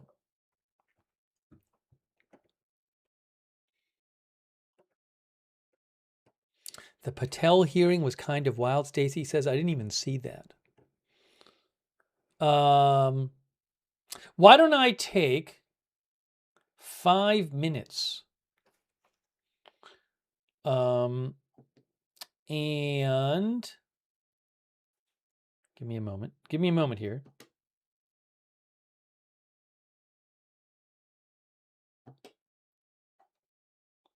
We still really haven't talked about President Trump's trip to China.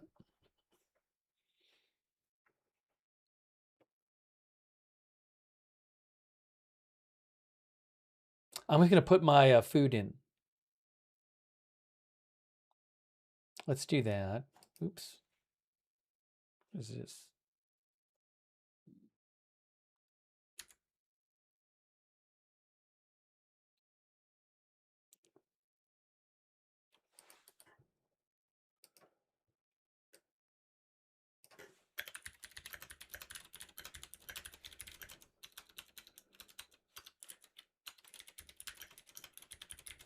Yeah, we'll keep the stream going. I need about 5 minutes. I'm not going to play the hearing yet. Unless you want. Do you want me to? I'm not going to be gone that long. I was going to play, once I actually go eat, I was going to put on the Hegseth and General Kane hearing from today. Do you want me to put it on for 5 minutes while I go? Want me to put it on? Want me to play it while I go put my food in the air fryer? People are saying sure. Ruth says why not? I mean, otherwise it's going to be here. It's play it when I eat, put it on later, play it sure, no, yes, no, sure, no, sure. People are split. It's only for about 5 minutes. Why don't I wait? I'll wait. I'll wait. I'll wait and I'll play it when I go eat. That's what I'm going to do.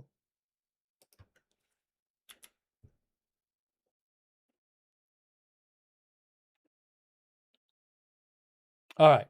So let me do that. So give me about 5 minutes. I'm coming right back and we'll continue.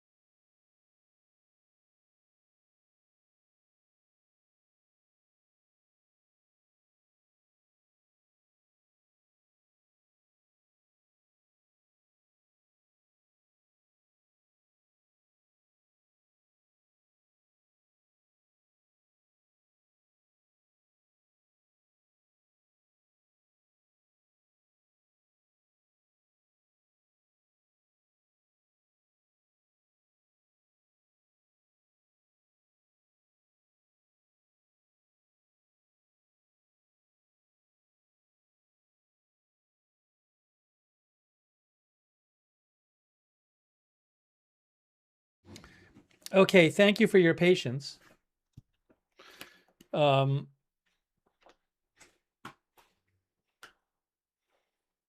We are bringing you live coverage. One of our viewers, thanks Jiggle Jess, who wanted to watch the exchange between Trump and the reporter.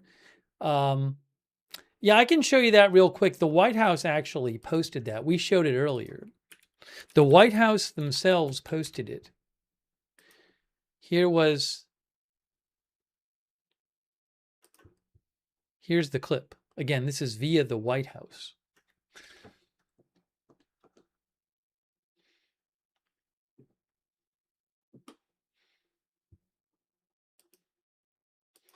Gary Baines thought it was a very funny exchange. So just so you can see, this is on the White House social media.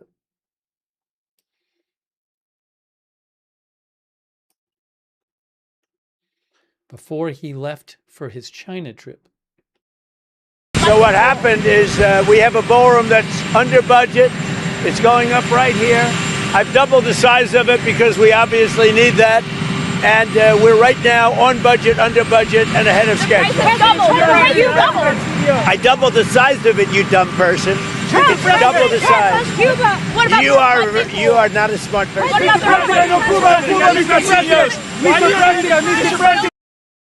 Right over here. Wait a minute. Right over here. And based on a lot of things that have happened over the last year, we doubled the size of the ballroom. So we're going to have a ballroom that's appropriate for the White House. We doubled the size. The ballroom now is ahead of schedule, and it's a little bit under budget, depending on the... So there, that was the White House posted that. That's from the White House social media, just to be clear.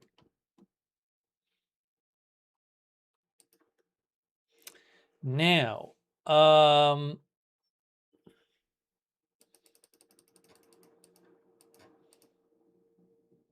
I think I'm going to wait to talk about his trip to China till after I eat. Till after I eat.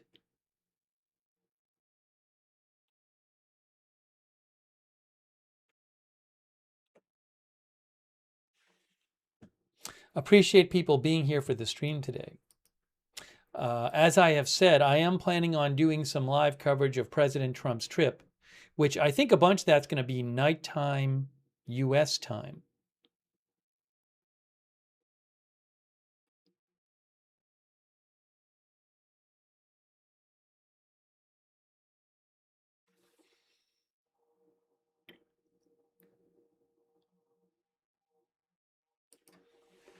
Hey, thanks to Gary Baines for the memberships. That's very nice of Gary Baines.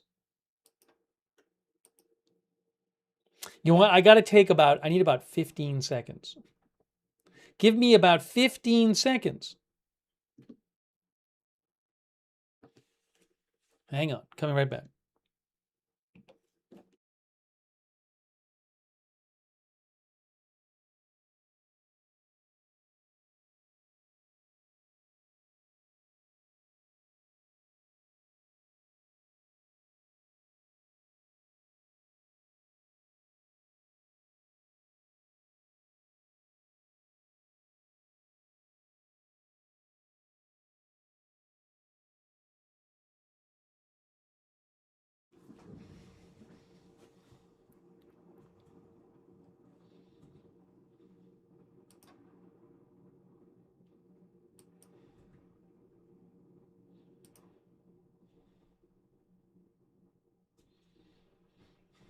PW360 said that Brett Baer said on Fox, or was it on his radio show? I don't know.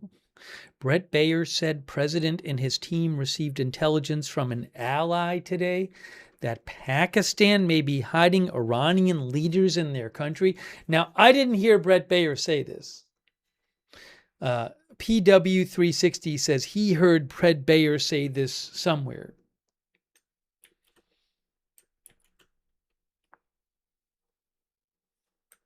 Thanks, PW360, for writing in.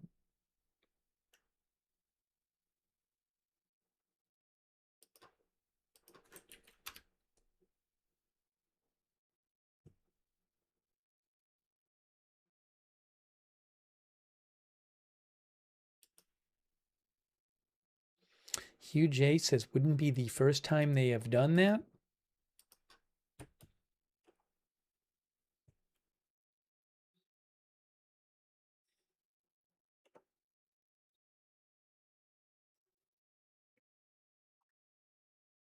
Alan Shriver thinks it's old news.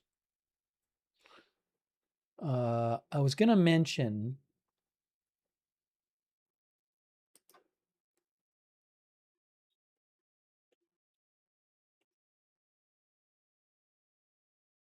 let me show you something. I want to show you something from President Trump's schedule coming up for the China trip. Hang on.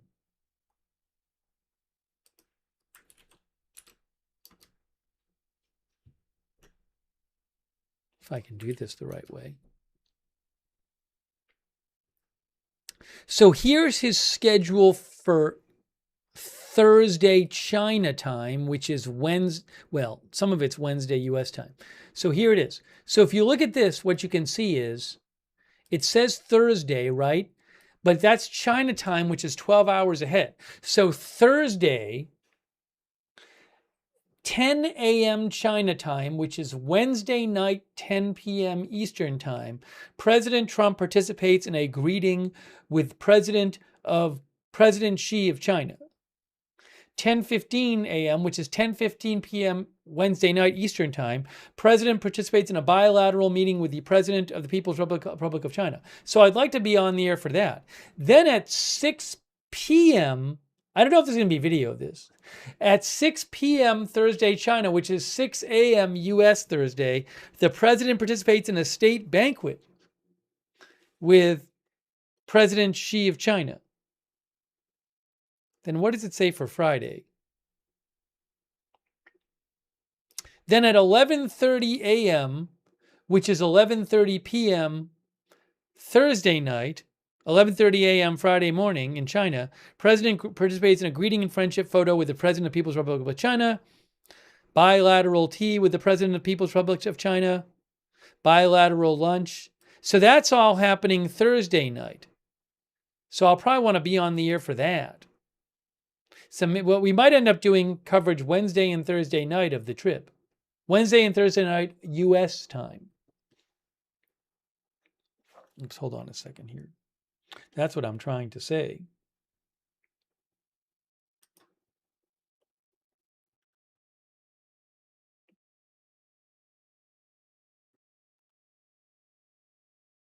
Dr. McRib says a banquet.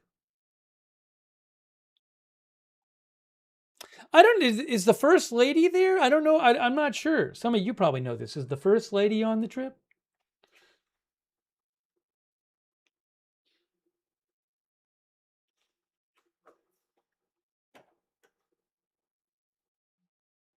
There's a bunch of American business leaders who are on the trip, I believe.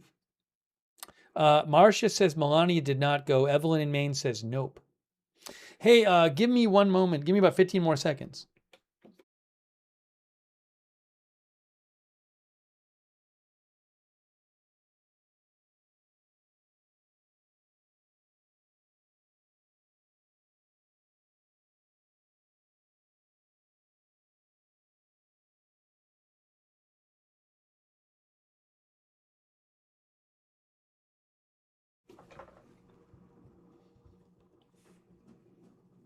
The party fairy said Eric and his wife went.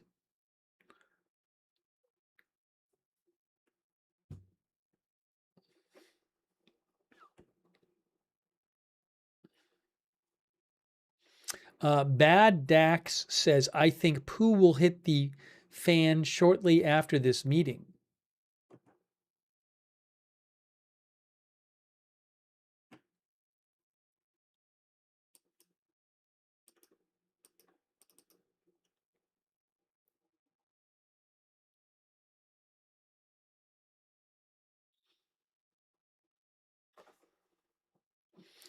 So what we're going to do is here, we still need to talk about the China trip. We haven't really been talking about it. So we'll talk about it a bit when I come back from eating.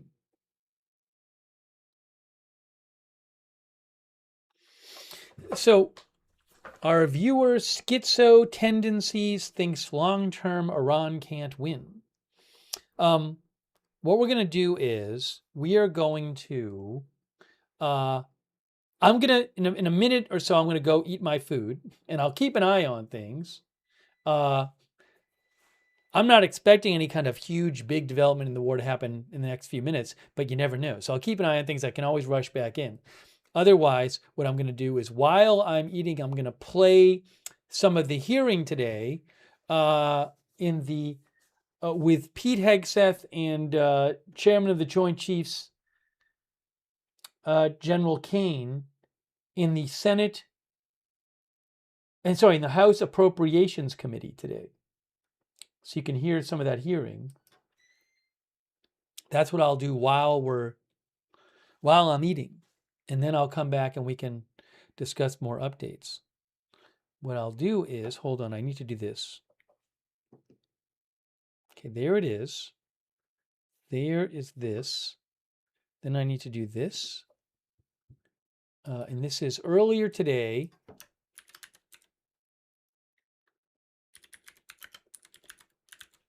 And it's the House Appropriations Committee.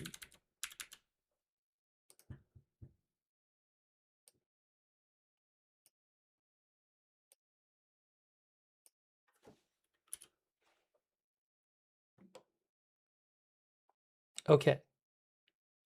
So let me, again, this is right when the questions start. I'm going to play this. I'm going to have to put up that I'm eating.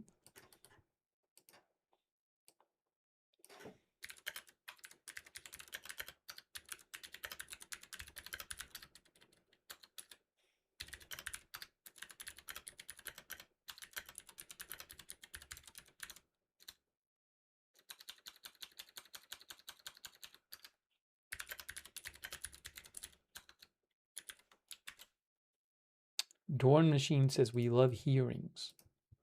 All right. So allow me to eat. If there's something urgent, I can rush back in here. Otherwise, I will be back shortly and we will talk more. All right. So I'll see you in a few minutes. Thanks again to all of our mods who are modding. I really appreciate it. And I will be back in a few minutes. Let me just play this and make sure it works as I'm leaving here. I think we should be fine, though.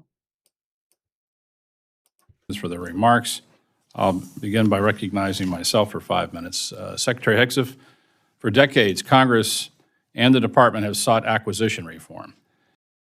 Technologies. It's only since FY24 that the level of investment started to catch up with the rhetoric. The FY27 budget request includes over $950 million for the Defense Innovation Unit, $54.6 billion for the Defense Autonomous Warfare Group, $580 million for the Joint Interagency Task Force 401, and for the counter small UAS. And I believe these investments will deliver overdue capability. And this subcommittee will continue to work with you to ensure success. I also note there's only $100 million for the accelerate the procurement and fielding of innovative technology. That's surprisingly low given APFIT's success. The subcommittee will continue to support APFIT as we have in the past. I invite you to join me at the APFIT Day on the Hill, July 21st, to see firsthand how APFIT is delivering capabilities to the warfighter. Consistent with the desire for injecting innovation at scale, for decades there's been increasing demand for increasing resilience in the industrial base and more specifically the supply chain. The FY27 budget request includes over $20.2 billion for the Office of Strategic Capital and $30.4 billion for the Defense Production Act. As you're aware, we're working closely with the industrial base policy team on the Civil Reserve Manufacturing Network to ensure the department can qualify and certify second and alternate sources to maximize American manufacturing. With exception of DIU and the Joint Interagency Task Force 401, most of the investments listed are in mandatory funding. What was the strategy to heavily rely on the mandatory funding sector in this budget? Well, thank you for the question, Mr. Chairman, and I would First, I would thank you and this committee for your efforts on acquisition reform, many of which had not been embraced by the department before, and a lot of templates on the table that were there for us to fall in and run fast with. And so speed, scale, cutting red tape, reducing requirements where we can, looking at things like DIU, Replicator, now the DOG, the Defense Autonomous Warfare Group. All of those were born of collaboration with the committee and efforts of now reformers we have in the department who are ready to run with it. As it pertains to the budget, I think there's a reality in this town of what can get done and how it gets done. And in a perfect world, everything would get done in regular order and with a $1.5 trillion top line. But there are a lot of challenges and dynamics, some of which I don't control. And ultimately, we look forward to working with the committee to ensuring, however it shakes out, that it's with full transparency with you and maximizing options for the department. And I think the reconciliation last year was a new vehicle, so it took some time, especially because we're doing new things, Office of Strategic Capital, different avenues. So figuring out how to deploy that took longer than we'd like, but we're committed to ensuring this year, with that as a vehicle, a part of it, that we do it in concert with you to ensure the most important things, whether they're in that or in regular order, are included in the budget.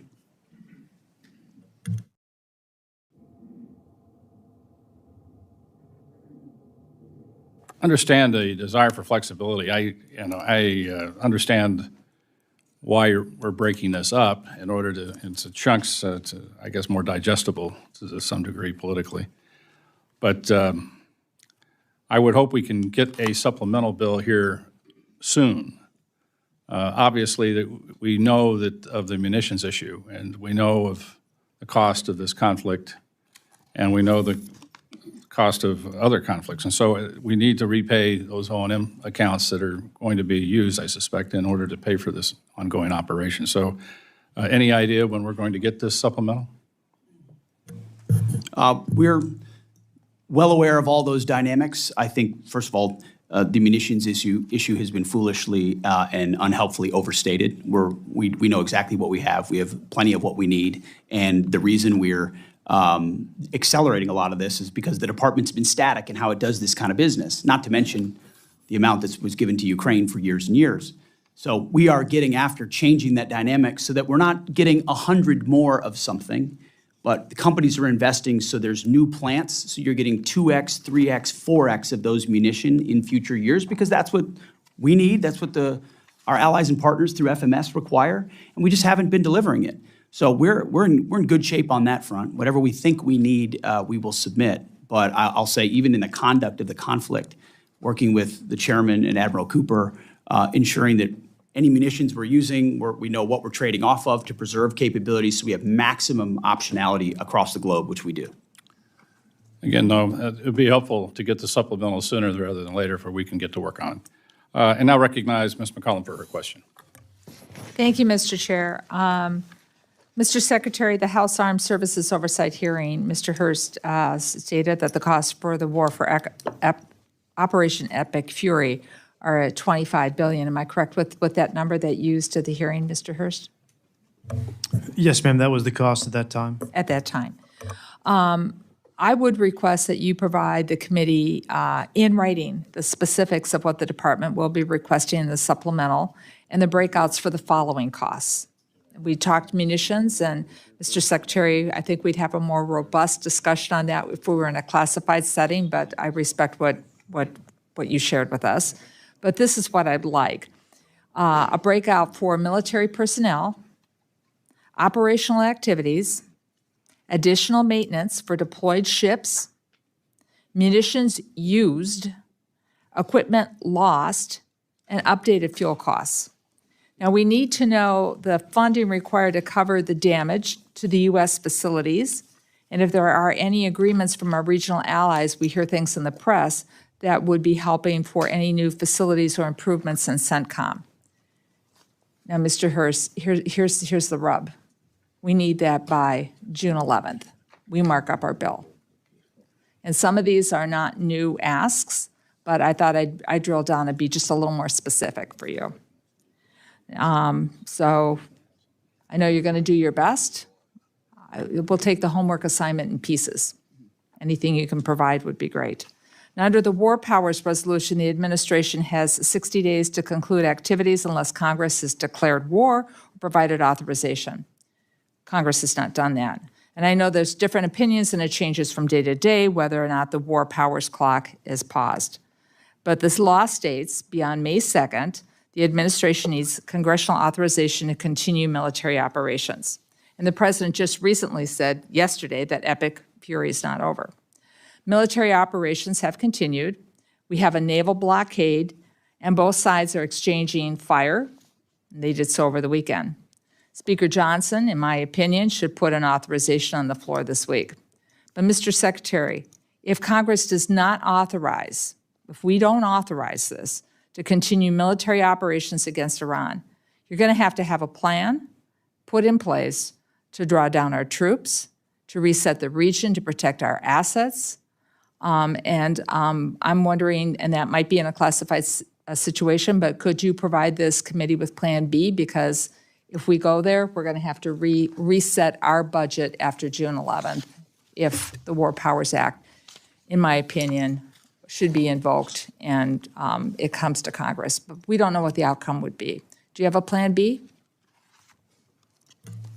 Ranking Member, I would say we have a plan for all of that. We have a plan to escalate if necessary. We have a plan to retrograde if necessary. We have a plan to shift assets.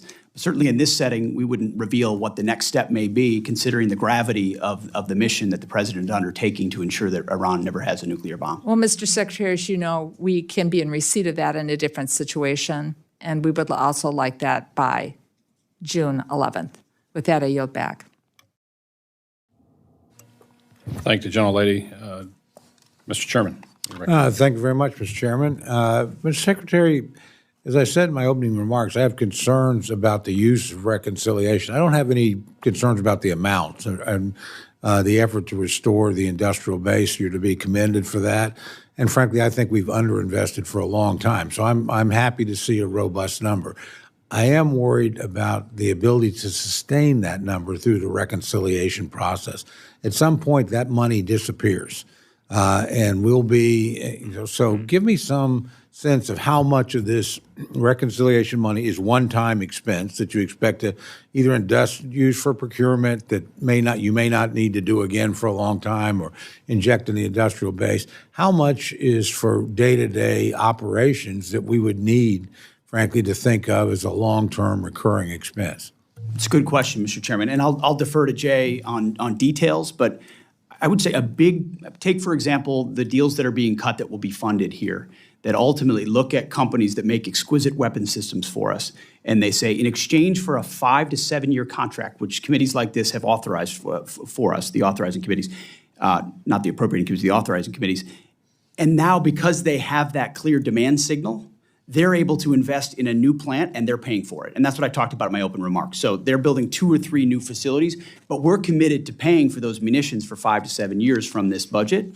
And ultimately, but the nice part is we're saving money because there's no inflation. It's at the cost of it today, even when we buy it 7 years from now. And that's why you're seeing a $331 billion in munitions as part of this budget. There's a rocket fuel component to this, given the underinvestment that exists inside this budget.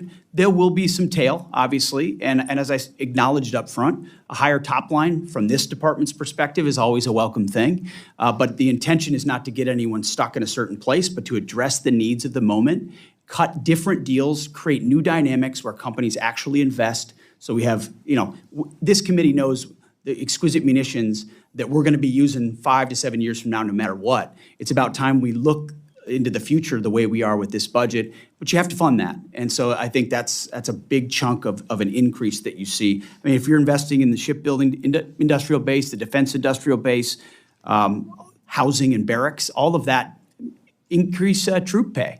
And we're looking at increasing the top line of the entire force by 50,000 troops. That's an investment into the future. So I would acknowledge that a lot of this does have follow-on cost. But some of it is something we're going to pay for now and benefit from in the future. But, Jay, I would defer to you. Yeah, Mr. Chairman, in this, there's $113 billion for investments in the defense industrial base. I would characterize that as a one-time plus-up for catch-up.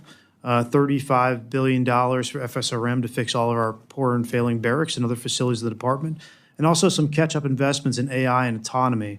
And so if you look at what we're doing with mandatory, probably about $200 billion of that is a one-time expense. We come down to 1.23 for a requested top line for FY28. And so we think we can sustain these investments over the FIDAP with discretionary dollars after this. Well, that's reassuring. And again, I don't have any disagreement with what you're trying to accomplish at all. I would remind you that, frankly, the use of reconciliation depends on political support in Congress. It can be very transitory. So it's a high-risk strategy as opposed to building things into the baseline. But again, I'm supportive of what you're trying to do in terms of recharging the industrial base. I think it's long overdue. Let me ask you a specific question, and you may want to get back to me on this. I don't know, but we've had some discussion over, we lost one E3 on the ground. Thank goodness. It looks like no crew loss. This committee's been interested in investing in the E7.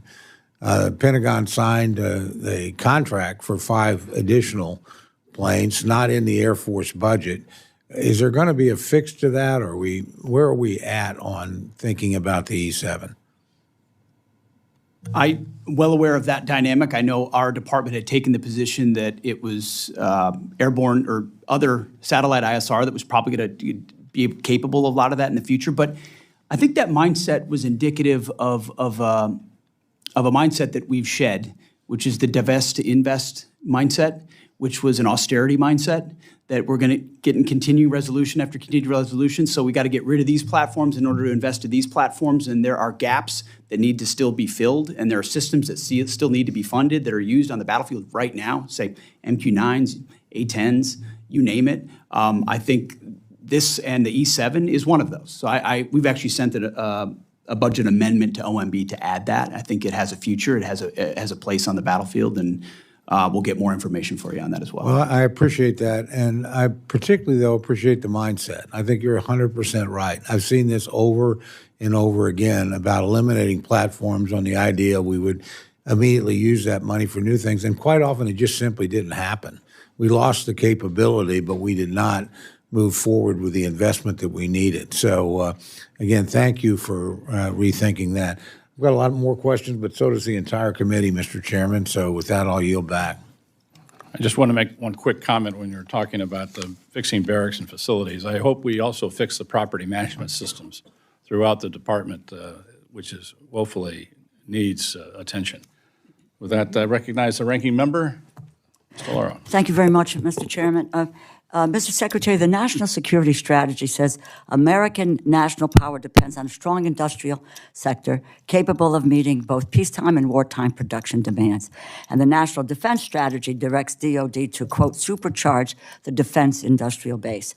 DOD's 2027 budget overview appears to use that same framing. Yet, your department's budget request cuts over $5 billion from the industrial base in the aviation sector alone, effectively shutting down all current Army aviation platforms.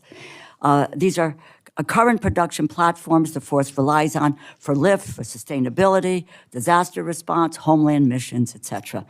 How did the department arrive at the conclusion that reducing procurement for these Army aviation platforms strengthens rather than weakens the aviation industrial base? Well, I very much appreciate that question, and I actually think it's something we're taking another look at. I think it's not that every aspect of there are some very good things in the Army Transformation Initiative, and there are some things that we've needed to get another look at. Mm-hmm. And so I think you'll see a review of some of those things, and we'll get back to you on that. Of the aviation sector? Yes, ma'am. Okay. And with that, but was there an analysis about the impact of the requested procurement reduction? Did you all do an analysis of production line suppliers, workforce, restart risk prior to the decision to cut the funds? We'll get that from the Army and get that to you. I don't have it in front of me, but I would imagine something was done. Very, very much would love to see that before the subcommittee marks up the appropriations bill coming up. Let me just quickly, can you provide the committee in writing the department's assessment of the minimum sustaining production rate for the Black Hawk and Chinook industrial base, the supplier-based risks associated with this budget request, and the funded mitigation plan if production falls below those levels? Can you provide us with that information? I think that's critically important. I think we should get that to you, and I think those platforms are critical to the force right now, and we need to make sure we're able to sustain them. Yeah, I think you made the point, you all, that industrial-based readiness is a strategic issue. It's what the national security strategy recognizes, and I look forward to hearing more about how cutting the $1 billion in the base investment aligns with that shared goal. Let me just, a question to you, General Kane. Despite the precipitous drop in procurement for Army aviation platforms, your budget request invests heavily in modernization. I'm a believer in modernization. I think that's necessary. I support investing in future capability, but Congress also has to understand the transition risk. The department is asking us to accept reduced procurement of aircraft the force uses today while relying on future systems that are not yet fielded. And General, from a joint force readiness perspective, what is the department's plan to avoid a mobility lift sustainment gap if current aviation capacity declines faster than replacement capability arrives? What are the decision points where the department would revisit the reductions if future vertical lifts schedules slip, if costs rise, or operational demand remains higher than expected?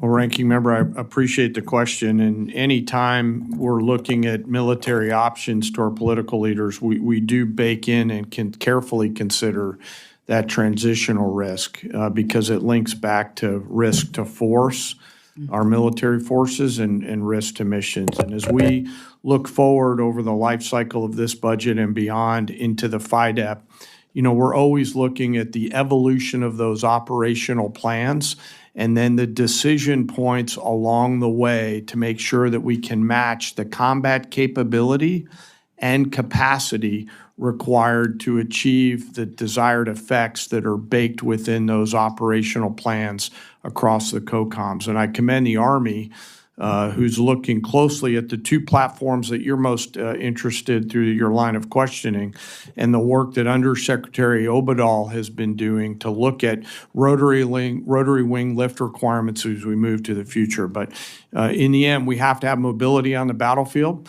It has to be survivable in the conflicts and engagements it will have, and so we remain very closely focused on those requirements. Well, I appreciate that, and my only concern is not whether modernization is important, but I understand with some of those efforts that we are looking for a future date is next year, the year after, so forth, because it's not been fielded. But what we need to take a look at, and I think you understand this, is whether the department is managing this transition in a responsible way. In my view, what we cannot afford to do is to create a near-term aviation gap. We weaken the supplier base and then ask the Congress to come back and rebuild that capability and that capacity at a greater cost. Because when you destroy the infrastructure, it's very, very difficult to bring that back and the skilled workforce that it takes to deal with that. So very clearly this information, and if you can supply this to our committee, would be very, very helpful in our moving forward. I yield back, Mr. Chair. Thank you, General Leader. Mr. Womack. Thank you, Mr. Chairman. You thread a very difficult needle in that, and there's been a lot of comments made, and I associate myself with a lot of these comments on the fact that here we are trying to figure out a base budget at the same time of a supplemental and at the same time talking about reconciliation in order to be able to meet the needs of the joint force going forward. And my friend, the ranking member of the full committee, talks about capability gaps.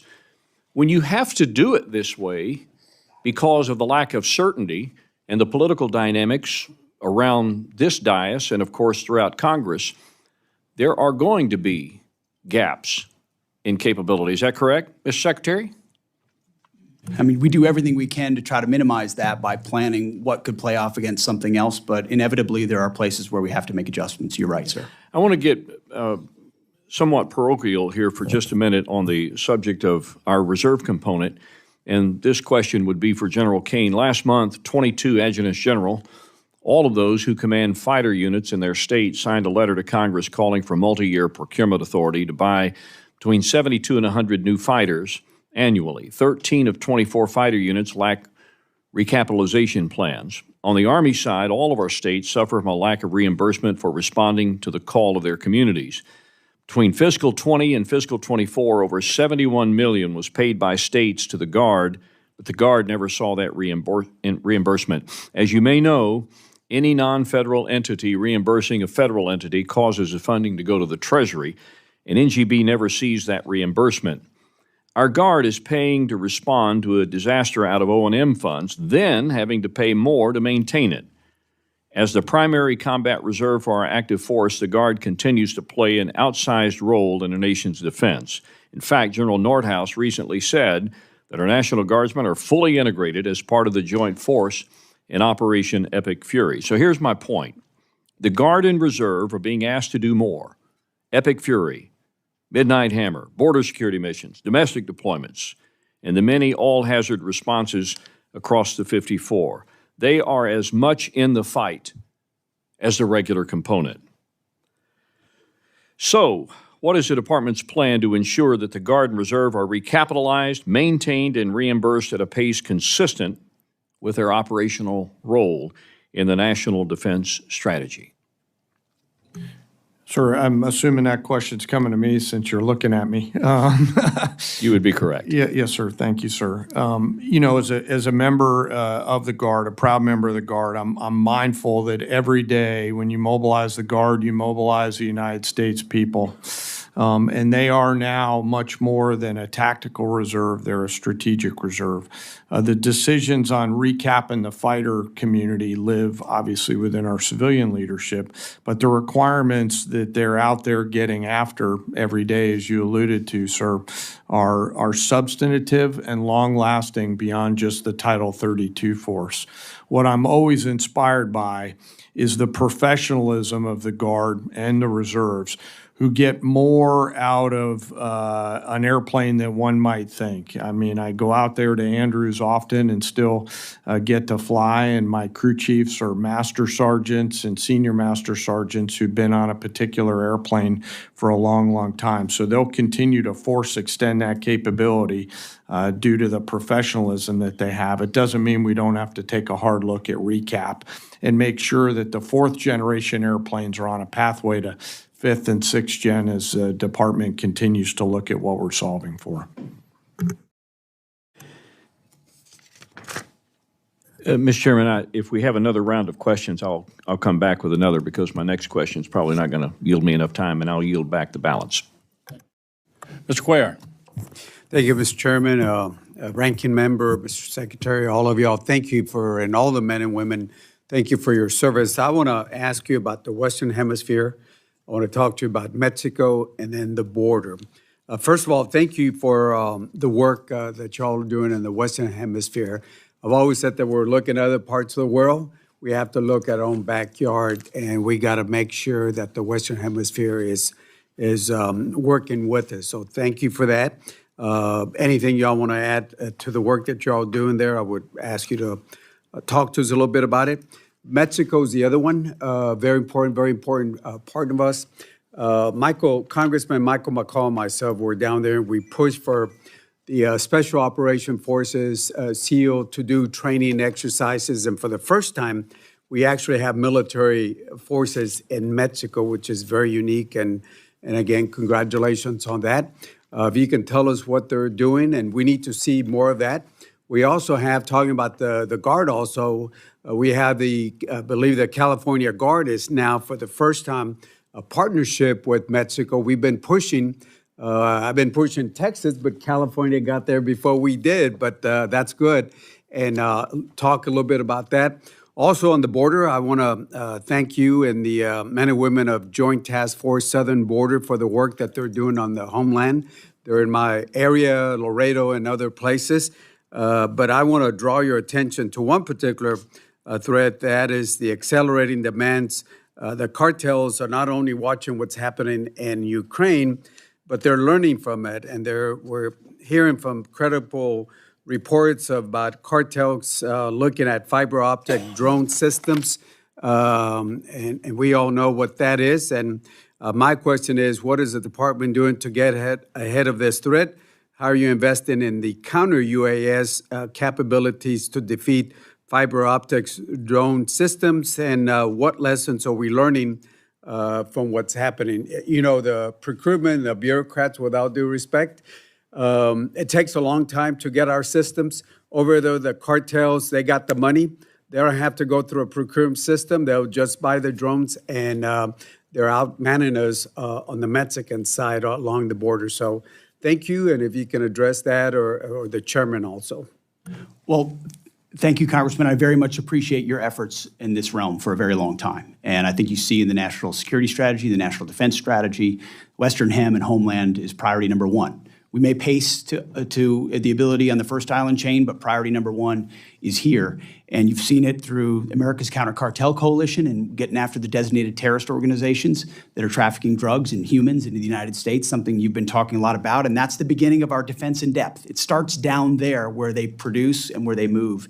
And then into Mexico, where we have had an unprecedented amount of partnership, and we appreciate that. We would encourage Defensa and Marina to continue where they can to partner and do more. That's the expectation of the United States government, of the Mexican government, is step up so that we don't have to. And then sealing that southwest border is the defense of the American people. It's the defense of the homeland. And when you talk to the troops that are down there doing that, they're proud of it. We also have multiple national defense areas there, which are controlled by DOW, where we can do rapid testing on counter UAS, JIATA 401 capabilities. So we're using those places to streamline the process by which we see what the cartels are trying to do and get after it with new capabilities that we can then field elsewhere, also learning from Ukraine in the process. I would defer to the chairman.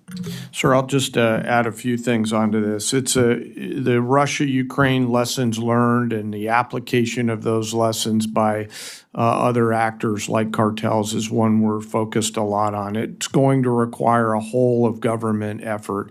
As the Secretary mentioned, we do have Joint Interagency Task Force 401, led by an incredible Army one-star Brigadier General Matt Ross, who's focused solely in a chairman's controlled activity. So 401 reports up to me and in turn then to the Secretary to make sure that we're entrepreneurially looking at how to sense, see, detect, and defeat the range of small UAS threats. General Ross was just out in CENTCOM looking at some of the challenges that they're having over there.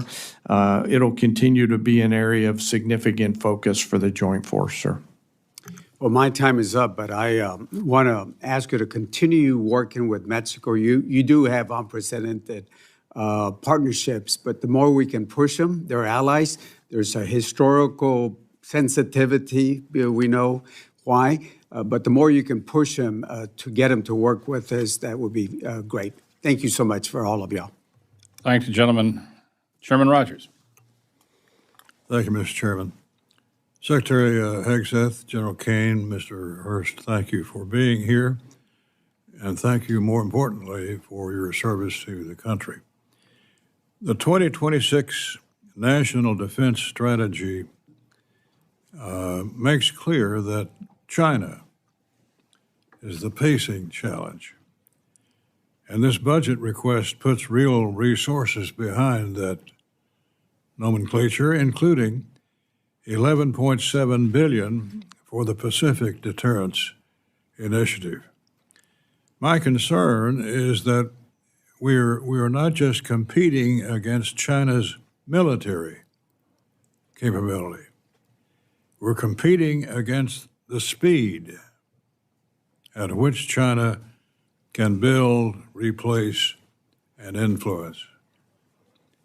Where are some capability gaps when it comes to a potential conflict with the PRC? And General Kane, how will your priorities posture the joint force to close those gaps? Chairman, thanks for the question. And, you know, the speed at their production capability is one of the reasons why I'm grateful for the full team's partnership on speeding up the U.S. defense industrial base efforts as well as the national industrial base efforts. And I'd really like to thank those mom and pop machine shops and second, third, fourth tier suppliers that live in all of your districts who are also increasing speed and capability without losing quality across the entirety of our manufacturing system. And it's going to require all of that. And when we look at the range of capabilities that we must have to be properly armed and globally integrated, that extends to things like, you know, long-range fires and really an ability to arm our joint force to win from the seabed to cislunar space in every single domain in there. And I'll defer to the comptroller and to the secretary to talk about the particular elements, but the goal is the range and mix of capabilities that create outsized dilemmas for Xi Jinping and others that are out there to ensure that we maintain and sustain deterrence. Thank you. Amen. Thank you. Second, the war between the U.S. and Iran reinforces an old lesson, which is that modern conflict comes down to attrition. China has been able to produce naval ships at a pace our industrial base can't match. The ships are not as large as ours, but quantity has a quality of its own. How are we postured for an economy of force in the Pacific, particularly if Taiwan is invaded? Well, sir, channeling my inner Clausewitz, which is always something I try to remember, the big moving parts of warfighting. You know, we're not really doing economy of force work in the Pacific. As you alluded to, sir, and others have, it's our primary focus. And so on a daily basis, we come to the Secretary with a range of military options across the world so that he and the President can carefully consider those military actions and associated risks. It all comes back to the budgetary tools that you'll hopefully give us and the authorities to achieve those capabilities. And as we look, for example, at shipbuilding, which you talked about, I'm grateful for the work that the Navy is doing to scale that effort to ensure that we offer and continue to offer those range of options to our civilian leaders here in the United States. Quickly to Epic Fury. Our fight with Iran has confirmed what defense planners had long warned about. Iran doesn't need a peer military to cause serious problems. His playbook to cheap drones built from commercial parts, sea mines in contested straits, fast attack craft, and anti-ship missiles. The war also confirmed a harder lesson. Even with overwhelming firepower, the side that runs out of munitions or air defenses first loses. Are we, Mr. Secretary, are we secure in that point? Absolutely. And we are winning, have won every component of what we fought in this conflict. Iran knows that based on the incredible degradation of their capabilities, and which is why we saw them wanting to come to the table. How this gets resolved will be on our terms, on President Trump's terms, and we have all the munitions and capabilities necessary to enable that. Thank you. Yield back. Thank you, gentlemen. Mr. Aguilar. Thank you, Mr. Chairman. Thank you all for being here.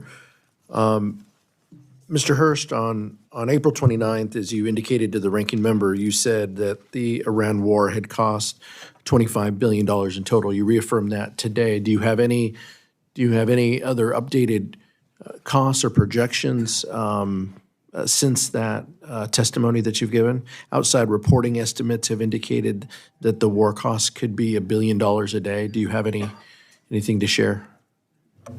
Yeah, thanks for the question, sir. So at the time of testimony in front of the ask, it was $25 billion. But the Joint Staff team and the Comptroller team are constantly looking at that estimate.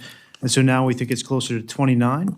That's because of updated repair and replacement of equipment costs and also just general operational costs to keep people in theater. Thank you. I appreciate that. Mr. Secretary, when can you share more formal accounting on the costs of the war with Congress and with this committee? We'll share what we can. I think we've updated on that number this morning, but when it's relevant and required, we will share it. I think this would be the format that it would be required. Mr. Secretary, on that same day, April 29th, you testified that the current ceasefire meant that the 60-day calendar with the War Powers Resolution was paused. Who are the parties to the ceasefire? Well, right now, we are in that same ceasefire as of right now. It wasn't the question. Who are the parties to It would be the ceasefire? United States and the regime in Iran.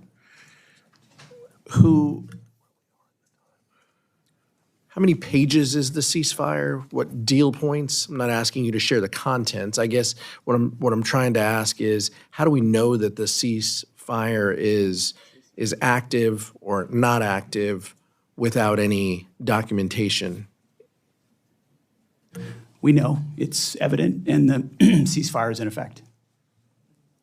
But is it pages? Is it 15 points? There's been different points that have moved around.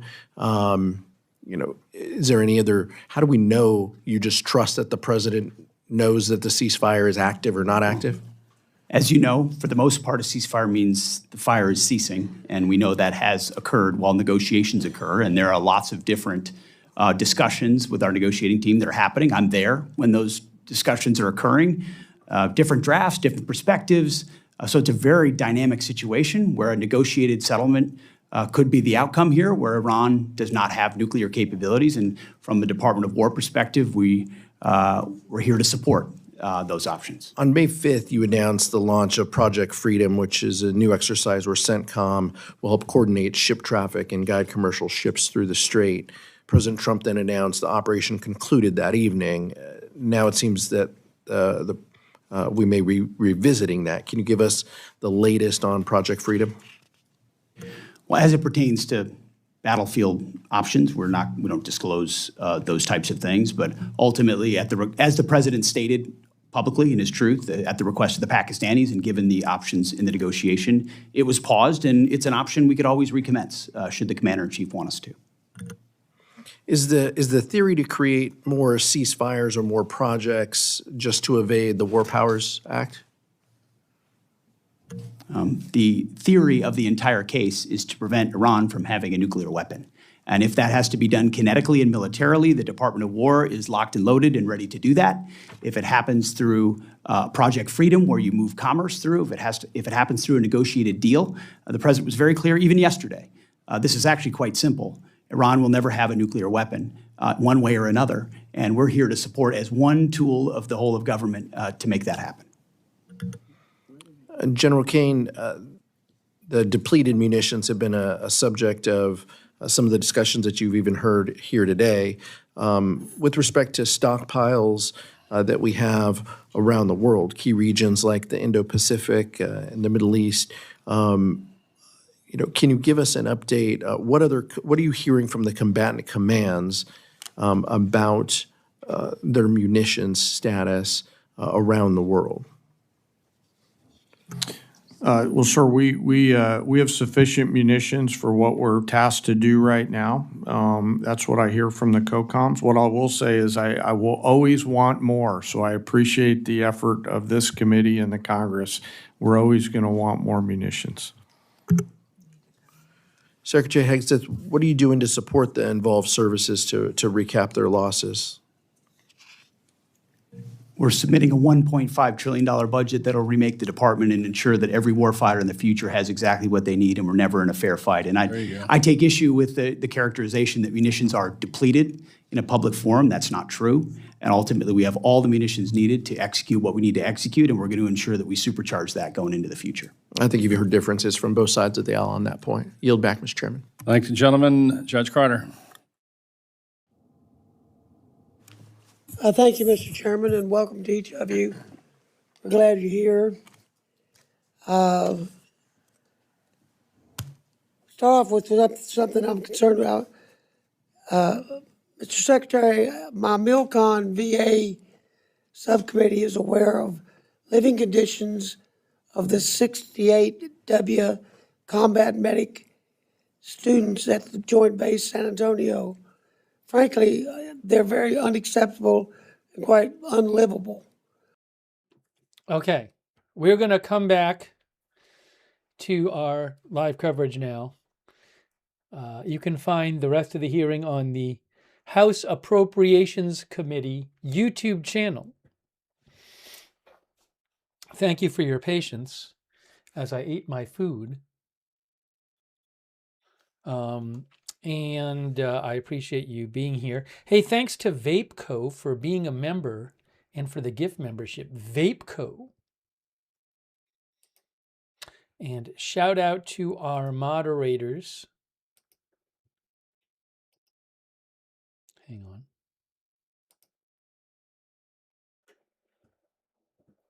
Shout out to our moderators who are here. Ruth is moderating. Beth Mythical is moderating. Thank you so much over there on YouTube. On Twitch, we have LB Prairie Dawn was here.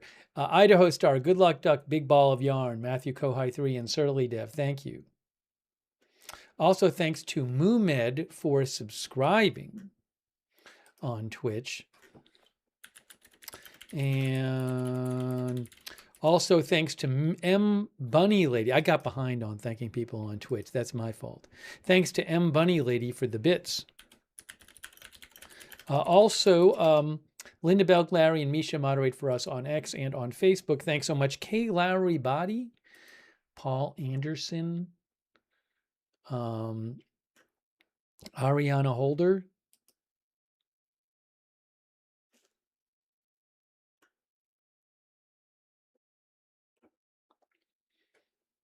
and all of our other moderators. Thank you.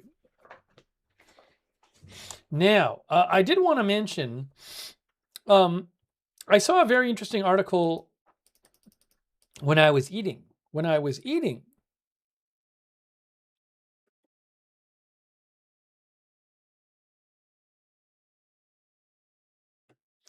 About, we talked about this a bit before, but about the, what's going on with with Karg Island.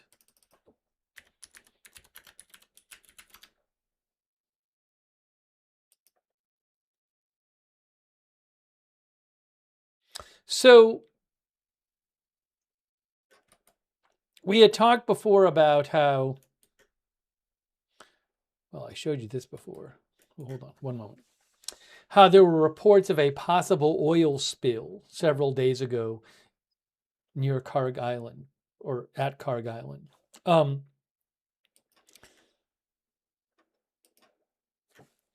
And some experts think it's maybe something with a pipeline or something. Iran denied reports of an oil leak near Karg Island. You can see that from Reuters. That's from 2 days ago. But we talked about that aspect of things. But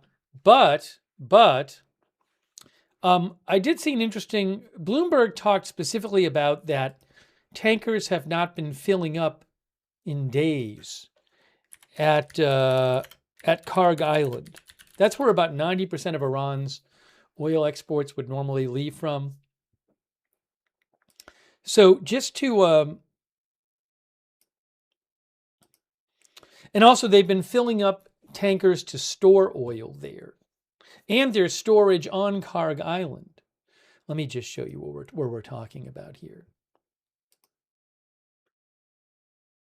Raise the mic level. I'm looking at the mic level and it seems to be good. Someone said raise the mic level. I mean, I think that the levels are normal. No one else has said that, and the levels seem to be normal to me. So I don't know if it's something on your end. Everybody's saying it's fine in the chat. It's the levels are no different than they normally are.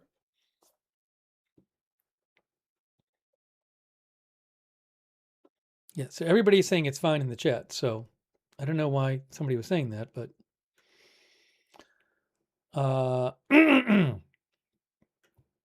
here is Karg Island.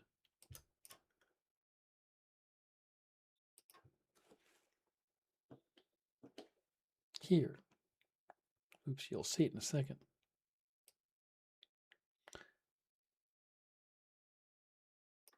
We're talking about Karg Island here. There's Karg Island. It's got a bunch of oil storage on it too. By the way, the Bloomberg article said something interesting, but just out of interest, they can tell, according to Bloomberg, some of you probably knew this, but a way you can tell how much oil is stored in these tanks is that the tanks have floating tops. So as the oil storage tank gets filled, there's going to be less of a shadow, if that makes sense. So because a shadow cast onto the actual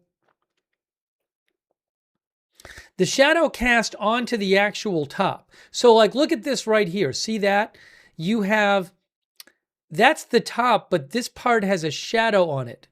So the idea, I guess, would be is that the sun is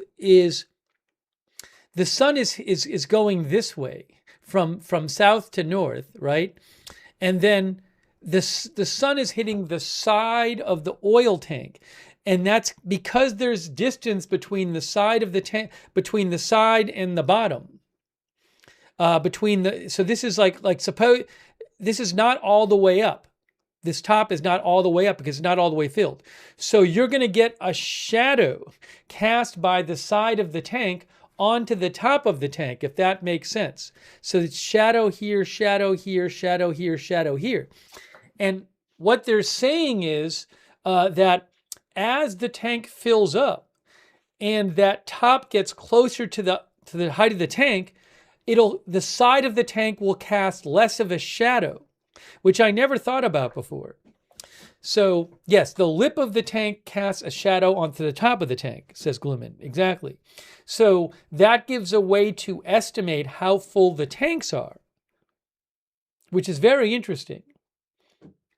That you can tell what kind of shadow, the difference in the shadow being cast from day to day, or from photo to photo. Now, I'm not talking about these specific photos. I'm just saying that this is something that is looked at with more current photos. It's quite interesting. Anyways, that's not the key part of the Bloomberg article, but it was very interesting. Patricia Gray said, I did not know the tops were floating. I had wondered how, because I had seen these estimates about how full the tanks were, and I was like, how do they know that? Anyways, yeah, so the top just floats on the oil. Okay, now what I wanted to mention is, let me get rid of this. That was just a small part of the article, but I thought that was very neat. Give me a moment here.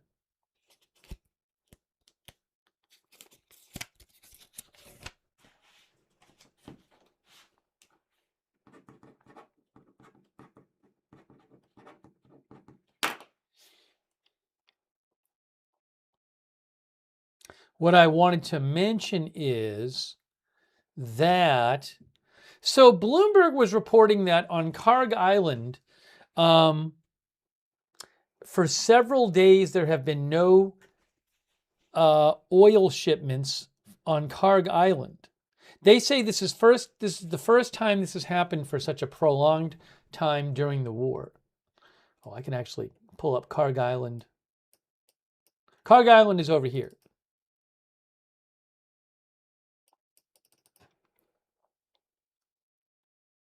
It's not the Strait of Hormuz we're looking at anymore, but Karg Island is right here. This is from marine traffic. So, for several days prior to today, there were no ocean-going oil tankers observed at the island. So they haven't been filling up any ships with oil at this island, which is where they would normally fill up, for several days. And they talk about how, and they also said that so they're not getting rid of their oil by putting it onto tankers. So that would mean that the oil is, again, it's not being exported, so it's got to go somewhere. And eventually they'll run out of places to store it, which would mean that they have to cut production. They've already cut production some. And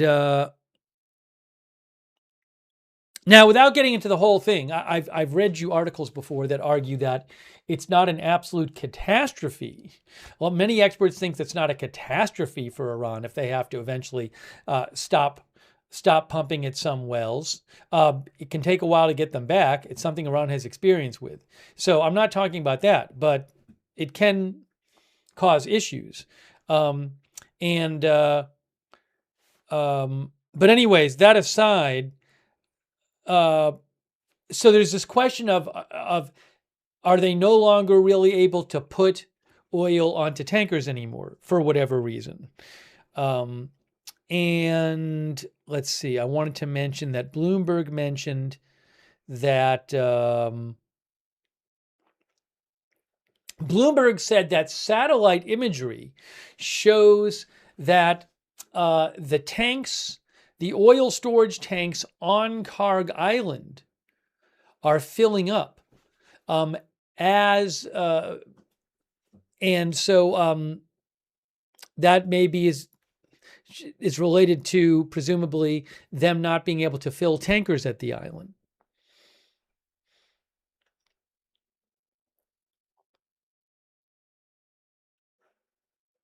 Now, Bloomberg says it would be a symbolic victory for the U.S., symbolic victory, if Iran had to stop cut production at some oil fields.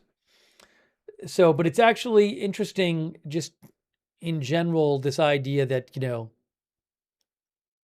how close are they to running out of storage places for their oil? Why has there not been tankers being filled at Karg Island for several days now for the first time in the war? That's what a Karg Island looks like there. Have they run out of empty tankers? So I believe there have been tankers that were going to Iran that have been stopped by the blockade. The U.S. blockade is against ships leaving Iran and going to Iran. So have they run out of empty tankers to put oil on and just store the oil on the water? I don't know.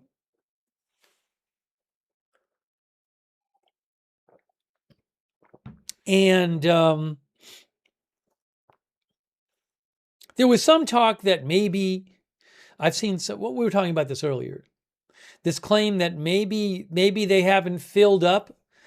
Could the oil spill seen several days ago on satellite imagery be related to why they can't fill tankers at that island? I don't know.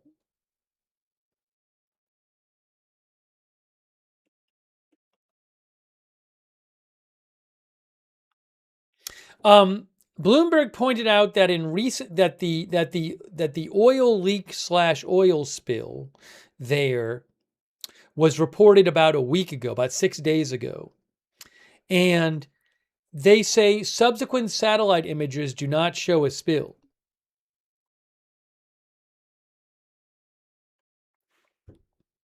So it's not, again, this was an article today by Bloomberg. If you look it up, the headline is Iran's Karg Island oil shipments show first prolonged halt since start of war. I just thought it was interesting, and I, again, don't know exactly what's going on with this. But I thought it was quite interesting. I can take some comments from you guys.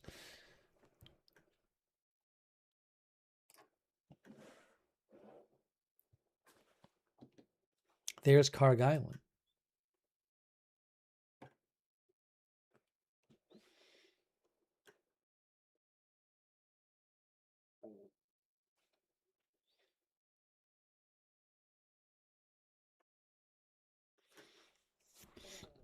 Excuse me. IB Mid says Tehran has to scale down oil production. It will be like that for half a year to multiple years because of the disruption. It was reported earlier. Yeah, I've seen different articles about this. And again, I don't know that I want to go in detail down this road because we've talked about it extensively previously. But if I can just pull one up.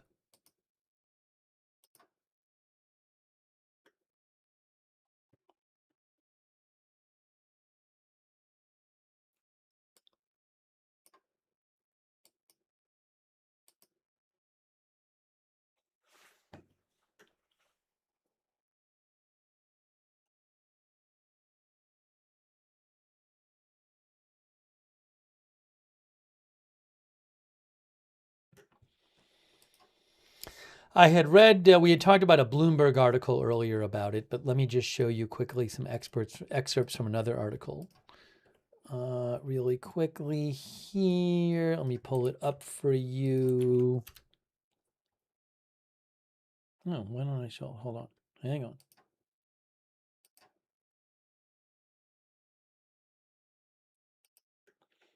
This was an article from the Washington Post from a couple weeks ago.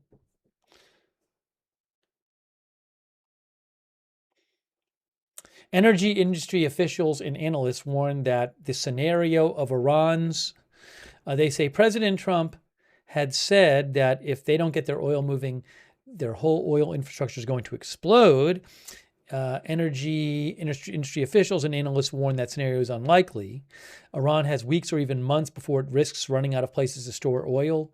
Even if the country's storage becomes full, there is disagreement about how much, if any, permanent damage would be caused. An energy scholar and director at the Middle East program at the foreign policy think tank Defense Priorities said exploding is not how it works. Nothing is going to self-destruct, she said. Mark Finley, a fellow in energy and global oil at Rice University's Baker Institute, agreed Iran has proven it knows how to keep its system operating. He said the closure of the strait means there are plenty of empty tankers available to Iran that could hold stranded oil production, although I don't know how many of those there are anymore. Even without them, he said, there is a domestic refining and distribution network that can keep the system running at a reduced rate.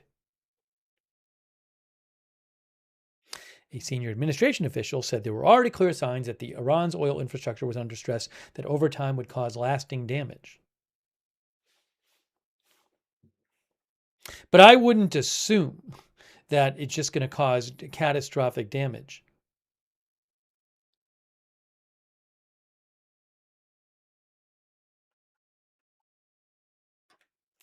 And we talked about this before.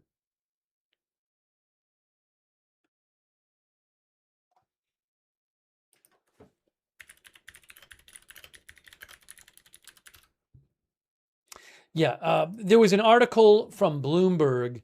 I'll post the link in the chat on April 29th. And the headline is, No, the Iranian oil industry isn't about to explode. And it's by Javier Blas, who specializes in energy coverage there. And it says, for example, Robin Mills, a petroleum consultant with experience in Iran and a background in geology, says the blockade won't cause catastrophic or even very serious damage to the country's oil wells. If and when the blockade is relaxed, Iran will probably be able to resume production promptly at about 70% and regain most of its pre-war capacity within a few months. So I'm not an expert on this. I would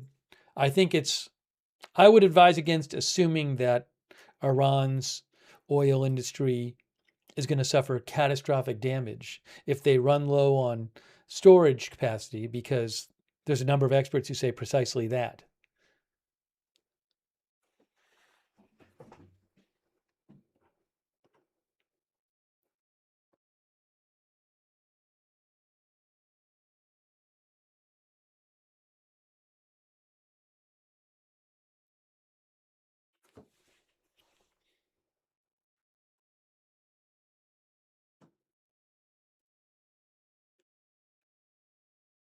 Javier Blas of Bloomberg said in that article, I don't buy the argument that its oil wells will suffer irremediable damage, and neither do most experts with on-the-ground experience in the petroleum sector.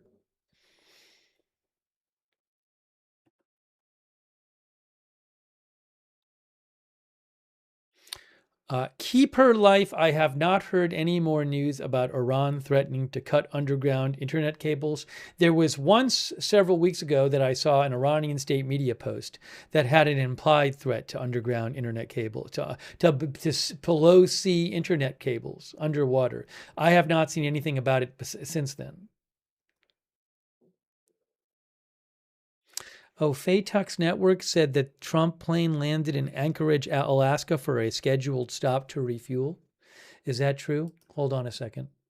Maybe we can see it on Flight Radar. Yes, Kelly Meyer with News Nation said President Trump landed in Anchorage for a scheduled stop before continuing on to Beijing, according to pool reports. I don't think I got a pool report yet.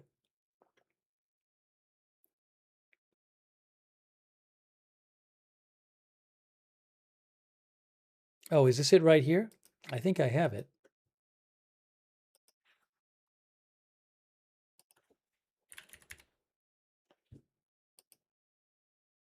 $6,300 people are tracking this. I think this is Air Force One. This is the #1 tracked plane. Look, on Flight Radar 24. Hank 99.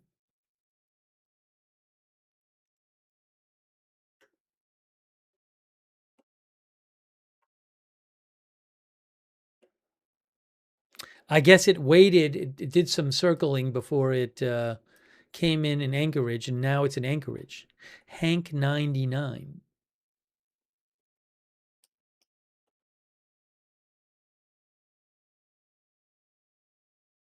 That's not Air Force One? Is it one of the, it's one of the planes? Is it with Air Force One? There's a bunch of planes. How about this one?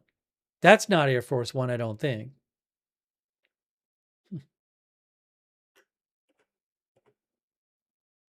That's also in Anchorage, I guess. Or is that, it looks like it.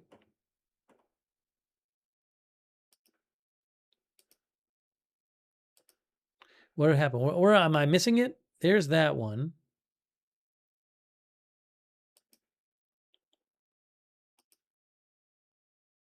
There's that one. Oh, but that came from the north, though. That didn't come from the other place.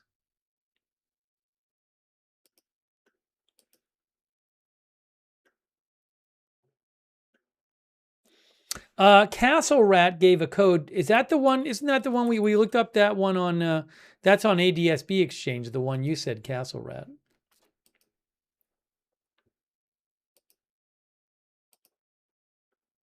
Sometimes you can track Air Force One, I believe.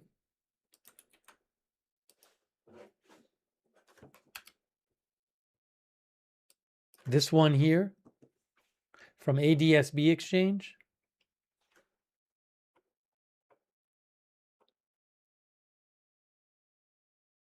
Well, that says six. That one says this one is flying now. Although maybe it's not getting tracked at the moment. I don't know.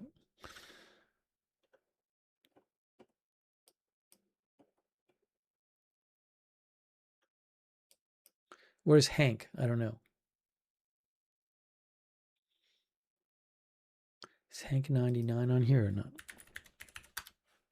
Hank 99. That's a different one. Anyways, we know it's actually there. We know it's in Anchorage. We know it's at the Ted Stevens Airport because it was reported. Kelly Meyer said the pool said that. Anchorage, Ted Stevens Anchorage Airport. Well, I guess Hank 99 is at Elmendorf Air Force Base. So that wouldn't be the right place if it's really at, some of our viewers probably said this, if it's really at the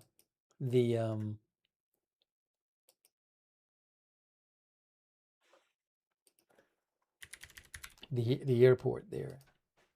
Kelly Meyer said, according to the pool, it's at Ted Stevens International Airport.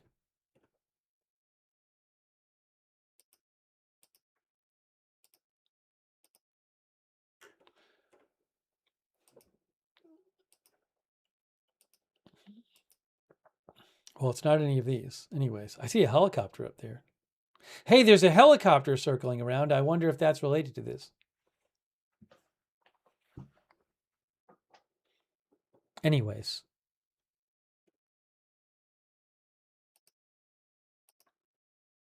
I certainly think this is part of the air convoy, this one.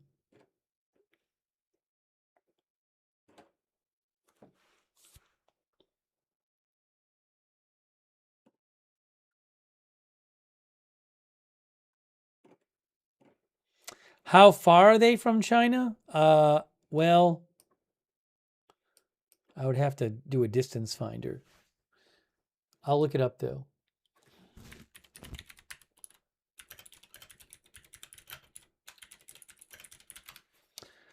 Flight time.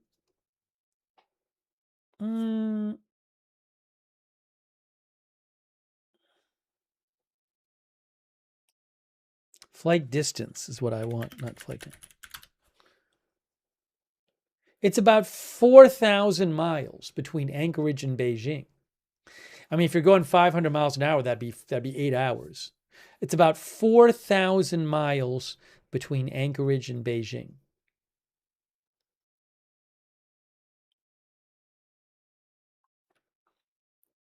Direct, if you flew straight.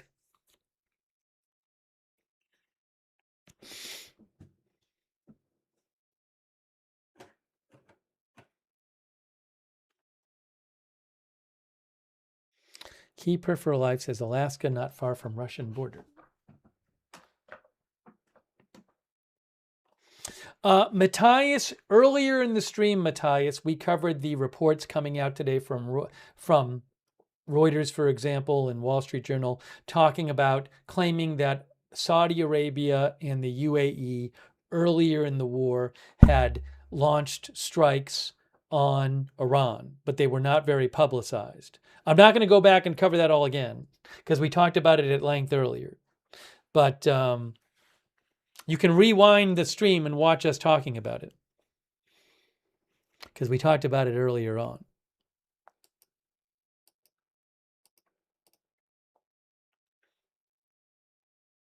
Oh, Anne-Marie Hordern said, why am I not getting this?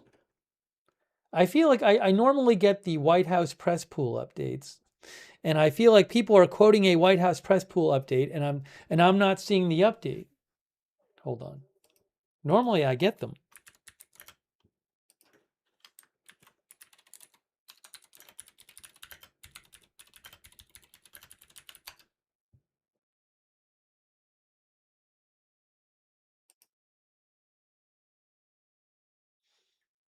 Well, I don't have the latest one. For some reason, I haven't gotten it yet. Maybe I'm behind. According to Anne-Marie Hordern of Bloomberg, the White House press pool says that Jensen Huang, the CEO of NVIDIA, has boarded Air Force One in Alaska and will be joining President Trump in the plane on his trip to China. Jensen Huang, the NVIDIA CEO.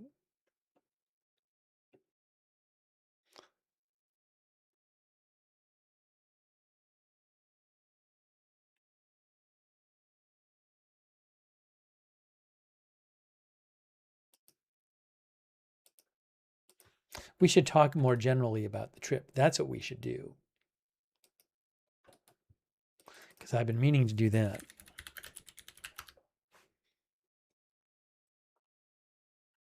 Oh, look. NVIDIA's Jensen Huang to join Trump's China visit, sources say. This is from Reuters. NVIDIA CEO Jensen Huang will join over a dozen U.S. CEOs on President Trump's visit to China. Two sources familiar told Reuters today. Huang did not appear on an initial list of executives provided by the White House earlier this week. NVIDIA's powerful H200 chips have not yet been sold to China, a U.S. official said last month, citing difficulties getting permission from the Chinese government.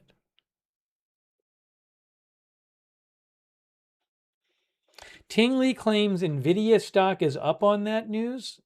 Is that true? I don't know. Maybe you're right. What I can do is look it up. Hang on.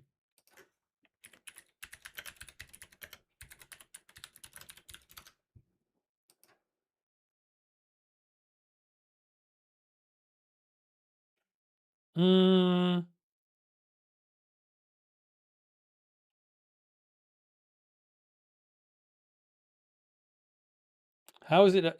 Is after hours currently open or not for stocks? Do they trade all night or not?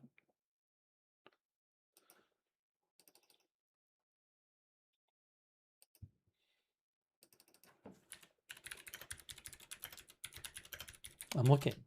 After hours, it's 4 to 8 p.m. Eastern time. So they're not being traded right now. Maybe you're looking at some other market. It's 4 to 8, and then pre-market, I think, 4 a.m. to 9:30 a.m. That's what I'm seeing. M Bunny Lady says U.S. stocks stop trading at 8 p.m.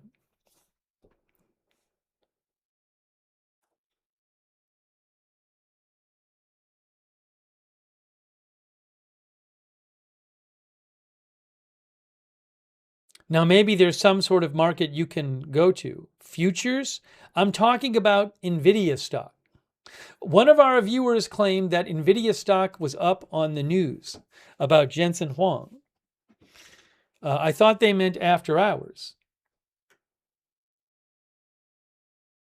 I mean, you can see from right here from TradingView, it stops trading at 8 p.m. here.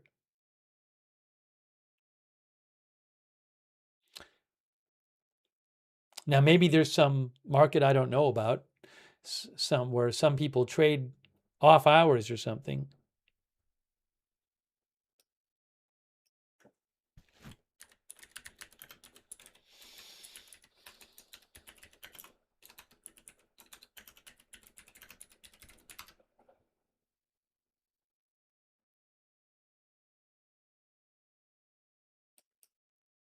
Anyways, I'm not worrying about it right now.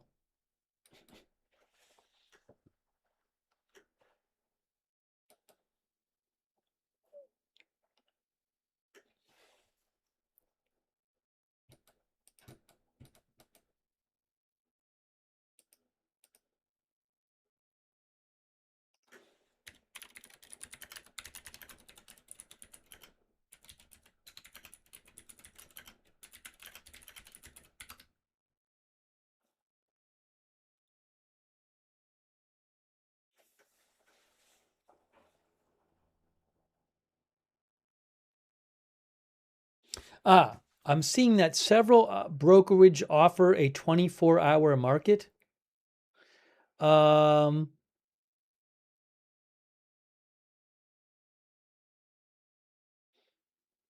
I guess several brokers offer 24-hour markets where you can trade, I guess. One of the viewers said Robinhood. Okay, there we go. So Robinhood says that NVIDIA, I think this is what you were talking about. Robinhood, on the Robinhood NVIDIA market, it is up about 1% overnight, and it went up in about, looks like it went up a bunch in the last 45 minutes or so, or half hour. Maybe it's on that news. I don't know. That I don't know. That's interesting, though. Thanks for letting me know. You can look that up at Robinhood.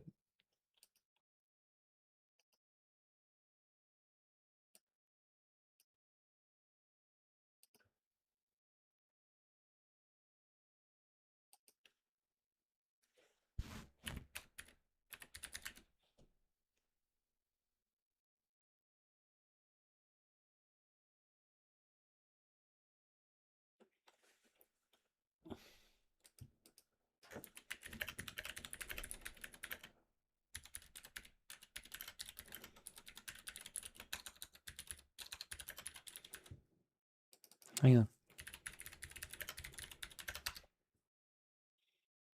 I may be able to pull that up here. Where is it? Hold on.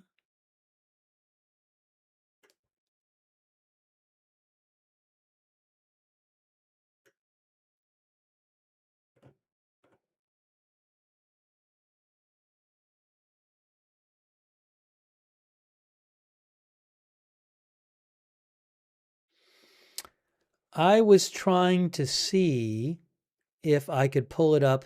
I don't know if TradingView has the 24-hour NVIDIA price somewhere. They might. I don't know. Not that, just maybe they show one of those markets. I was trying to pull that up for you just to do it, but I haven't. It's not something I've looked for before. Let's see here. That's not it. That's not it.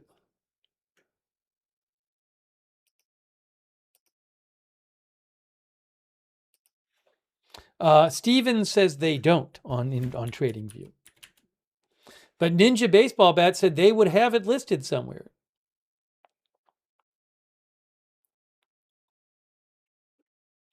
I can find it on Robinhood. I was just trying to find it on TradingView.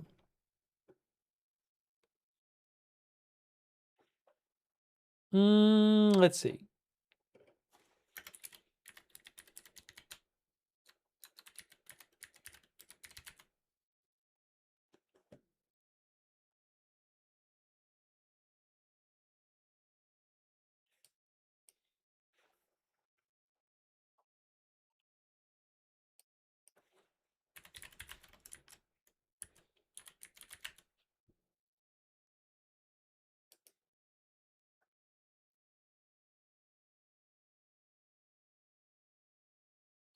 Oh, is this it? One of our viewers mentioned this. Oh, I see here. I see. You can pull up NVIDIA and then look at the different, there's all these different quotes for it. Here's what I'm looking at right now, just so you guys can see what I'm looking at. So I'm on TradingView, right? And you go to NVIDIA, and then you can, this is not my world, but you can pull up like that right there is the NASDAQ quote, right? And that shows you during the day trading, and it shows you after hours, which stops at 8 p.m. And then one of the viewers said, look up BOATS, which I don't even know what that is.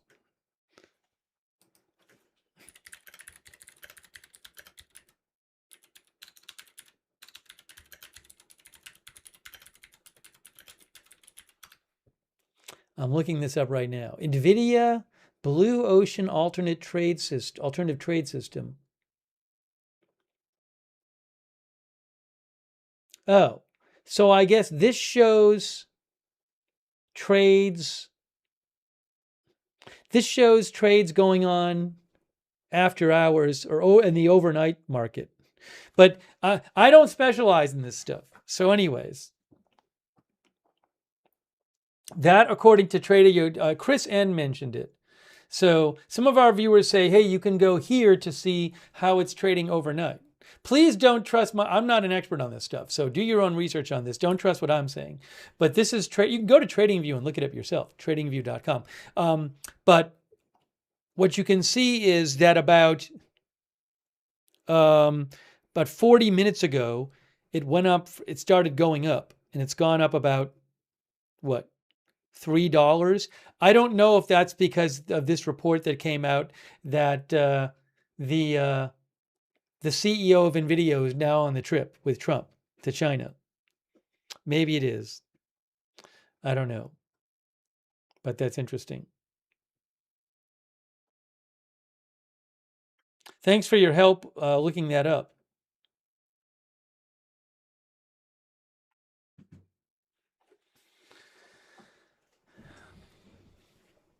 Pentheus says it's the overnight clearinghouse, same as Robinhood uses.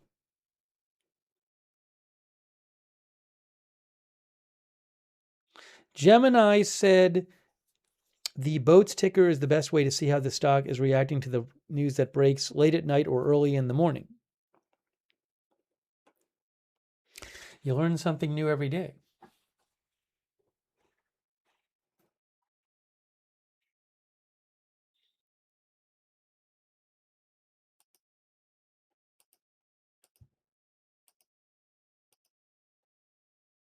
By the way, thank you to Jeff TE88 PFCR. Thank you, Jeff.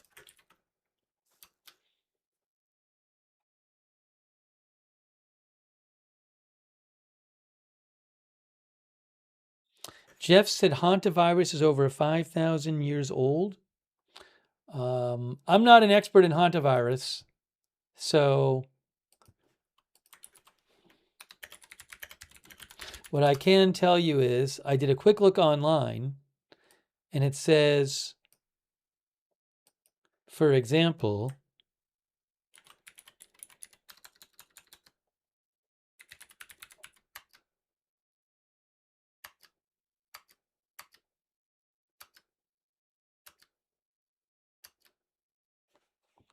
I don't see it there.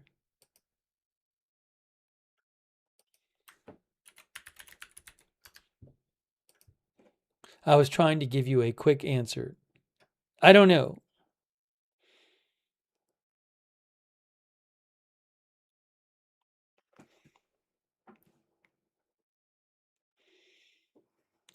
So without going into a research project land, I'm going to say I don't know. Thank you so much, Jeff T88 PFCR, for your support. Thank you, Jeff. Chris Renfro as well. Thanks, Chris Renfro and Vapeco. Thank you.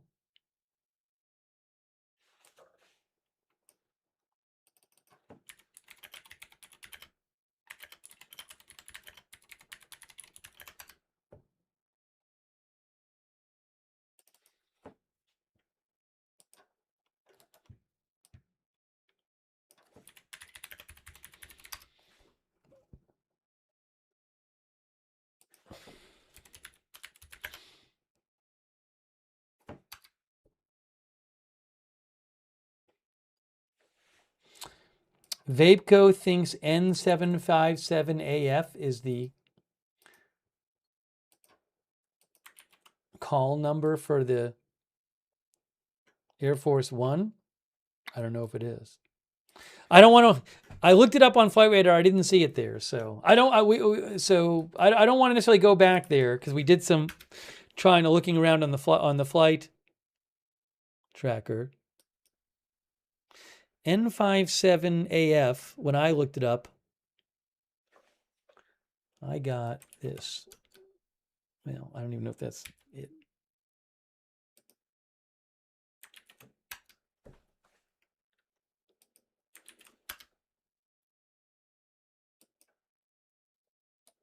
I'm seeing N57AF as a Trump plane it has Trump written on the side. Trump Force One is N57AF. According to Wikipedia, Trump Force One N57AF. That's not Air Force One, that's Trump Force One. I think he's taking Air Force One. Thank you, Vapeco. Thank you, Ian TQ2QU.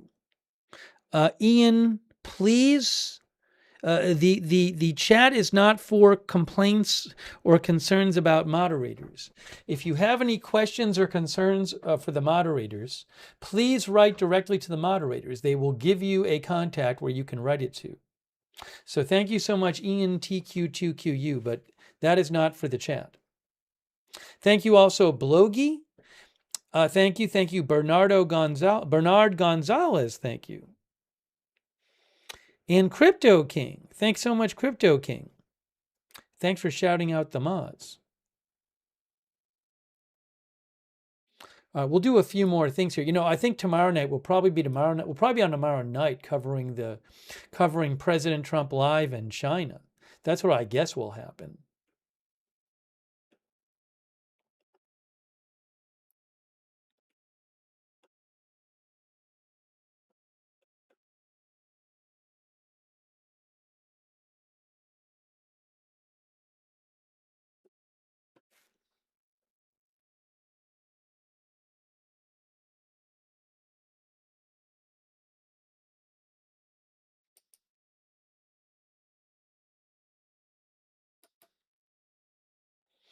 Emily Gooden, who is with New York Post, she just about a half an hour ago posted a photo of Jensen Huang in Alaska getting on the plane with Trump for the trip to China.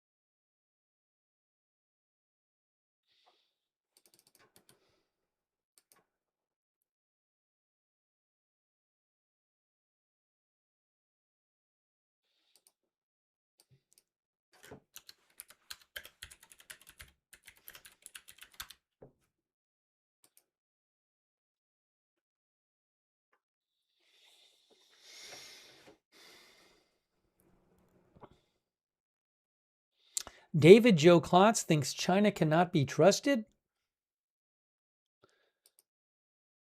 Oh, hold on a moment. Thanks Ope Right Past Ya for subscribing on Twitch. Thanks Big Dog Gaming for your support on Twitch. Thanks Who Shot JR for your support on Twitch.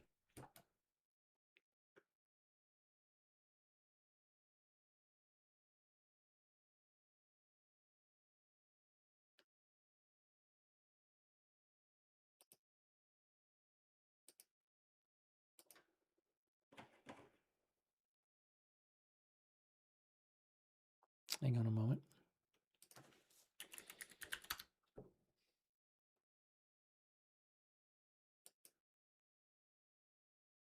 It's going to show you a little bit of a preview for this about this meeting. We haven't really talked about it. Trump set to meet with Xi in Beijing as war and inflation weigh on his presidency.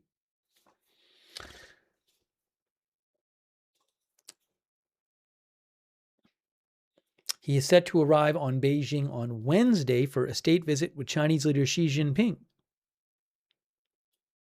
The president is seeking a win by signing deals with China to buy more American food and aircraft, saying he'll be talking with Xi about trade more than anything else. AP says the Trump administration hopes to begin the process of establishing a board of trade with China to address differences between the countries. The board could help prevent the trade war ignited last year after Trump's tariff hikes, an action China countered through its control of rare earth minerals. This led to a one-year truce last October.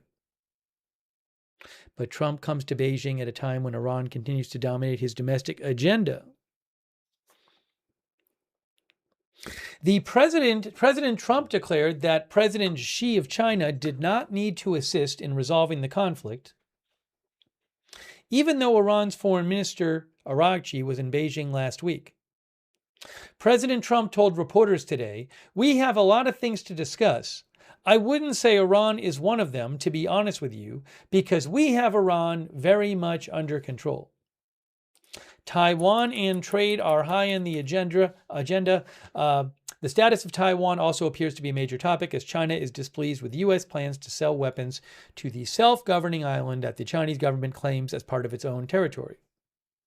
Trump told reporters yesterday he would be discussing with Xi a $11 billion weapons package for Taiwan that the U.S. administration authorized in December but has not yet begun fulfilling. President Trump has demonstrated greater ambivalence toward Taiwan, an approach that's raising questions about whether Trump could be open to dialing back support for the island democracy. At the same time, Taiwan, as the world's leading chip maker, has become essential for the development of AI, with the U.S. importing more goods so far this year from Taiwan than China. Trump has sought to use Biden-era programs in his own deals to bring more chip making to America.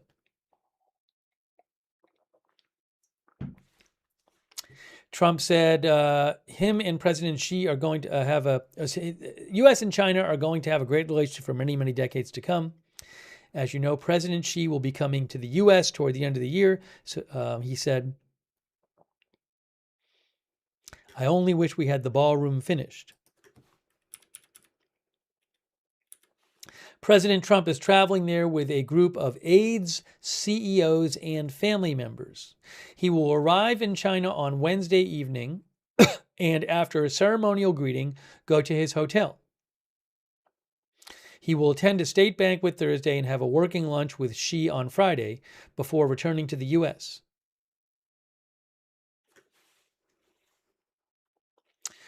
China would like to reduce tech restrictions on accessing computer chips and find ways to reduce tariffs, among other goals.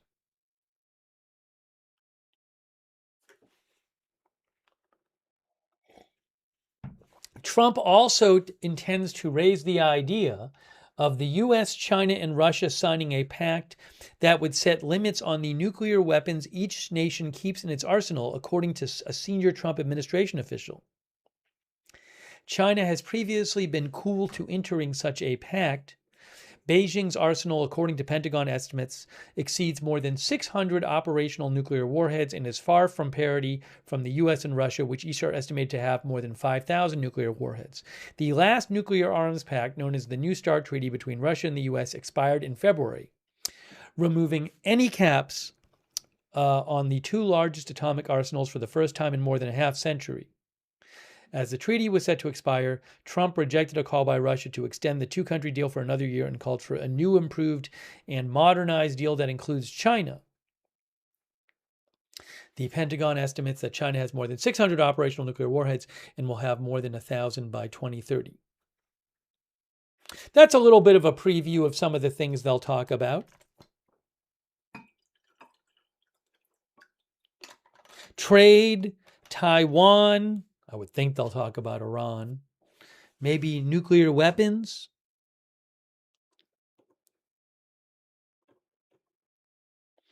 Bernie Sanders says hopefully he brings back jobs from China.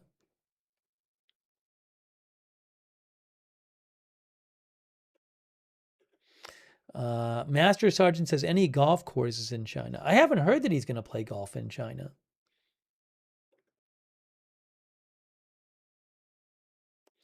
Gary Bain said that would be cool. The three superpowers make a deal together.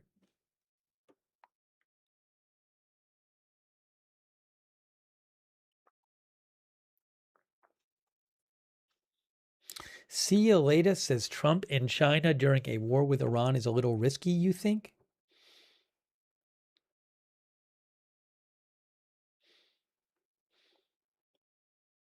Dorm Machine says, we love those Taiwan chips. They taste great. Old Man Yells at Cloud says, we'll just forget that whole tariff thing.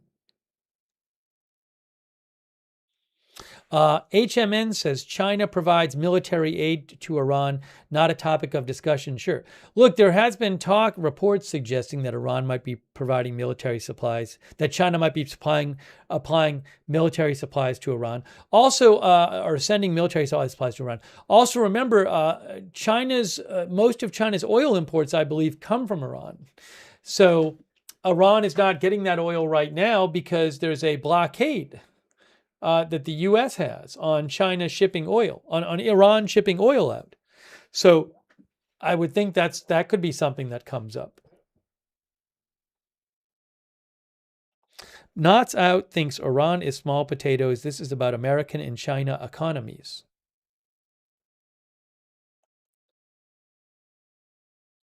Strong One thinks Trump will find some way to insult him. Lorraine Quiche says, you can bet there is a deal to be had for NVIDIA's Jensen Huang or he wouldn't be going. Oh, thanks for asking me about the jewels on YouTube. Cool coins and notes. So we tried enabling the YouTube gifts. That's what you mean by the jewels thing, where, without getting all into the details. The problem is that when people give these things, the whole chat, like you get these big emojis in the chat. It was really disruptive to the chat, so we had to turn it off. So thanks for asking, but unfortunately I can't enable it here because it really disrupted the whole chat. We tried it for one stream, and I have passed along that feedback to YouTube, so maybe they'll be able to figure out a way to do it that's not so disruptive in the chat.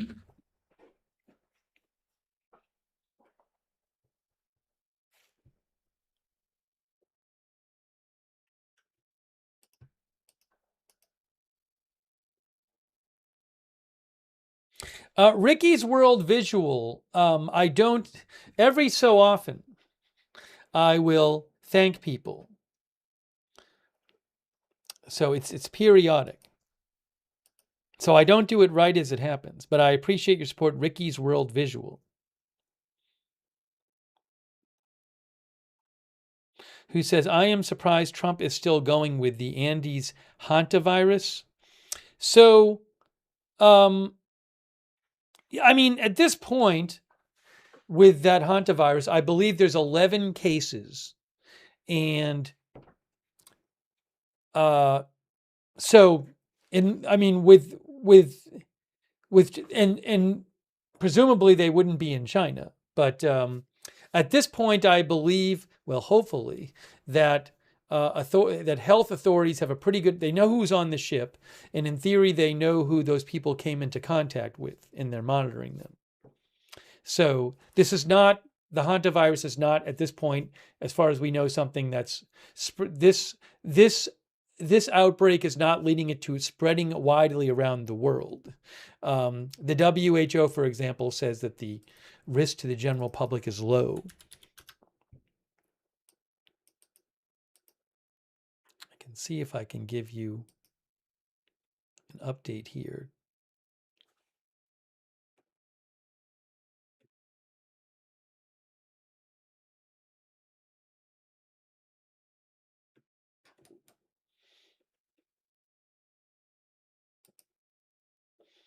Today is the 12th.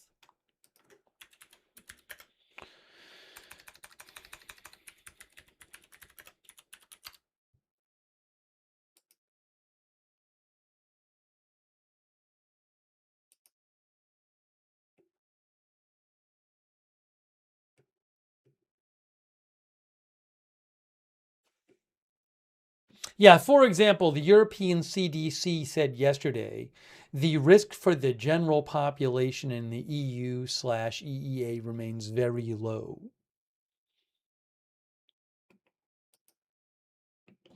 And then this is from the European CDC today. 11 cases have been reported in total from this outbreak that was on the ship, including 9 confirmed and 2 probable.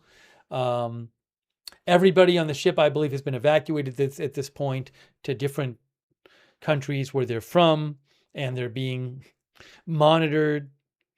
The virus has been identified as Andes hantavirus, the only hantavirus that can be transmitted person to person, typically requiring close prolonged contact. The risk to the EU EEA population is very low.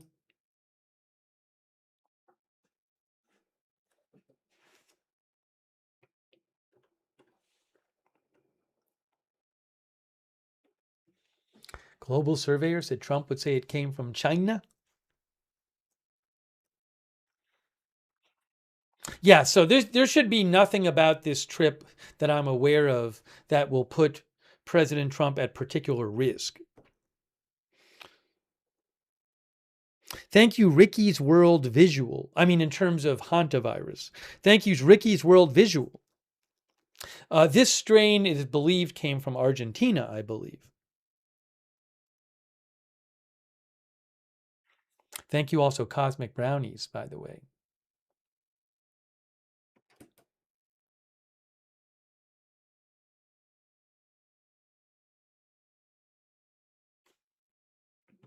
European CDC genomic information shows the virus involved in the outbreak is similar to Andes viruses already known to circulate in South America and is not a new variant.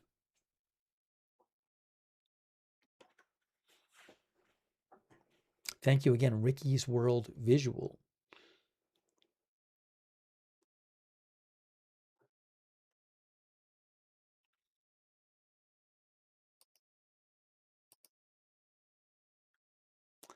And I wanted to mention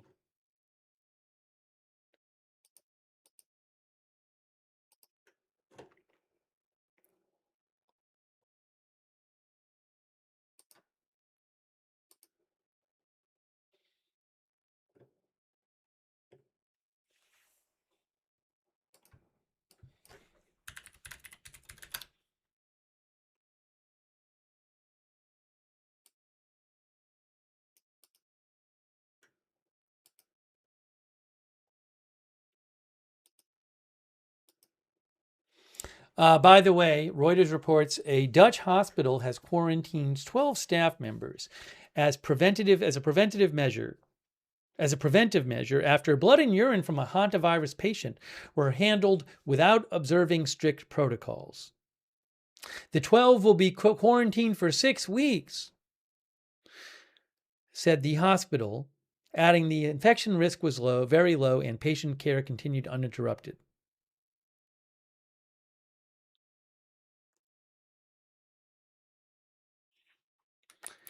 The Dutch health minister said strict procedures were followed, but not the very strictest procedures that apply in cases involving this hantavirus. The likelihood that staff have been infected is small, but because we know we are dealing with a serious virus, the hospital has said we will play it safe. It really is different than with COVID. With the knowledge we have and the measures we are taking, we are confident we can keep this virus under control. After the last passengers disembarked from the boat, the ship set sail for the Netherlands late on Monday evening with 25 crew, a doctor, and nurse. It is expected to arrive in the Netherlands by May 17th.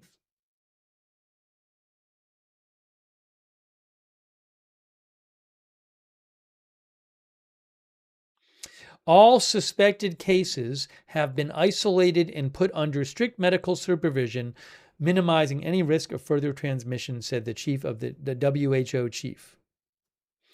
He warned more cases were to be expected as there had been a lot of interaction between passengers before hantavirus was detected. He said, at the moment, there is no sign that we are seeing the start of a larger outbreak, but of course the situation could change, and given the long incubation period of the virus, it's possible we might see more cases in the coming weeks.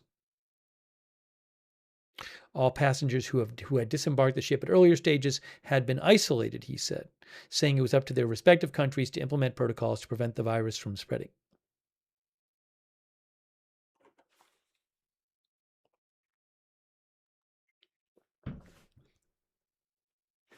Actually, hold on. Let me show you a quick video relating to this. Why not check out this quick video from Reuters about the hantavirus? If I can pull it up on the screen here. Here it is. Video update.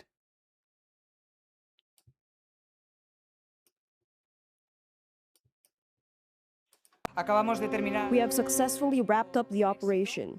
Between yesterday and today, we have evacuated 125 passengers and crew members from 23 countries. They are either in their countries or, as you have seen, are being taken to their countries. Yesterday, 94 people were disembarked. They were transported to their countries in 8 flights. Today, we close the operation with 2 more flights to the Netherlands. One of them carries 21 crew members and 2 doctors from the World Health Organization. Another flight will take 6 people who will later go to Australia. And would like to assure the crew, the courageous crew, which is still in the ship, of our support, and will continue to monitor and support them in any way possible. The passengers, you're now in good hands. We were very worried if you stayed longer in the ship, the situation could have been difficult. You heard about the passenger from France who is in a very critical situation. Imagine if she stayed longer in the ship. And evacuating them or repatriating them is the right thing, because all the passengers will get the necessary support. One of our viewers said, See Aleda says, doesn't it sound counterproductive to send them all over? I understand what you're saying, which is like, well, why not keep them all in the same place? It's an interesting, I haven't been following that aspect of it. I'm sure that's something that was discussed. I also don't know, could there have been an issue with one place not being like, we want to take everybody? I don't know about that. I'm sure if they thought it was going to be a huge potential risk by sending the people back to their countries, that it wouldn't be done. I would sure that was a consideration. Also, now TGI Cole says, because humans have rights to freedom. Well, that's a whole other thing. Could somebody challenge being kept somewhere, especially if they don't have any symptoms? Most of the people were without symptoms. That's an interesting point too. That's a whole interesting question. I don't know how that debate, I mean, I'm sure the debate comes up, but I'm guessing that if you were going to try to keep people in one place, you would need international agreement, right? Like if you were going to try to keep Americans there, you'd probably the U.S. would have to be on board with that, I would think. Maybe. That's a whole interesting question. I haven't really looked into it, but it's an interesting question about when would it be decided to keep everybody there rather than send them away? Also, maybe people can just get better care. Maybe, I mean, you heard what the director of the WHO said. Maybe people are getting better care if they're not treating everybody in one place.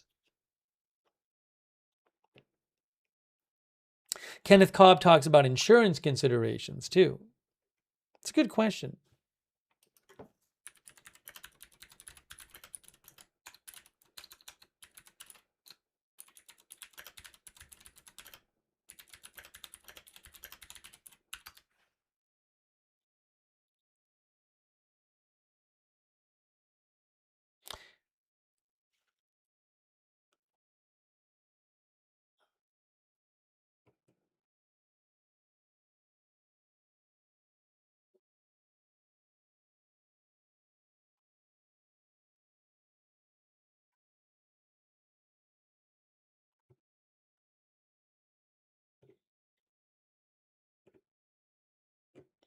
Our viewer, Jillian Adams, says, wondering how our exposure to COVID has affected our reaction to the hantavirus. For me, a heightened fear of what otherwise may not have solicited that much emotion. It's an interesting question.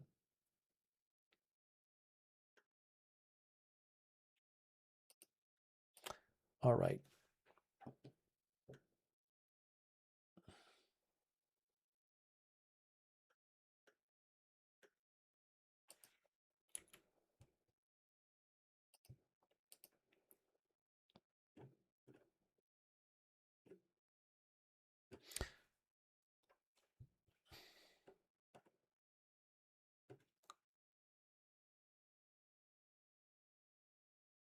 Oh, I just saw that Politico's Oriana Paulik said Elon's jet was spotted landing at, where was this? Joint Base Andrews? Oh, Elon Musk is on Air Force One. Liz Landers reports that the White House press pool, I don't know why I haven't gotten any updates from them lately. The White House press pool said that a White House official said Elon Musk is traveling on Air Force One and Sean Hannity is on board. So here are some people on Air Force One right now with President Trump heading to China right now. That's not all the people, but some of the people include Elon Musk and Sean Hannity and the CEO of NVIDIA, Jensen Huang. That's from the White House via Liz Landers.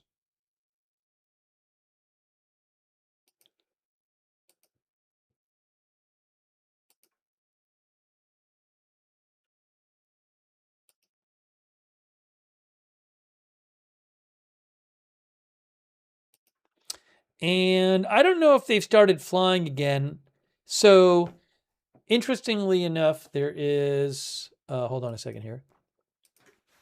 If you want, you can probably track at least some of the planes on flightradar24.com. This was the most tracked one. This is the most tracked one worldwide. I believe it's still on the ground getting refueled. If it's not Air Force One, I'm sure it's part of the group.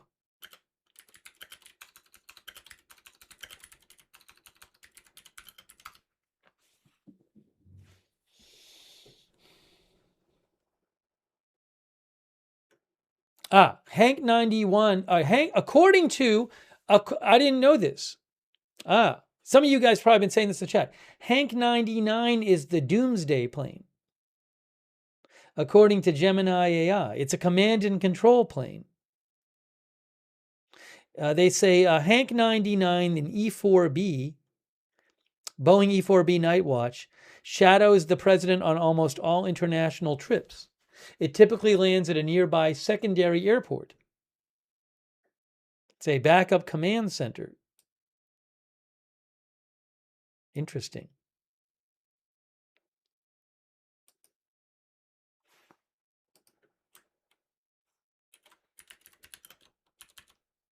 Susan says, deep sigh. I don't know if somebody, look, I can't literally read every comment in the chat when it happens. So I'm sorry if you posted it and I missed it, but it's only so much I can do. It has the large radar hump, says one of our viewers.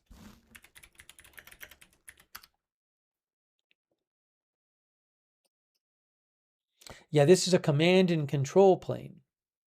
So that's that one. Okay. So that's obviously not Air Force One, but it's part of the group. And the number 2 tracked plane is this. That's a Air Force plane that's flying overhead, a tanker flying overhead. I don't know if it's like there to refuel tankers in the air or something, because that plane did not come from, that came from the north. Maybe there's other planes that are flying around that it is refueling. I don't know. Could there be tanker planes? I mean, fighter planes flying along?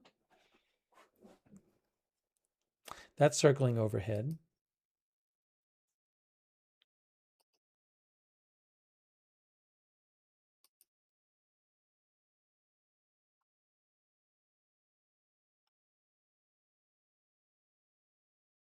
You can read about a plane like Hank 99 on Wikipedia, Boeing E4.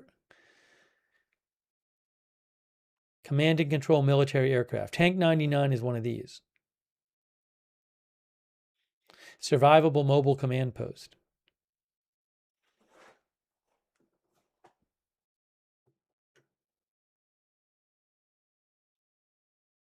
Hold on.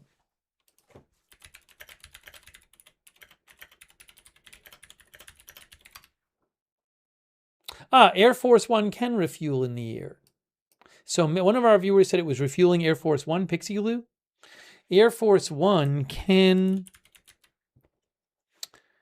capable of refueling midair, Air Force One.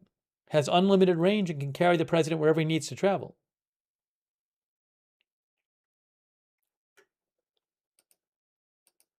I don't know for sure if it refueled in the air.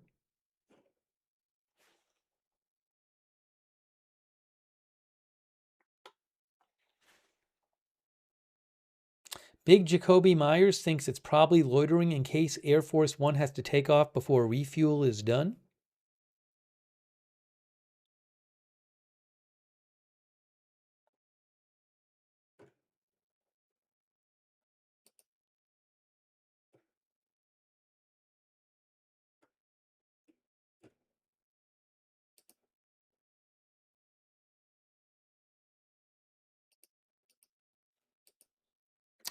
I just saw the pool report. I got it late. The pool report from about an hour ago was Air Force One landed at Ted Stevens Anchorage International Airport at about an hour and 15 minutes ago to refuel. That was an hour and 17 minutes ago it landed to refuel. I don't know if it's taken off again yet. But you can check the flight trackers. Maybe you can follow at least one of the related flights if you want to.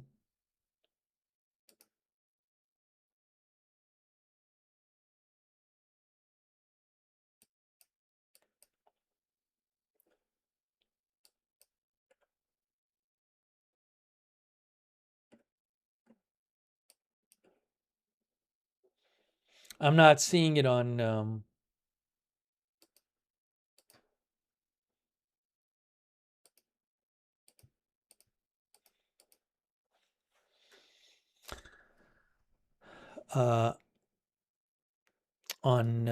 the flight trackers right now at the airport. Air Force One. I don't know that we will see it.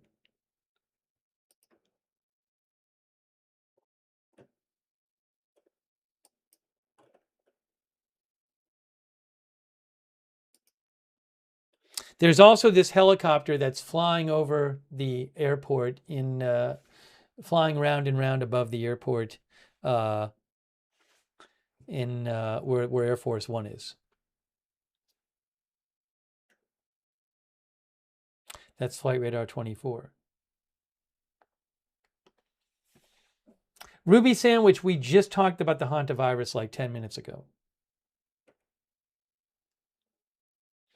All right, look, here's what we're going to do. Thanks, Sinead Fatima, for being a member. So I am planning on doing some... Oh, hold on a second. I have one more report from the pool, White House pool. For some reason, I got these delayed. The president has not left the plane during the refueling stop. Elon Musk is traveling on Air Force One. Sean Hannity is also on board. And the NVIDIA CEO, Jensen Huang, boarded in Anchorage. So they're all on Air Force One. I just got the White House pool report myself. Yes, I think it's our time. So I am planning on covering President Trump in China. We'll have to see. I think we'll definitely be on Wednesday night because he has a thing scheduled for Thursday morning. What we might do is, well, if we come on like late afternoon, early evening tomorrow, we can just cover the Trump stuff in China.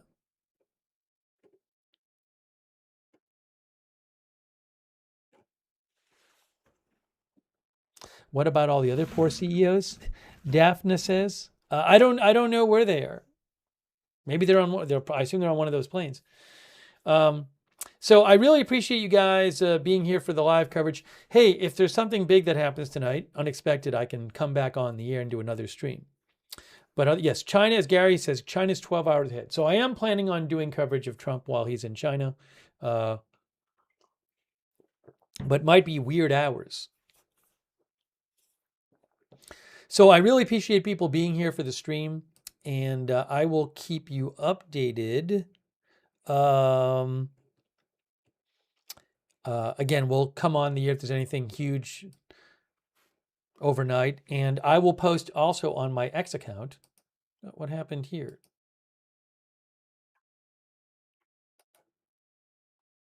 Oh, my X account is at Lookner. You can follow me there. Hold on a moment here. At Lookner. You can follow me here. There. At Lookner on X. I will post breaking updates there.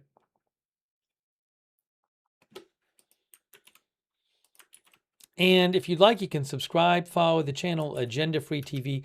We cover all kinds of live breaking news without an agenda here. I would suggest turn on our notifications because you never know when big new news is going to happen. I'm going to be rushing on the air to cover it. And if you're signed up for our notifications, you will get every time a notification that we're going live before we go live. And the notifications are free. We have our own notification system. You can, the mods will post the link to sign up to the notifications in the chat. And also you can, what was I going to say? You can find that link on YouTube and Facebook in the description of this video to sign up for the notifications. I really appreciate you guys watching and also everybody who's been sending in comments and questions and posting helpful updates. Sorry, I don't see all of the updates you post in the chat. I can't read every message or there would be no broadcast. It would be literally be me reading the chat the entire time. I do my best to see as many messages as I can.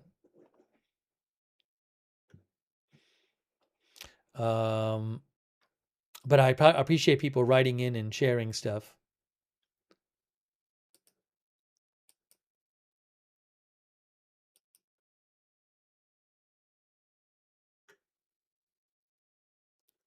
Misfit Studio thinks it's considered safer for Air Force One to refuel in the year.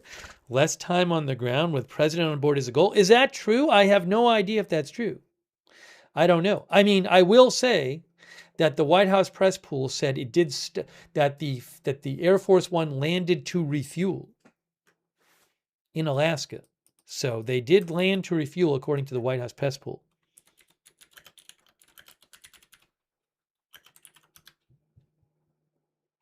Hang on.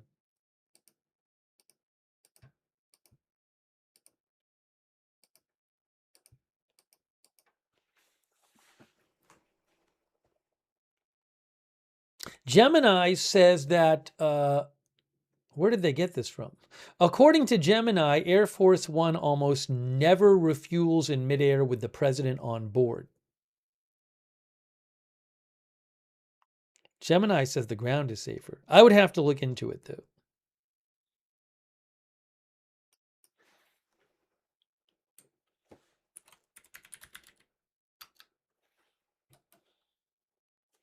The Sugaro thinks it's too dangerous to do that. Again, I'm not going to do the research project right now, but that's just a little I saw really quick.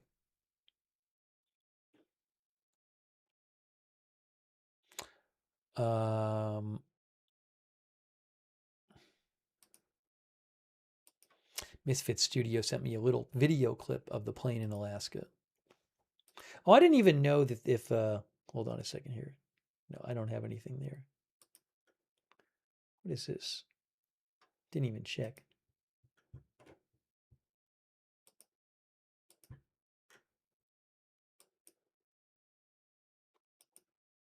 You know what I realized I had? It's not that exciting, but I'll show it to you guys. Look what I have. Look what we can look at really quick. I'll show you this really quick, guys. I have a bonus live shot of Beijing, China. Let's look. I'll end the stream by showing our.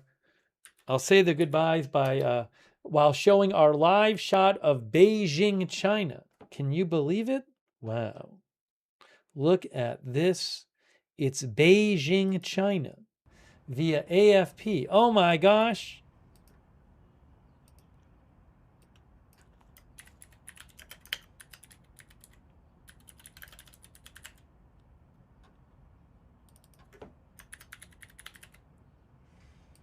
Is there volume? I don't know if there's volume. Oh, we can actually hear the volume. Smoggy, foggy, yeah, one of those or both. Let's see here. Hey, so thank you for watching. Huge thanks to our moderators who have been here. I really appreciate it. The mods are awesome. They are the reason that we can have chat rooms. We couldn't have them without our mods, keeping things under control. We have had mods like Haley Girl here, and Ruth, and Roberts May Queen, Leslie Ladyhawk. Thank you, Leslie Ladyhawk. Leslie Ladyhawk is there right now. Thank you so much. And all of our other moderators, but I really appreciate all of our moderators. And over on Twitch, as we listen to the sounds of Beijing. Good luck, Duck, Idaho Star. I got that fire, Surly Dev, and all of our Twitch mods. I owe some Twitch thank yous too. I'll say that in a second. Thank you, Twitch moderators. Linda Belk, Larry, Misha on X and on Facebook. K. Lowry Body. Paul Anderson, Andrea Holder. Thanks so much for modding over there. And thanks to everyone for your supporting the channel tonight. That was so nice of you. I owe a few thank yous. On Twitch, I never thanked. Again, CC and Who Shot JR and Big Dog Gaming. Thank you so much. And did I get everybody on YouTube? Hopefully I did. I think I did. Thanks so much for your support. Very much appreciate it. And what was I going to mention? Oh, another way to find out when we're live, if you're on X, I would suggest if you're on X, following us on X at Agenda Free TV. I always post there when we're going live. I post updates about the channel there at Agenda Free TV. Hey, what happened? Why can't you see it says live Beijing, China?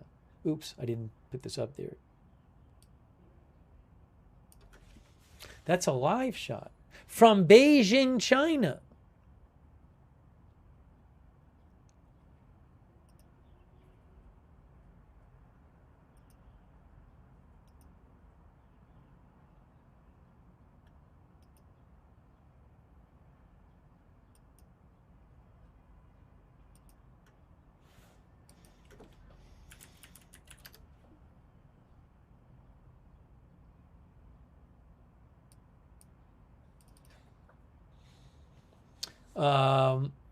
Let's see here. Clean the screen, says Evelyn.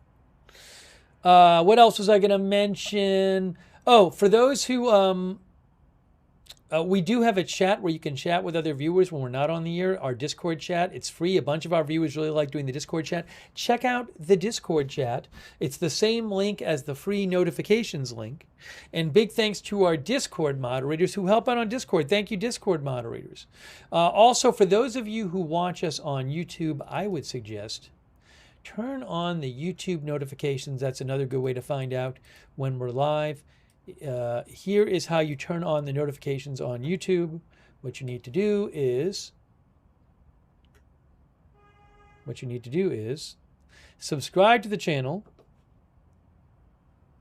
click the bell, and choose all notifications. If you're already subscribed, make sure you click the bell and choose all notifications.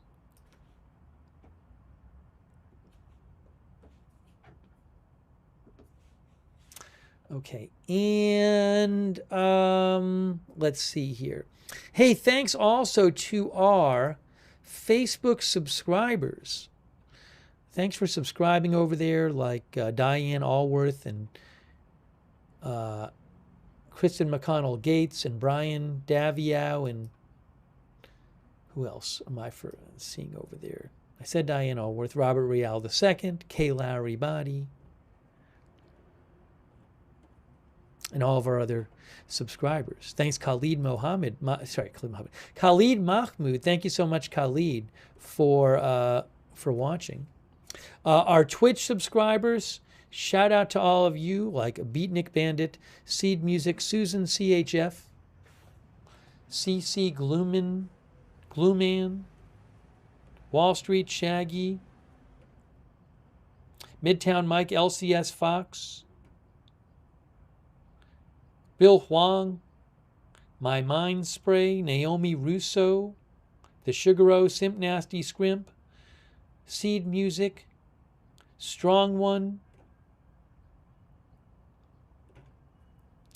and let's see here. Also,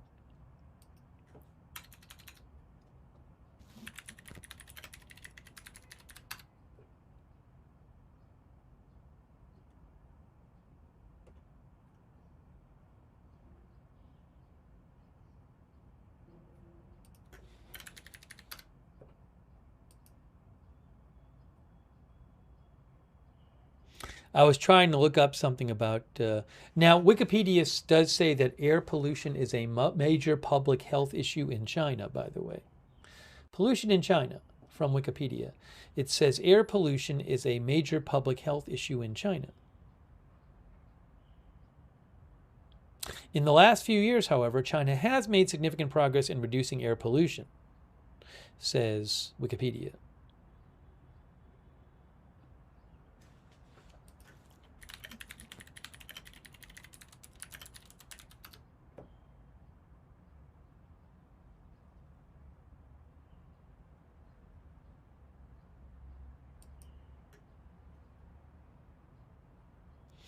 I am looking up on the website.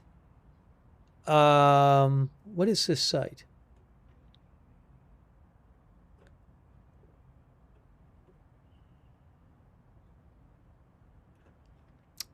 AQICN.org.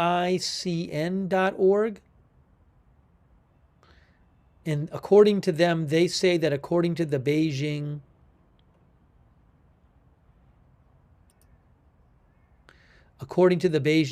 Environmental Protection Monitoring Center, they say the air quality today is unhealthy.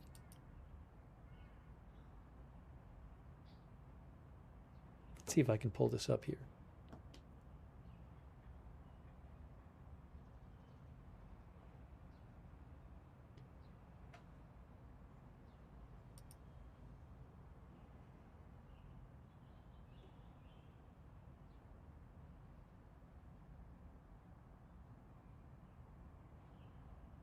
I was trying to find it.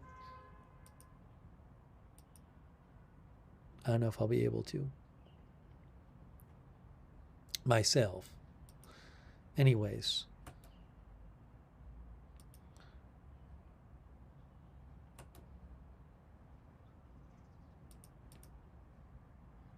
AccuWeather says today's air quality forecast for Beijing is unhealthy. You can look up on websites and stuff to see. So my guess is we're seeing smog, but I'm not sure. I don't know. I do not know for sure.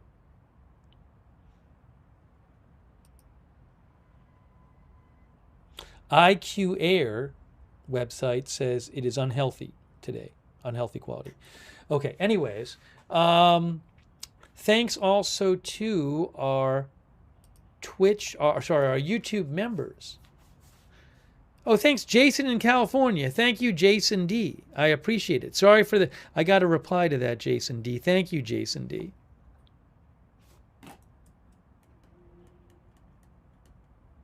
For your support. Thanks to our members, Chris N. Cack, Evelyn in Maine, I Am a Good Goy, Christine Gagnon, John Flick on YouTube, Heliodorus, Paul 108, Bernard Tapey, Roger Shoemaker, Evelyn in Maine, Java Joe Klotz, The Sofa King, CAC 813, Gary Baines, the one and only Crypto King, Joe Hart, I might be repeating some of these, Platinum Dose, Dom Machine, or Dorn Machine, Roger Shoemaker.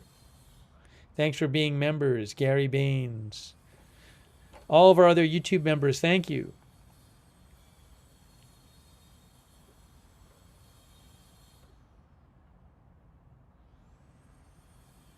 Boom Scene from Moon says watching in China. If that's true, that's pretty cool.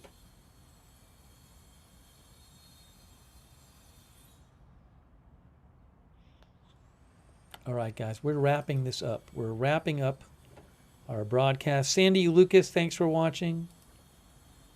Judy Fishaw, thanks for watching over there on Facebook.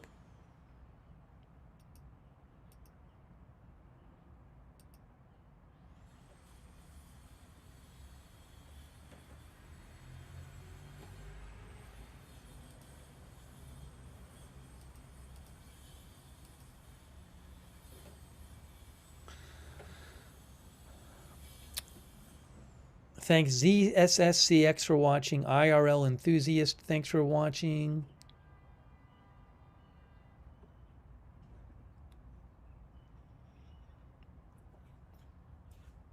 Lulu8X, thank you.